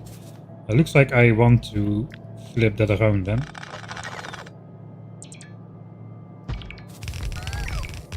If I want to do it this way. The iron we can then feed in here. And if we use like 2 inserters per assembler, that should keep up. That leaves the gap in the middle for the power. And it makes it so that this belt needs to come down actually over here.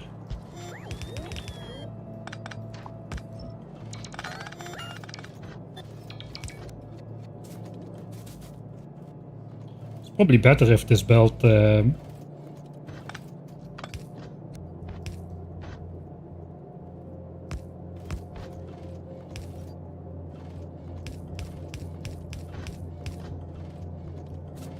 comes on the inside, since the inserters so like grabbing stuff from the inside of the belt.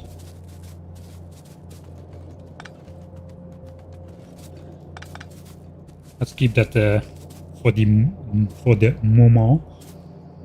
Alright, and then we basically need another one which also inputs with 2 inserters, outputs with 3 inserters. How was this again, like such. Alright. And this one basically is the one which fills the gaps.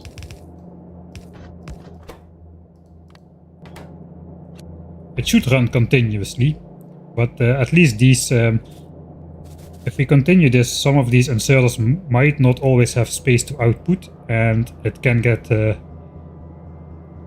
and then it waits, the assembler stops because it's full, and then a gap comes by, the inserter drops the item, it swings back to pick up the next stick, but then before it's back again, another gap has passed by and the belt will not be full, and this kind of will prevent that.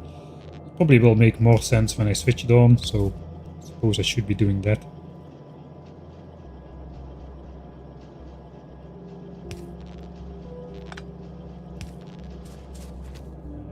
Again, Not really space for lights. I guess there is space for lights. One can be here and one can be here. Alright, lights. Sticks, that was not easy, that was not hard. If I put productivity modules in there, I would need 6 assemblers, that would actually be better. But then again, let's just use efficiencies. We'll grab them and then we can, yeah, basically ready to switch on purple science creation, I think. I've asked him twice before. This is the first time he answers. I answered something. I actually answered something. But that's good.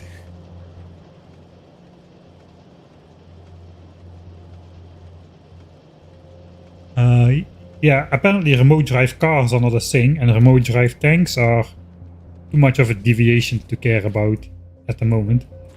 I have faith that my undefended Northeast planet will survive perfectly fine while we are for a couple dozen hours on some different planet doing our business.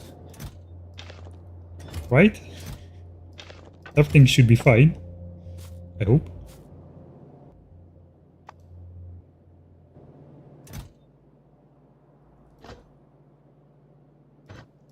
Alright, we got bunches of steel now, apparently. As well as more bricks.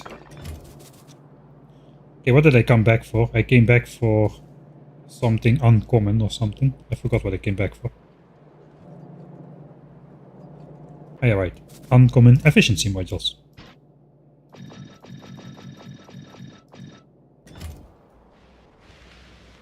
That's kinda it, I think. Machines have switched off. That means productivity modules are done. Furnaces are done. It's time for purple science. What a milestone. I should indeed have the milestones mod installed. I don't, unfortunately.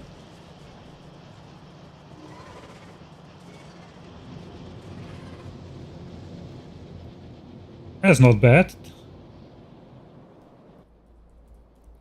Yeah, we could compare it. We could compare it then if I had the milestones mod installed.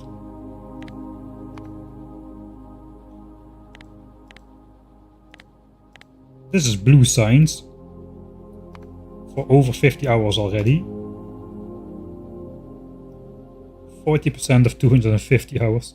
So we got blue science for 100 hours or so. Military science, well, this was hand-fed military science to get flamethrower because it was the only military science we ever needed.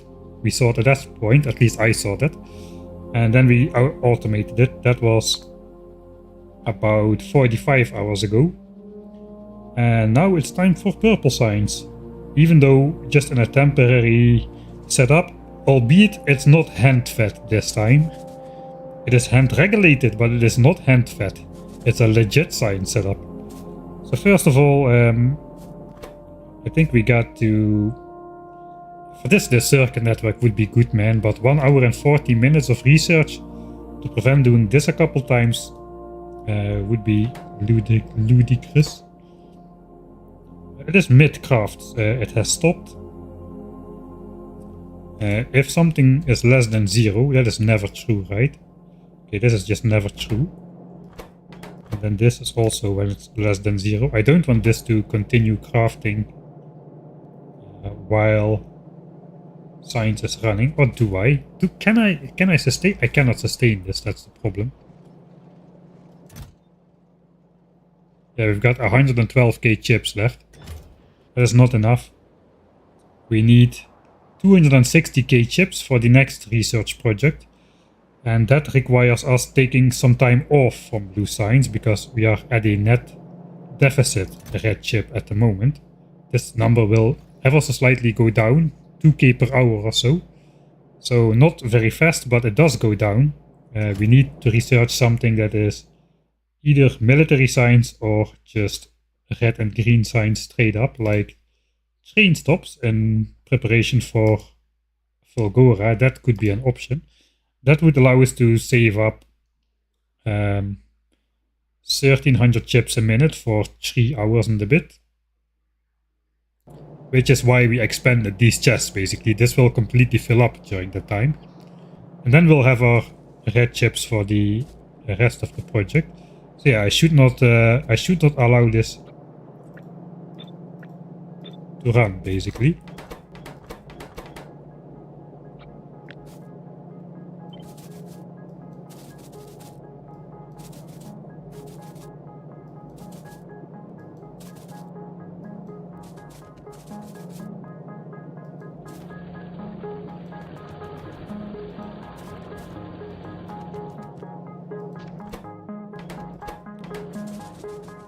Right, so with Circuit Network you can just output a signal and connect all of these things to that signal, like this value, and you can say value A is 0 and this should be less than value A, and it will always be disabled. And you can just in one click change the value for all assemblers. I cannot do that at the moment, so it is what it is. We're gonna be making purple signs right now. It is time. The first use of a rare quality productivity module Mark II's cost me 3 out of my 4 remaining rips, but we got it. Mostly because of the blue chip cost. We spent all of our blue chips on those modules, man. the few we've gotten so far. How many did we get? Yeah, 494. We spent 390 of them. So that's kind of uchi. Alright. It is time. Purple signs time. And then we gotta wait a good amount of time before we actually have these signs stashed up, because it's only like somewhere between 180 and 200 SPM. So we gotta, if it's 200 SPM and we're doing 1K, we gotta make like 80% of the purple signs beforehand, or we will just simply run out during the research.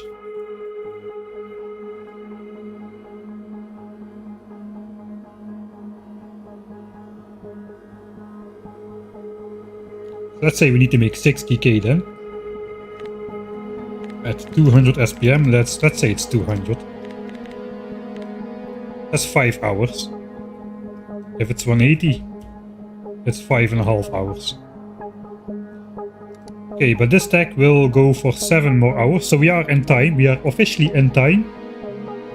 This is the first time I've been in time this playthrough. We are officially in time, setting up purple signs to research the technology we want to research at the moment we want to research it.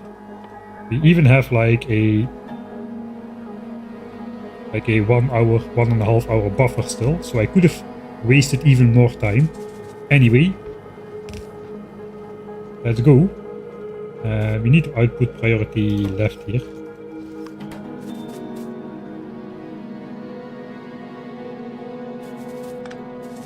Let's make sure this is backed up.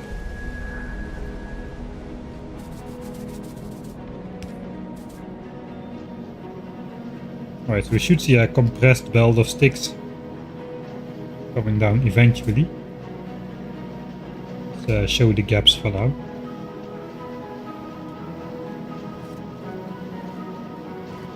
Takes a bit for the iron to reach the end. I suppose I'll just feed this in. Let's wait for the sticks to back up as well. Okay, sticks are backed up. Basically already backed up before it reached the end here. Are we making rails now? Yes, and the assembler is continuously running.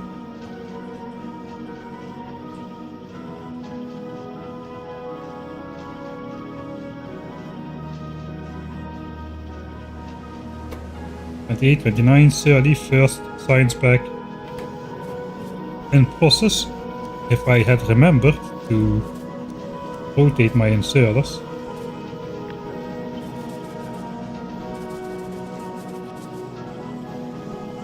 Thank you, motorbike.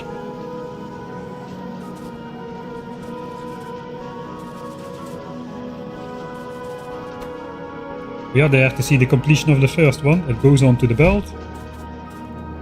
And we can follow the belt all the way around. We've got purple signs. Ta-da-da-dum!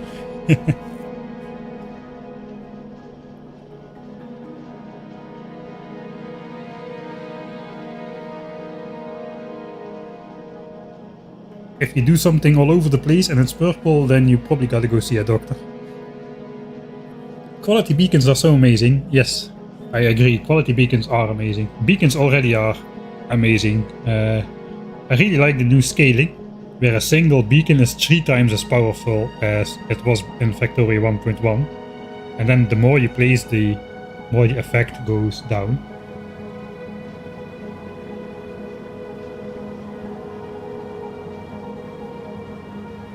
But with quality beacons, that effect gets multiplied even more, and then quality modules in those quality beacons, and ooh man, you can do some pretty amazing things with those, even early on. Alright, so how is the rail stuff going? The rail stuff is reaching the end. I suppose I will also grab these off, perhaps.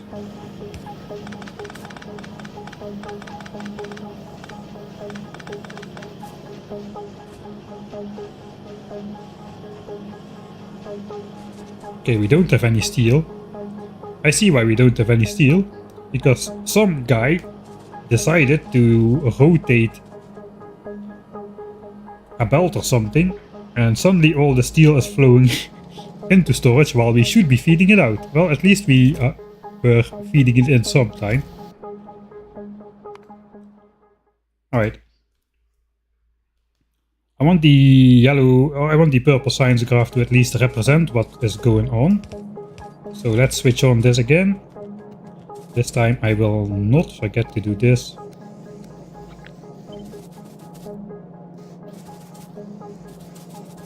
And we will make sure the steel belt is rotated.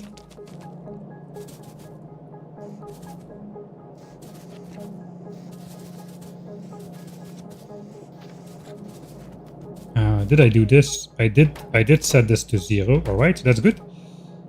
Sticks should be coming. Again. Steel belt looks full, but it actually is not. We need to, again... Now we need to do it from this side. So, rotate. Any of the surplus steel will now come in or go to that side. But we just need to feed it out again. Because we're gonna need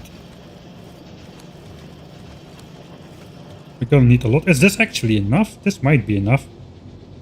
We might not need to feed out steel if we are smelting it here. No, we do, because we're not smelting the full 3 belts here. Alright. So it would have been beneficial to have the steel platform up already.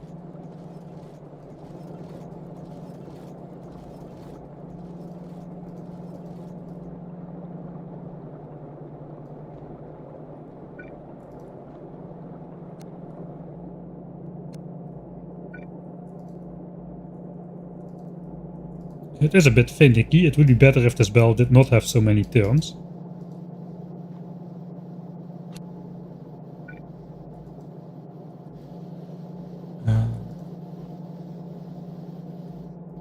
This one. And then we should just simply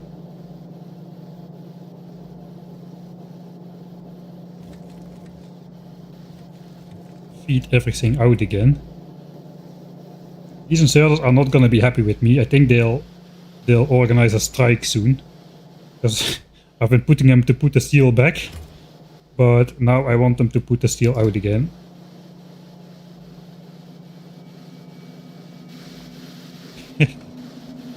It is working though from map view. We can do it entirely from map view. It's good to get some practice in with that. But here comes a full belt of steel. We don't need a full belt of steel. We need half belt of steel, but I guess that's just the way it is at the moment.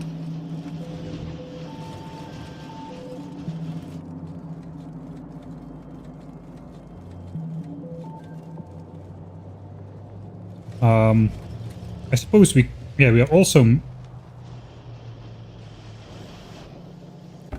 I said it was time to make space platforms. We might as well make space platforms with the other half of the steel belt, so that at least this will get drawn empty evenly, or you will see me hand distributing steel across a million steel across 160 chests soon again. So let's just indeed also make space platforms. We just gotta make sure output priority is on science. Okay, so output priority is on blue science, surplus goes in here. Output priority is on purple science, and the rest just goes up there. I think that is the way we want to do it.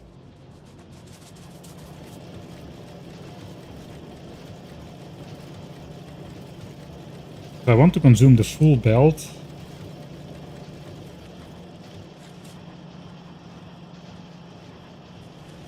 I kinda have to give priority to the belt and just stop this smelting over here, which is okay. We can stop this smelting over here for a bit and just prioritize output towards for the other iron purposes. That's fine. Right now we have a compressed belt of steel, so I'll just save this as A. I can still use that other scene just to switch it on. Nobody knows it was a mess up. And now we actually will be doing purple signs. I think we'll just put the end caps up over there. That looks nicer. Maybe here.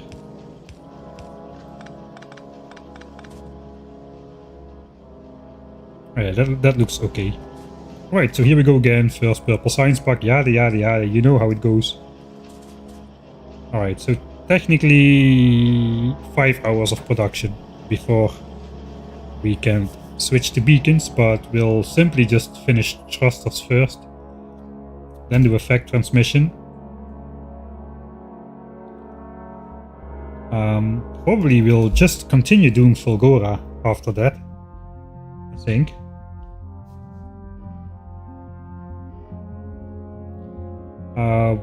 Because we don't need elevated railways for our first visit to Fulgora. We can do that entirely by island hopping for the scrap stuff.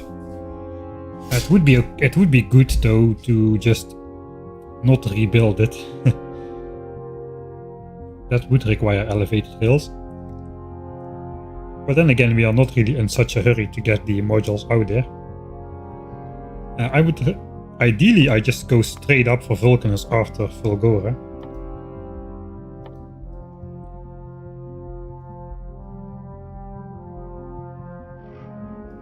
Let's see, what kind of technologies could we possibly want?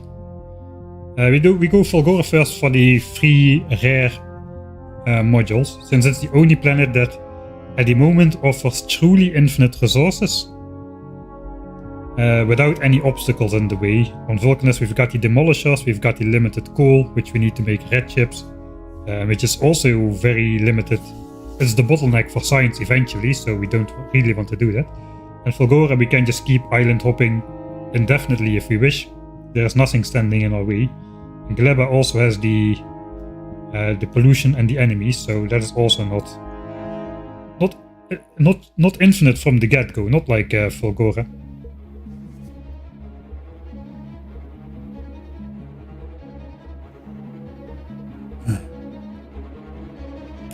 Efficiency modules for stick assembly. This is how, you know how my head looks like. This is how my head looks like.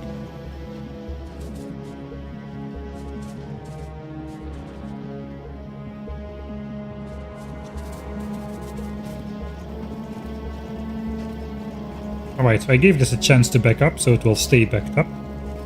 This belt absolutely does not look full. I don't know, it sticks on a vertical belt look compressed, but on a horizontal belt, or a corner at least, they seem to have a lot of corners.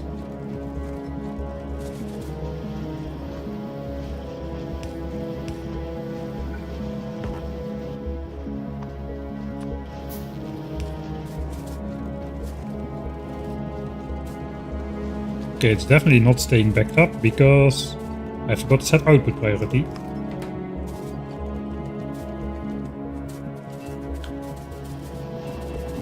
Let me just throw some in then. Alright. So it's also important that all purple signs runs continuously, really, because we need to eat up the entire stash over here, and each stash is attached to a single assembler.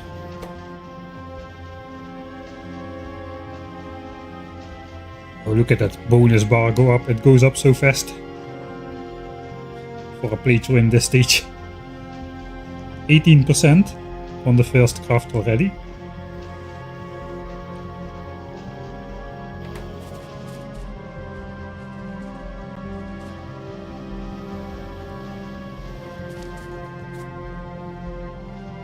Alright then.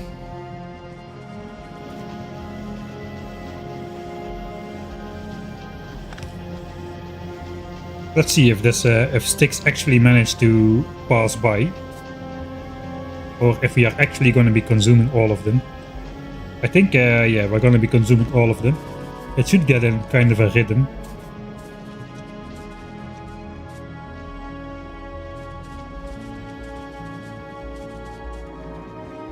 How is purple science here?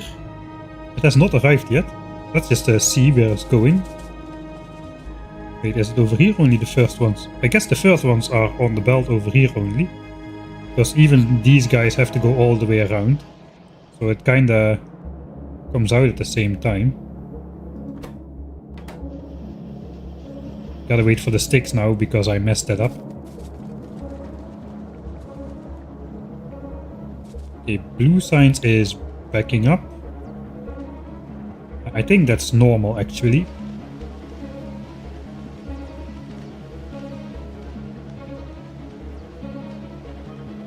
Because we slightly overproduce blue signs compared to the other ones.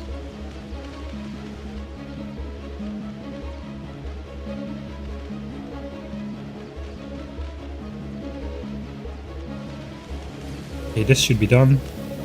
And delete that.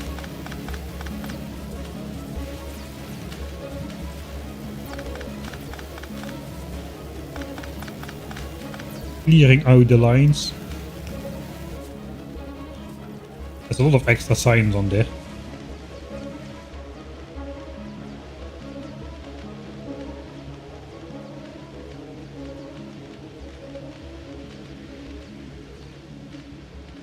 I don't think we are gonna be using that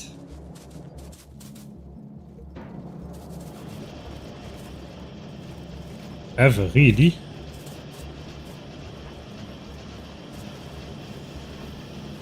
I'm not even sure I want to feed it out onto the belt. Let's just stash it over here.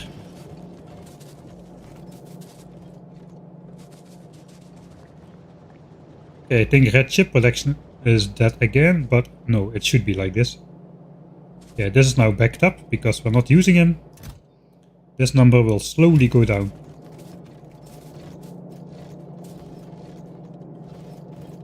As these belts are not backed up all the time.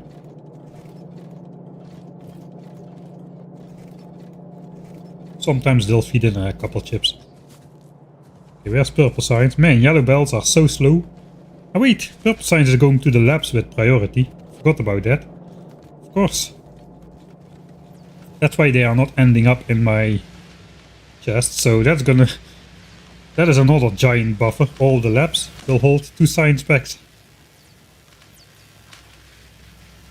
Hey, but that's 6 science packs. That's the half of all the science packs in the game. We're halfway done with the playthrough. It's official, we're halfway done. Don't argue against it.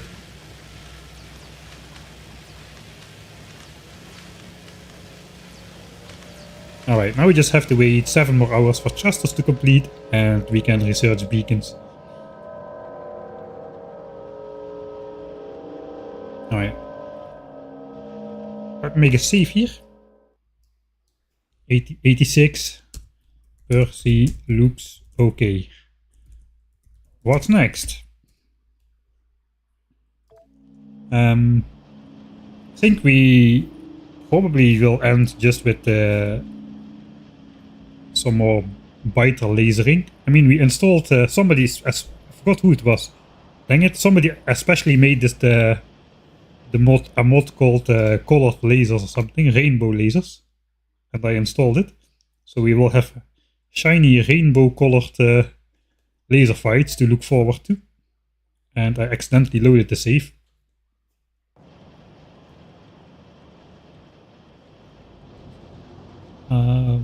Yeah, I just saved anyways, that's not a big deal. Let's just look over the base to see if we can find anything that's wrong with it. If we need to fix anything during the next couple of hours, we need to know about it.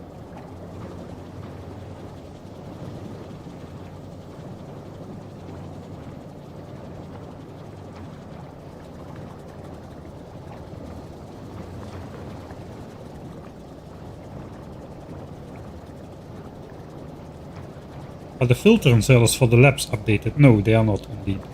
That is something we could do. Because that's definitely something I'll forget to do once it's actually purple science time.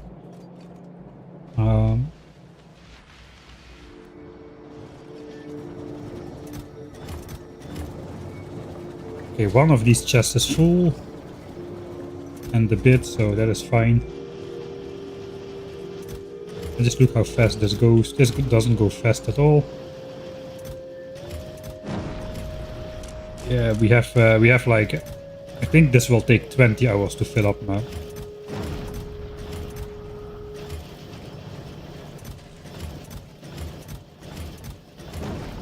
Before we need to do anything about that again. Probably this area will fill up before that. The color quality area over here. That actually looks pretty good as well, because we're doing batteries. For now, until these battery chests are completely full, I'm just gonna let that go.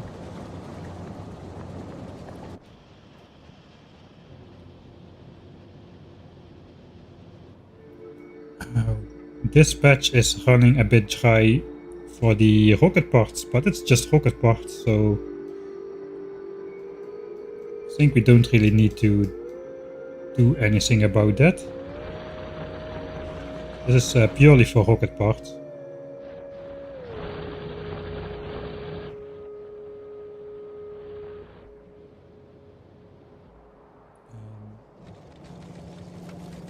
Iron, we should be good on iron as well, because we are using the iron from space now. Even if iron starts running out a lot, we are supplementing that with iron from here.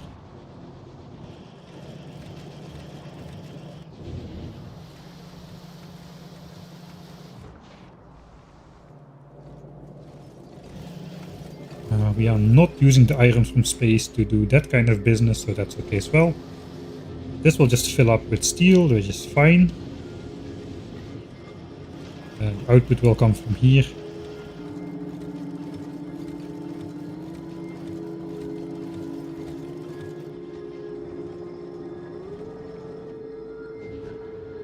Copper for science was excellent. I specifically made myself a note. Copper for all science packs is good for dozens of hours, so I don't really need to look at that.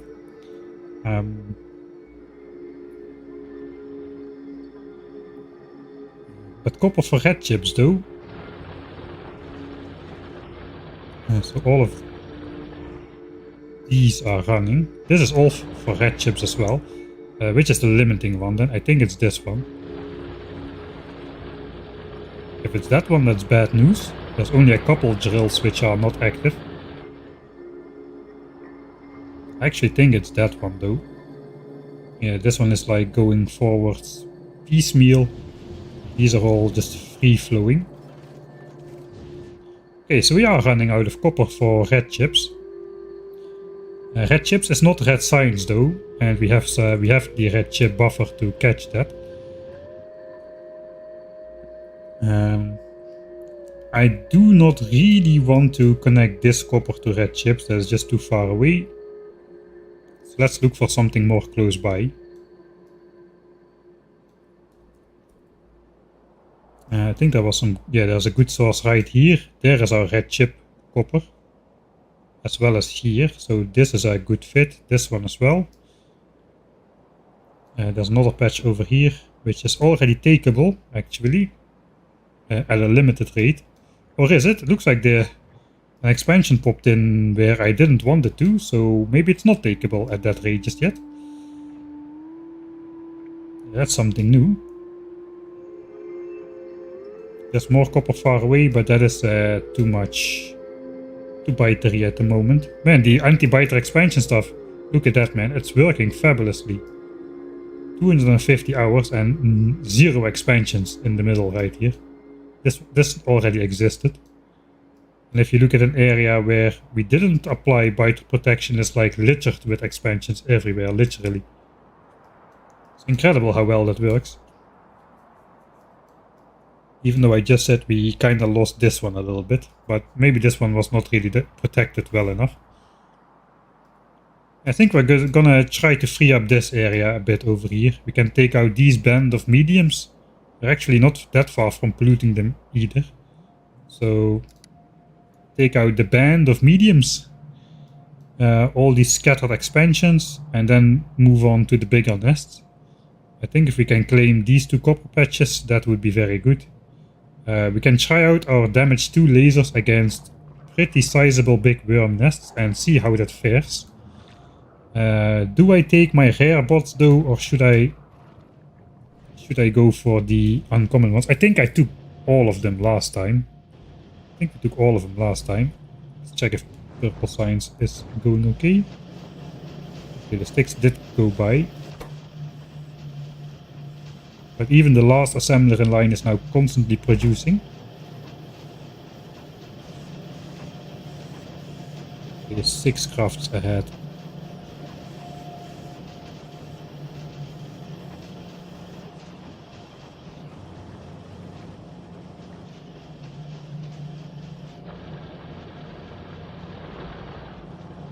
Right, none of the productivity module and furnace things are producing, so that's okay. Yeah, I think we'll gear up for war then again. Bot speed is same for different quality, yes. But what is different is the maximum flight duration before they need to charge up. That's not the important part. The important part, which is different, which is not visible in the stats, is the amount of distance they'll fly out. The amount of distance they fly before they actually feel they need to charge up. If they fly less than a certain amount of their maximum distance, the flight is basically for free, and they do not take any energy from your personal batteries or Roboport energy buffer. That is the main reason why I'm using the rare quality bots, so I can just send them out over short distances at giant rates, which is totally unsustainable by just a couple of solar panels. But because we get the free flight over short distances, we can manipulate the bot's flight paths in such a way that it's free energy basically. So we can control way more bots, like 200 bots off of this amount of solar panel on a power armor Mark 1 is ridiculous. That should not be possible, but it is. So no, it very much, let me correct it, it very much should be possible. It should be possible. I want to correct that statement. I very much feel that it should be possible to do that. Alright, so I'll also grab these bots. Let's also give those some slots. We want to carry on us the Roboport and the chests. I suppose we'll grab these things as well. All of the rest is hidden somewhere else.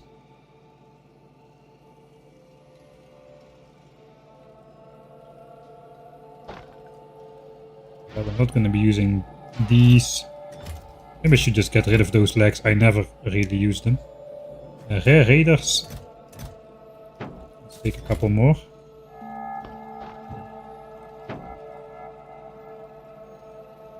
Yeah, we do also want those.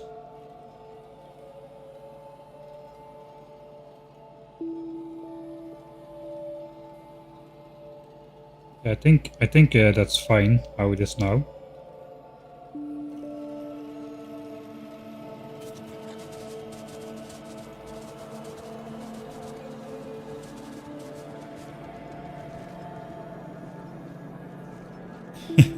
Alright, that looks like you put some effort into that, so I'm gonna read it out.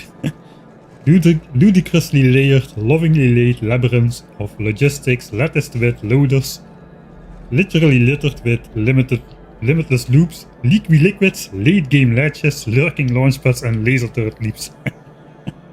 Thanks for the effort, man.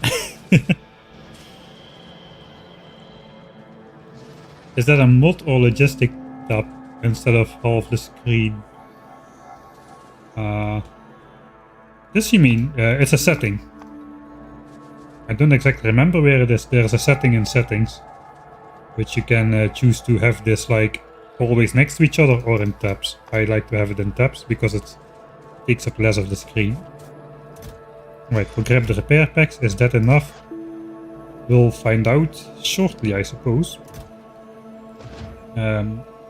Let's take 1.5k lasers. 1k was not quite cutting it. And we might just take all of them. All of the power lines. We got 190 left. 190 times 12. I know it's not true. On average like 6. I need more power lines then, if I want to take this many lasers. So maybe we'll go and make some. As well as replace 500 extra repair packs, because I think we're gonna run out of those. For the rest though, it's just gonna be walls, walls, and more walls. Stick the trash slots full of those as well.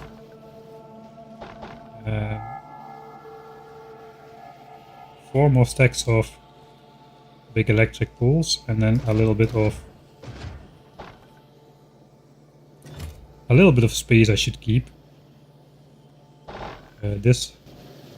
Okay, let's not fill up the trash slots.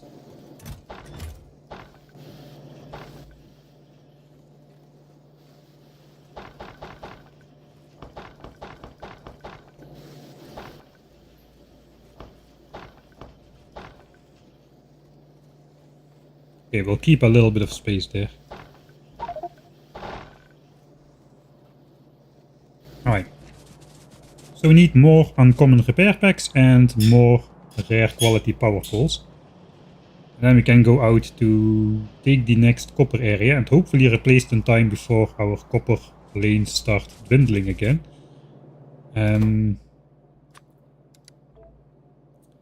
Oh, these were quite expensive, I remember now. But, well, there are our substations, so I guess we're just gonna roll with it. 200 pieces.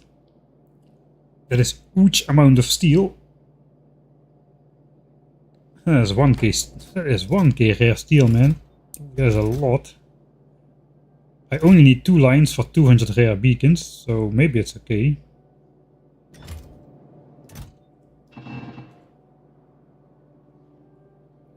Well, it's the cost of doing business.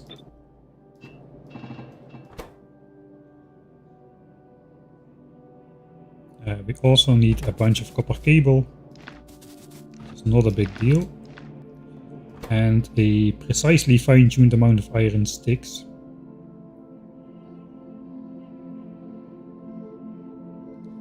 $1,600 iron sticks, huh?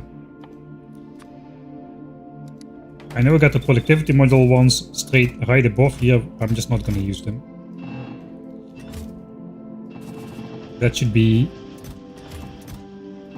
our iron sticks.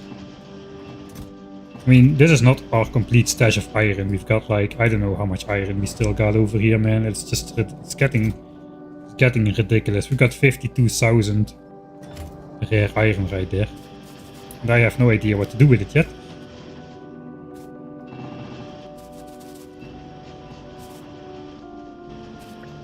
I think we'll just spread it out.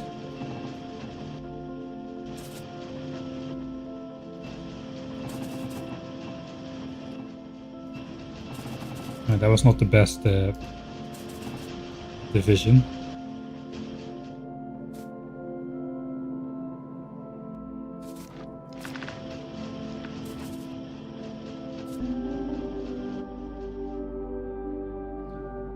Alright, I have no idea what I'm doing. I hope this turns out well.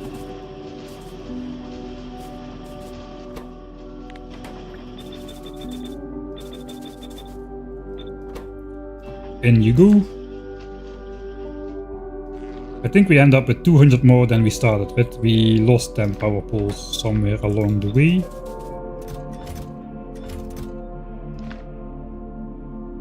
Alright, that was expensive, but I think we needed it. If not right now, we will need it after we're done. I need to hide away these bots, actually. We also need to make more repair packs. Let's make how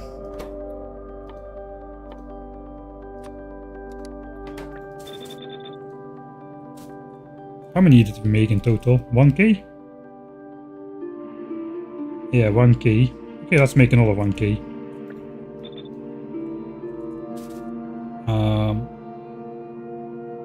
That's a full stack of ghee. Yes, that's a lot. 2 rows of those and 1 row of green chips. We can definitely afford this.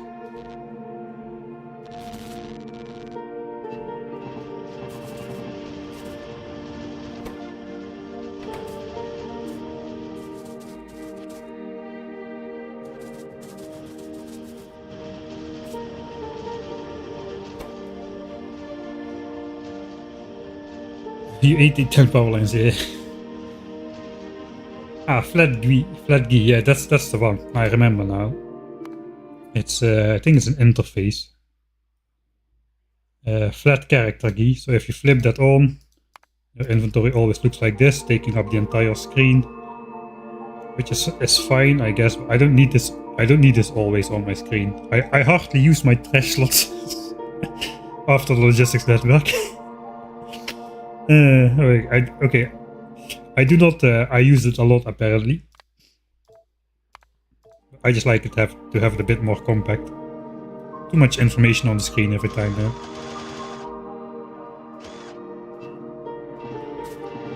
Alright, we'll leave those in here. We got our 10 lines. The bots can go in there. And I can just carry the walls. So the plan is I use... Depending on how dangerous the nest is, I'll use the uncommon bots. They sap more energy because the minimum flight distance before needing to recharge. The free energy flight is lower, a lower distance. But I don't really care if I lose these, whereas these, maybe I do care a bit more.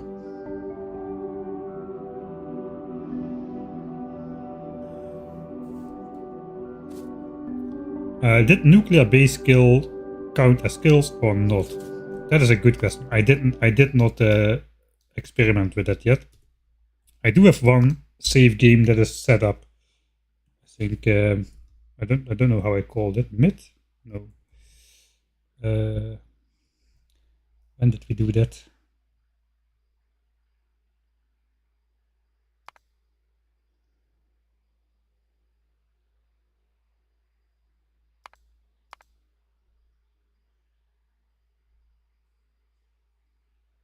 I have to load that one save because I went there with that editor extensions mod.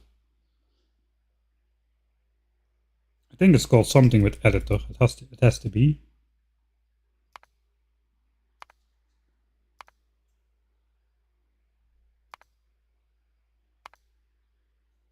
Did I delete the save?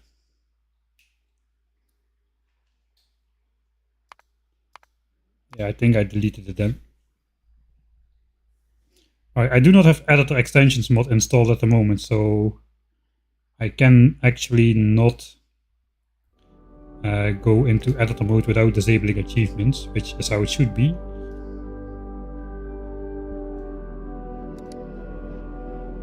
Let's spin it again. So looks like we're not finding out this time though.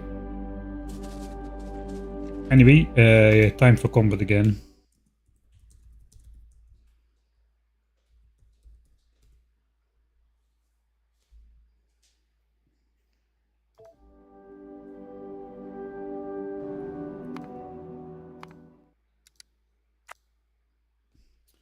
It was not long ago. It was... When did we do the mid busting? Was it last stream or the stream before that? I think it was the last stream. Let me just quickly browse through these saves.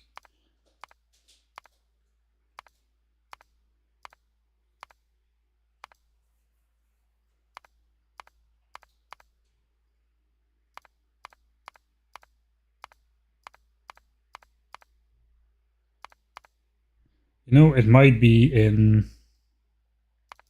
I moved a bunch of saves where I developed the entire build of the quality stuff.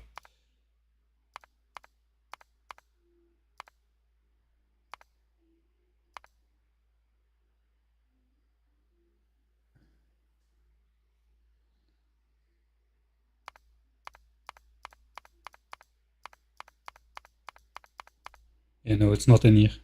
Right, I have no idea then. Maybe it's in tests?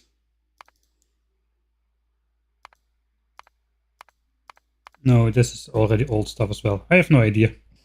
So we cannot do it right now. Alright, let's just go kill some Norwegian biters in revenge then. Sunday before F1 race. Yeah, I think I deleted the save because it was with editor extensions mod.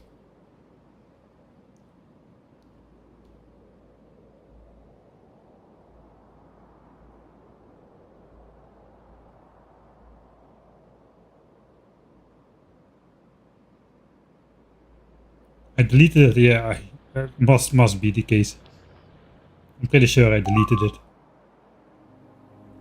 I'll use the stream footage. I will use the stream footage, but I forgot to do the nuclear reactor explosion thing. So there's that. Okay, where's power?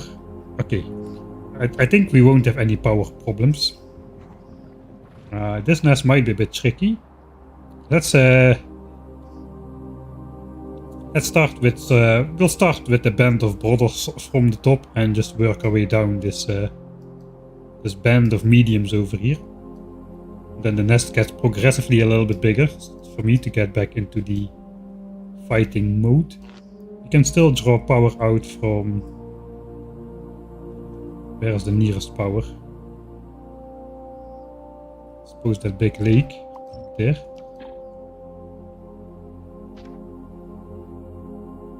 At military science.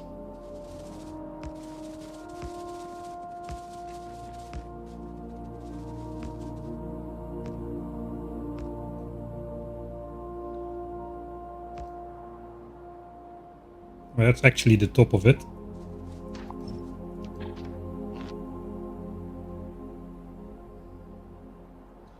Okay, how did this work again? I have my bot armor, I have this blueprint, and this is just tileable. I need to stash away my repair packs. I'm using my own bots, the good ones. I have all that I need.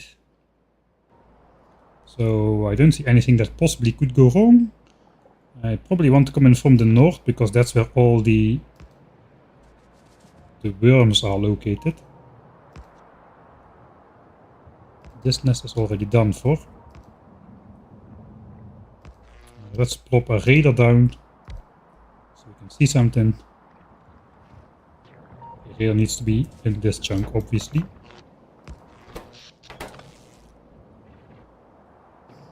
Alright.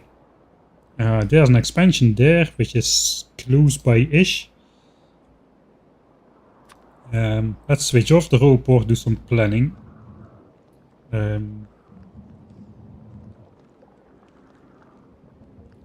This basically hits all the worms in this entire nest. So let's try to keep our distance from those guys over there.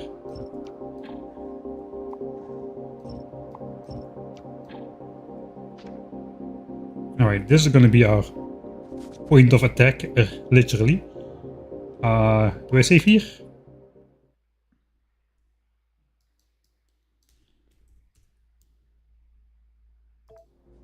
None of this is gonna make the cut, I suppose. We've had enough combat and we are not... No, we will be pushing some new ground, I guess. We will be pushing some new ground. The worms are ready. That is for sure. We will be pushing some new ground in terms of like big wormed nests and whatnot. I destroyed a coal rock there, that's not great. The rainbow lasers are working fantastic. I'm under attack myself. These are just mediums, they should just melt away really. There's a couple hidden worms I did not initially see. Alright, we got 1.5k turrets. I think we're just gonna continue down south and hope for the best. There's not that many nests there that will actually keep spawning fighters. Okay, that was a bot. Yeah, that was a bit careless of me.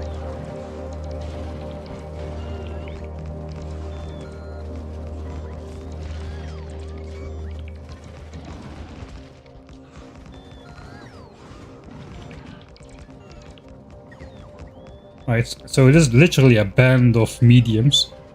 We're already triggering the next nest, so we have enough laser turrets, so let's just keep going.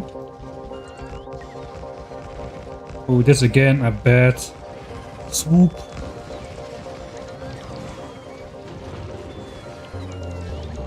Rotate bots, zigzag on your way out of there.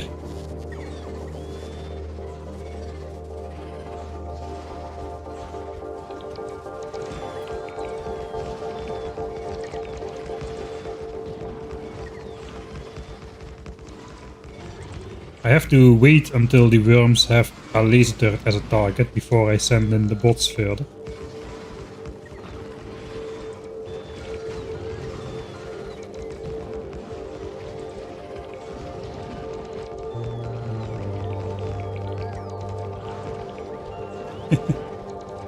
Really nice, the laser turrets at night like this. Okay, power is dropping now. Okay, we lost a couple laser turrets. Where though? Right, over here. I suppose we don't really care that much. I think I'll push this nest as well, and then we will go on the deconstruct and repair tour.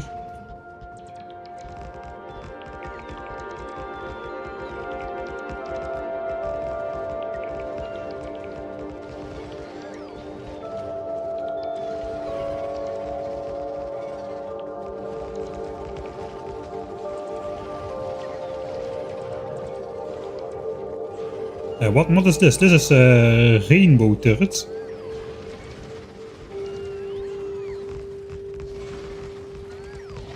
Or rainbow lasers. I forgot the precise name. But it should be pretty easy to find. Again, I throw my bots out in a most horrible way possible.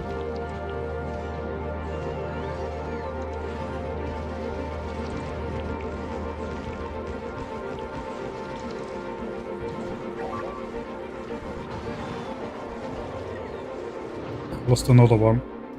There's only medium worms still, and I'm already losing bots all over the place. Let's just surround this nest, because we're gonna need it.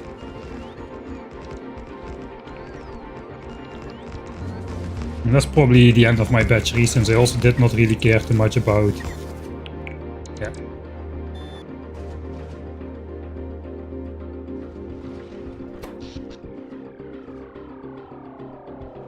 Right, that's as low as the accumulator bank has ever been.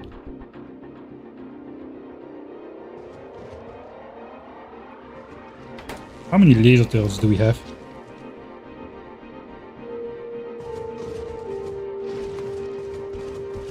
$1.1k laser turrets. I'm kinda want to just wait it out. And just see what power will do with this many laser turrets. So we're gonna wait for the accumulator to charge up and have another go. We will reload the save because we're gonna lose more laser turrets than we really need to lose. So let's just enjoy the show a bit while we try to speed up the game.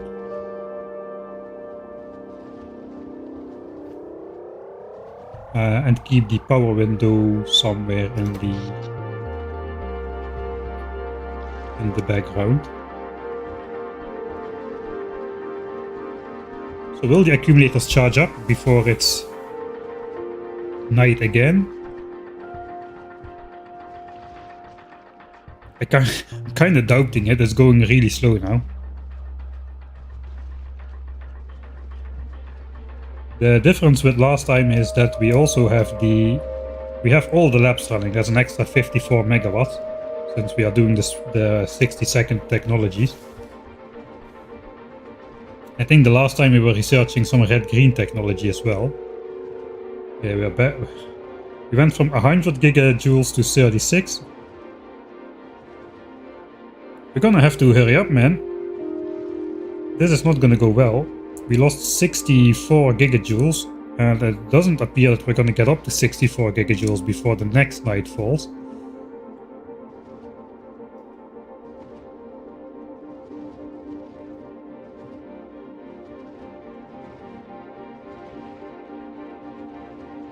Is it getting dark already? Looks like we might survive another night, barely. Yeah, it's getting dark now. And that is gonna trigger the steam buffer. So we have the steam buffer, I think at... I don't exactly remember at how many percent. Let's go back to one-time speed, we can check real quick. The hands, they will start inserting before we actually pump empty the steam. Yeah, under 30% accumulators, these will start putting coal in the boilers again. But the belt is only bringing in 30 coal a second, so that's 120 megawatts of energy which is flowing in on this belt. If it drops below, I think it was 10%, then we pump empty this giant steam bank, which should bridges another couple gaps. This does not automatically fill back up though, it's a one-time shot. So let's see what happens.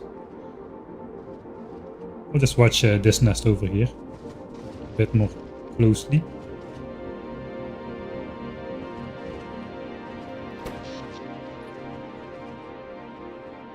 Alright, so we should probably see steam bump up. Let's see how much that flattens the curve. This is actually worse than I expected. I did expect it to charge up to 100% again. How much are the laser turrets actually doing?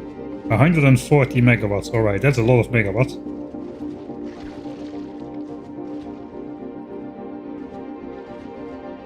Right, so steam is on. Steam is starting. 180 megajoules indeed. Megawatts. So that kind of flattens the curve. We're probably not gonna reach the 10 gigajoule burst this night. This is an excellent opportunity though to test what happens. So I think we're just gonna wait another night and see what will happen. Once this goes above 30 gigajoules, coal should switch off again shortly after. So this 180 megawatts definitely helps a bunch to charge up the accumulators again. Solar is at max. Once this hits 30,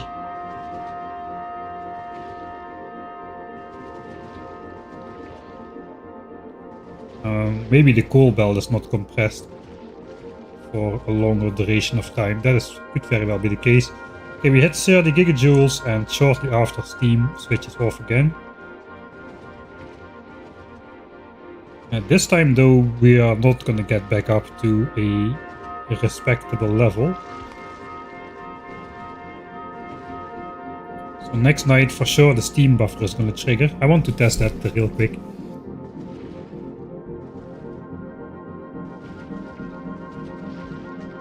Yeah, so again it's called rainbow lasers, I think. Let's see.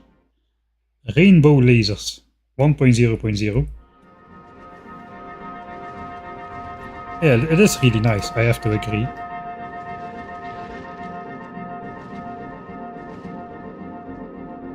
At least the laser turrets are holding out.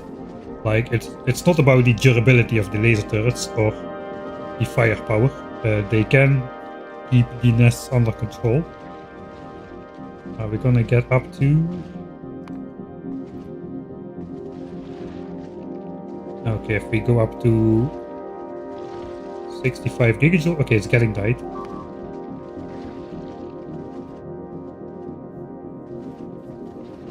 I think we'll trigger the buffer now. We were at 13 gigajoules last night. This is the regular fall. Here we got steam power. Then it became day again. I think we're gonna trigger the one-time shot, and that should push the green steam line up to like 460 megawatts or something.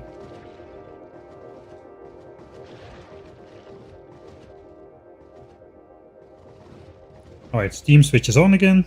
We're below 30 gigajoules.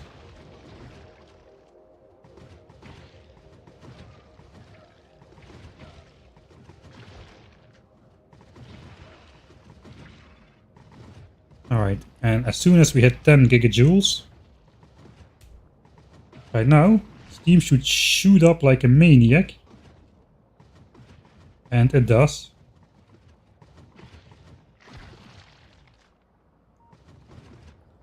Steam power is now doing 396 megawatts. Alright, so at least we are stabilizing at the moment. It is working as intended.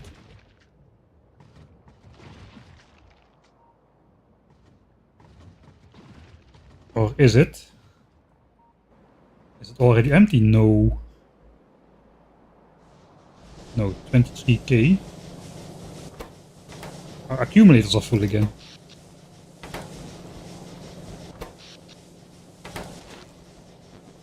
Okay, this rounds. Apparently if it's like 9.1, it's output signal 10 or something. Alright, so now this is no longer full. And it will not fill up by itself, but it is not empty at least, so that is something. Let's just keep shooting.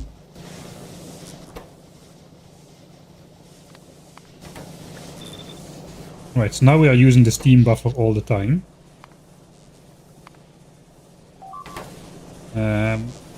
Let's see how fast this goes down.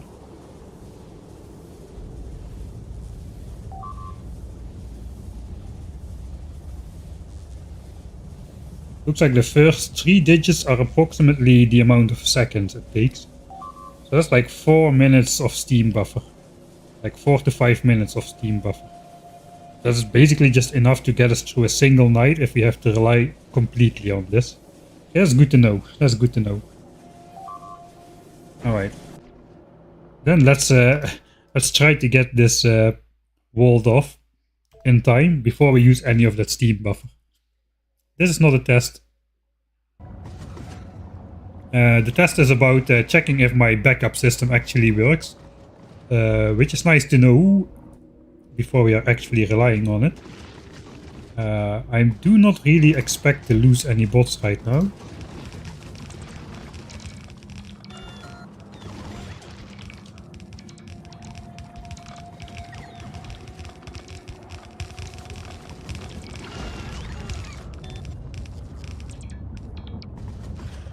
Alright, just letting them go back in the armor.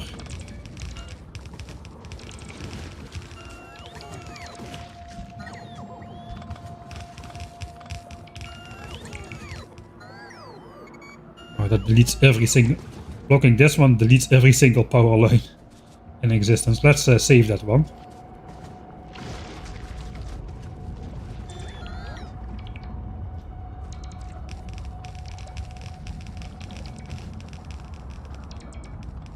Alright. That does actually probably cause the bots to charge up. Yeah, most of them. Actually no, it's not too bad. Alright, free flight distance is working. Let's get out of here because I feel a behemoth is about to spawn there and all my laser turrets are deactivated. Okay, so we're definitely not at the point yet where we can just chain these laser turrets like no tomorrow. We do need to keep into account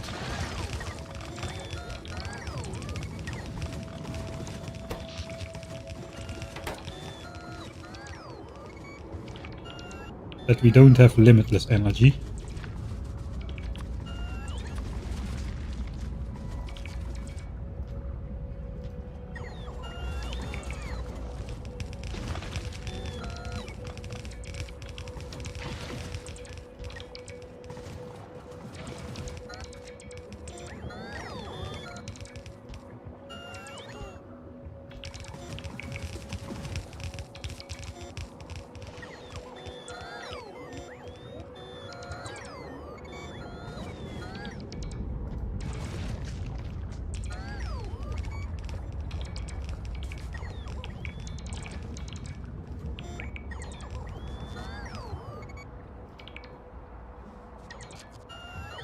Okay, this side should be safe now. Let's try to hurry over to the other side.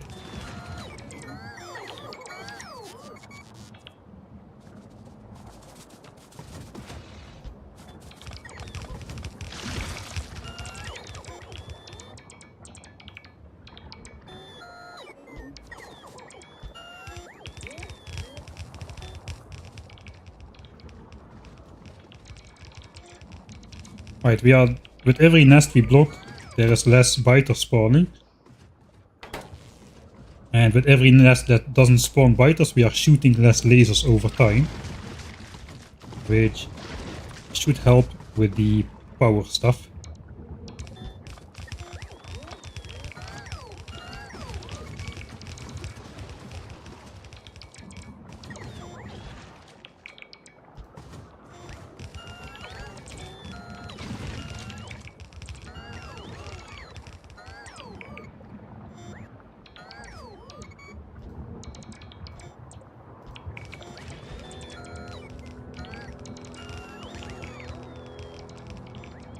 Is that gonna cut power? No.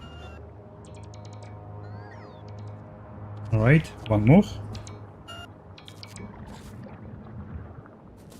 See, my battery is still completely full, despite me sending out the bots like a maniac all the time.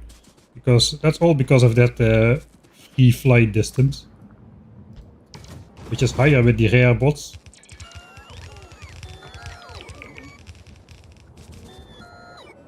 Okay, that's all of the turrets done. I think I'm just gonna selectively grab a couple without deconstructing absolutely everything.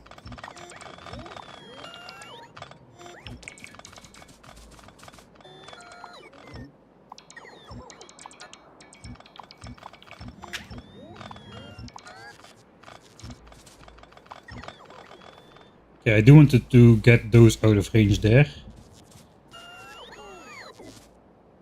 I'm not gonna pick up everything just yet. Let's just keep some of it in place.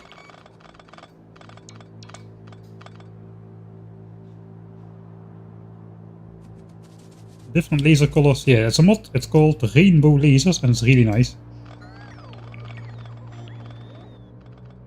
I think I have enough lasers to push the bottom two nests in this chain, and then I can retreat all the way back up in one single swoop.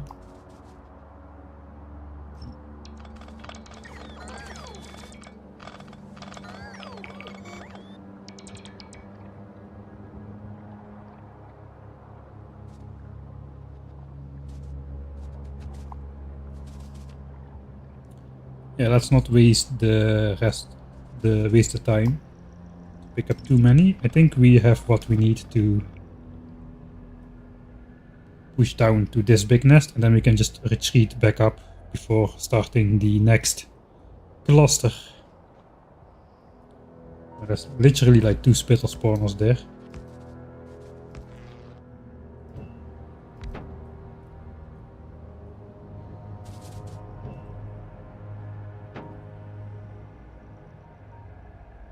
I don't think we need to do any planning. I just need to keep my repair packs out of range and like a little bit of a buffer.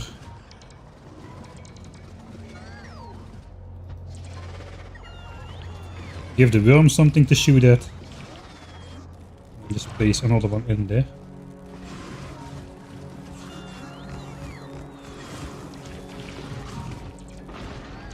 Okay, we are triggering the next nest, which is not great.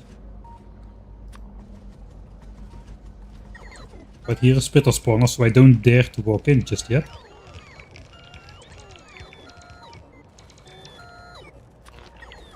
That is also not great. Okay, maybe I did need to take a bit more care.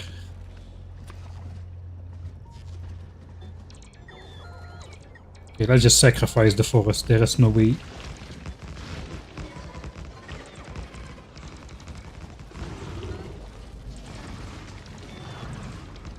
Need to be careful of the spitter spit now.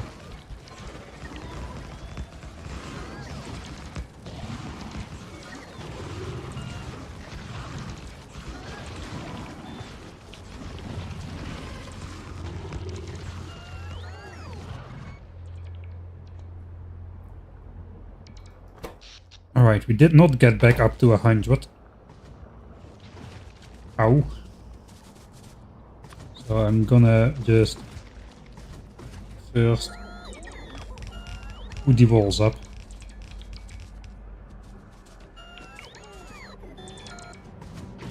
I need some backup though.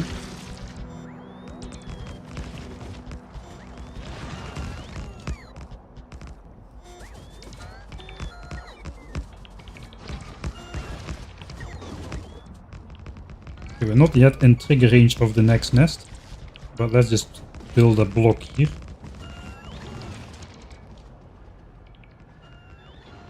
In case they do get triggered.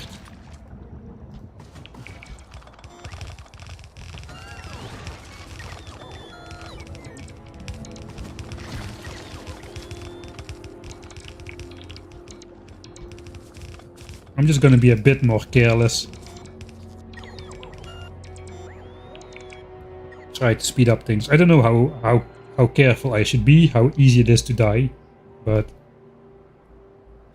I don't want to spend an ungodly amount of time doing this. 78. We went back down to 34.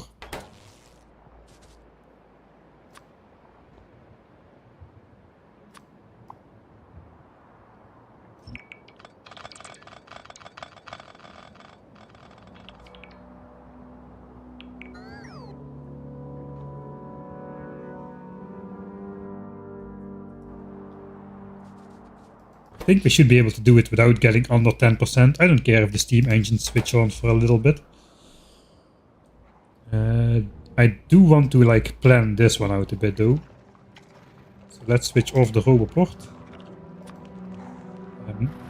There are no worms in this corner, so we need to basically look how to get around this side here.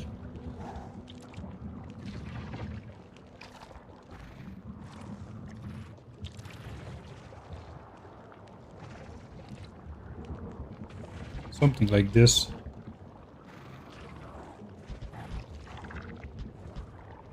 Okay, there is a worm that blocks the spot.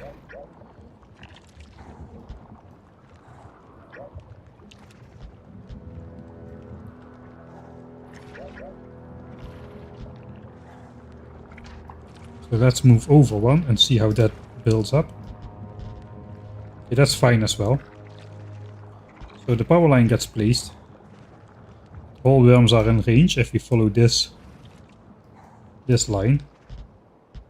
It's a bit different from what we have right now.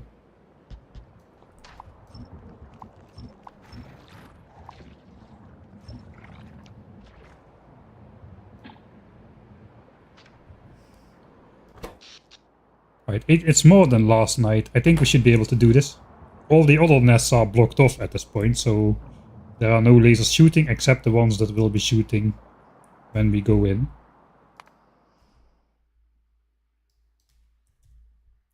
So let's confidently save.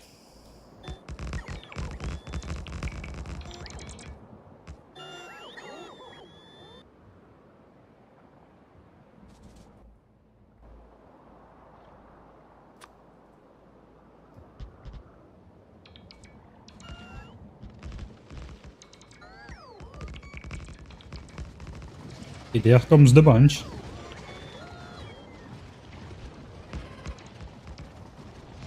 Cliffs are kinda in the way here as well.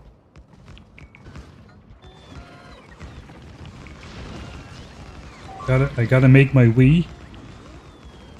2 deaths at the same time. That's probably some unlucky bots getting annihilated. There are no big worms in here. I don't know what's going on exactly.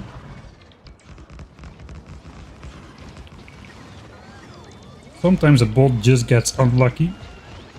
I forgot that I needed to go to the right as well. I need to wait for my bots to return though. Laser turrets are easily replaced.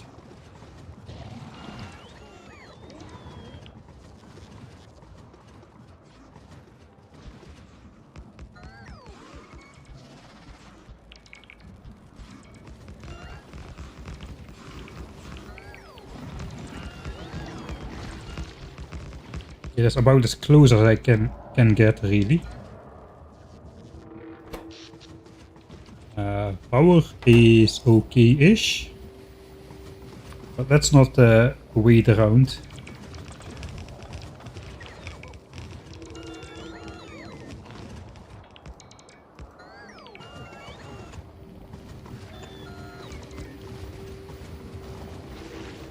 The rainbow laser mod really shines at night.